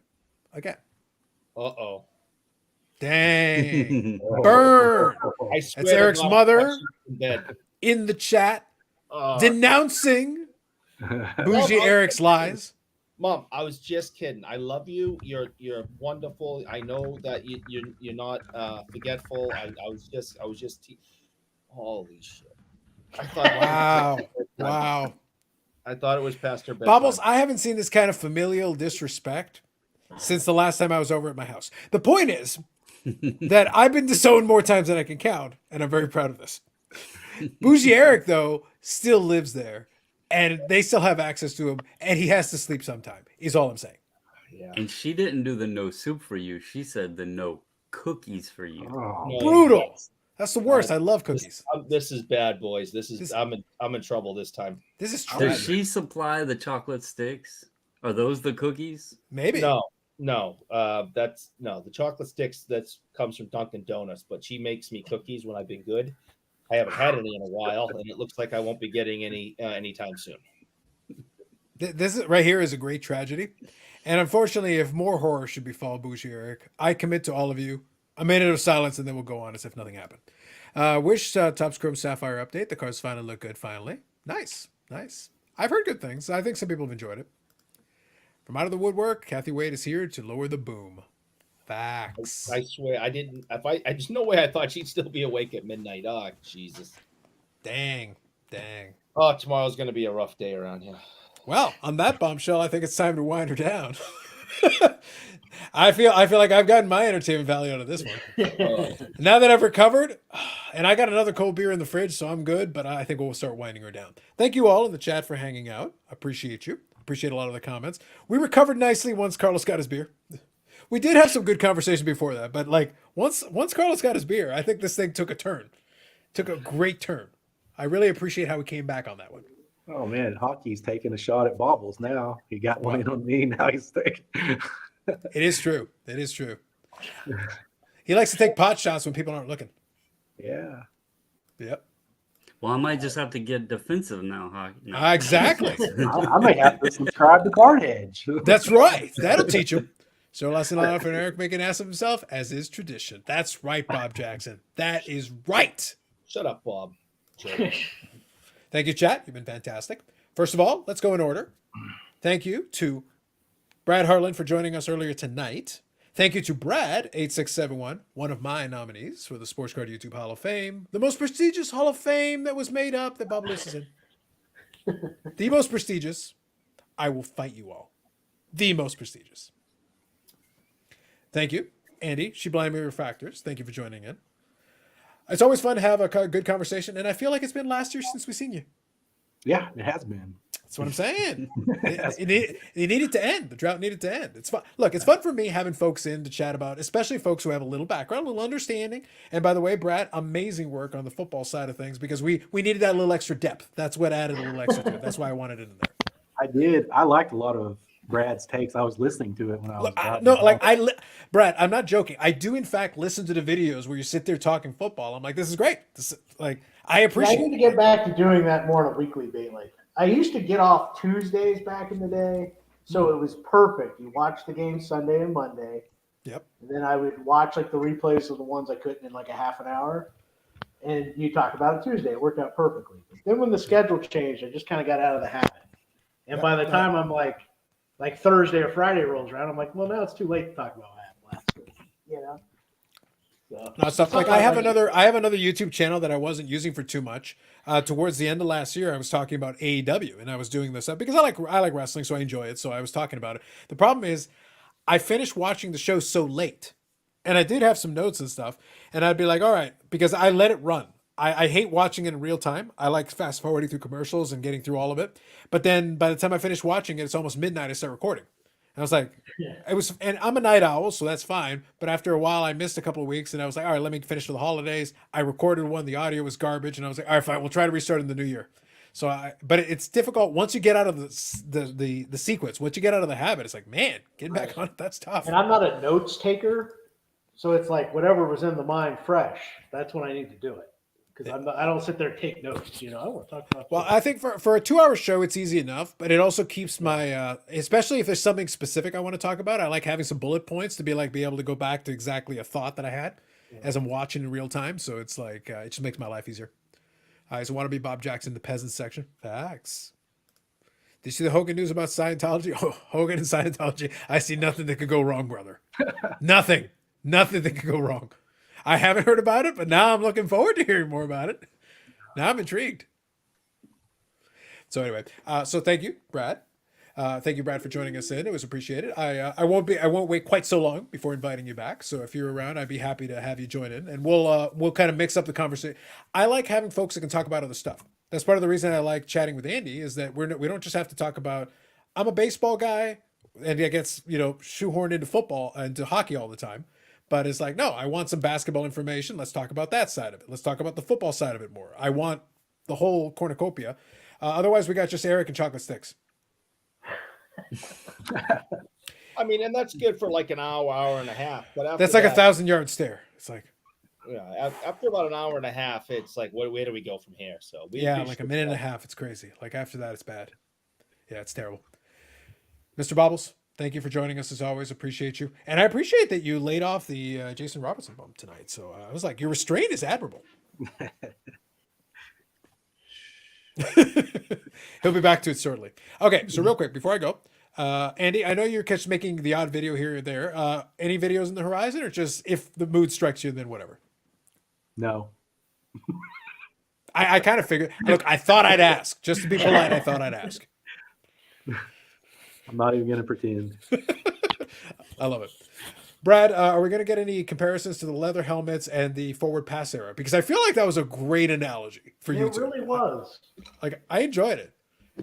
As a leatherhead, can you talk about the heyday when the rant videos? Or maybe I'll do the miss of the heyday. Like the way people talk about it that isn't necessarily true. Maybe that's a good video. Look, I'm willing to spread as many vicious, horrific rumors as you need to fuel your video. You just say the word. I'll make this happen. So No worries. I have a question. I obviously was busy earlier, so I wasn't able to pay too much attention to what was being said at the beginning of the show. Did you talk about last weekend's football games and our picks? Because I talked about the current ones. If you want to brag about your picks, now is your opportunity here at the tail end. I was 100% correct with all of my picks. Excellent. How much money did you win from your wagers? I bet nothing, and I somehow lost money. So the good news is I did not get 100% right, and I made money. Well, then that's a better way of doing it. Then yeah, it's really good. Yeah, it's really good. But I was 100% correct with all of my picks that we made last Friday. I really should become a degenerate gambler. Yeah, you know what was great during the Cincinnati game, Brett? Jamar Chase over 6.5 receptions. I almost had that at halftime. That right there is a W. That right there is a W. You just take the W and walk on. Just take the W. It was good. It worked out real. Wow. It was good. Like I really wasn't feeling too comfortable with the actual game itself. So I was looking around. I was like, is there anything I'm a little more comfortable with? Did Jamar Chase 6.5 receptions? Yeah, I like that one. It felt good. Good stuff. Mr. Bubbles, should we be expecting any other video plan? I know you're getting into the live streaming thing, and you've been consistent with it, so that's good. I joined you last week, which was great. I appreciate it. Had a lot of fun with that. Anything in the pipeline, or just kind of whatever the spirit moves you? Well, I've recorded a couple and just never uploaded them. So That is kind of your MO. That's why I'm just asking if there's anything that you think might actually make prime time. if I find time this weekend, I might shoot something up. But obviously, beginning of next week, Monday, I'll have the live. The way the order's looking, I wouldn't be surprised if Tuesday, if I'm not doing another live to do the reveal and everything. So, Okay. yeah, there'll be some stuff coming. I like that. I gotta like share all these cool vintage toys that I got too. I mean, I was gonna say who the you hell might as well doesn't pump. want to You might know as well about pump like the a pickups. Woodstock, race car? I mean, come on. How about an Al Capone cap gun? Come on. Random miscellaneous shit. I like it. I like it too. It works out. Look, trust me. You might be surprised that video might work out well for you, guys. Al Capone I'm cap just gun. like I'm having fun learning about this stuff. You were talking about like the diversity and stuff of people. I'm having fun just going out. I spent $240 today at the estate sale. There's very few boxes of sports cars you can go out and buy for $240 anymore, and I know what I bought. So Right. I'm just having fun. No, that's Well, it. it sounds That's like all. you're gonna make your money back on those figures, anyways. You said they were like $200 a piece, right? Those surprised me. Like, yeah, I am very shocked at those because I bought them because they were $1 each, and I was literally like, what am I going to lose at $1, right? $4, four figures. What am I going to lose here? If it's cheap enough, it's worth a gamble. That's the thing. Right. If it's cheap enough. Look, by the way, that applies to cards. If you're gonna speculate on something, do it as cheaply as is humanly possible because then you got more room. Yeah. If it doesn't work out, you're not out much. Don't buy $22,000 Brock Purdy's. That's my advice. Very, very true. Don't do But yeah, that. I shouldn't have- $1, sure, why not? That's shouldn't have done investment that. advice I can get behind. Yeah, like how about don't buy $22,000 Brock Purdy's? If it's a buck for some reason, sure. What the hell? So Bob asked what figures they are. Yep. They're 1977.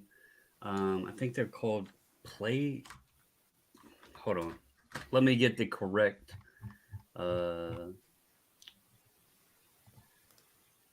See, this is sound advice right here. $22,001 Brock Purdy's. Now you're Much talking. better. Now you're Much talking. Look, there one more playoff win from this working out for you. If you did, you'd probably be better off making your money on this play than on buying the $22,000 Brock Purdy card.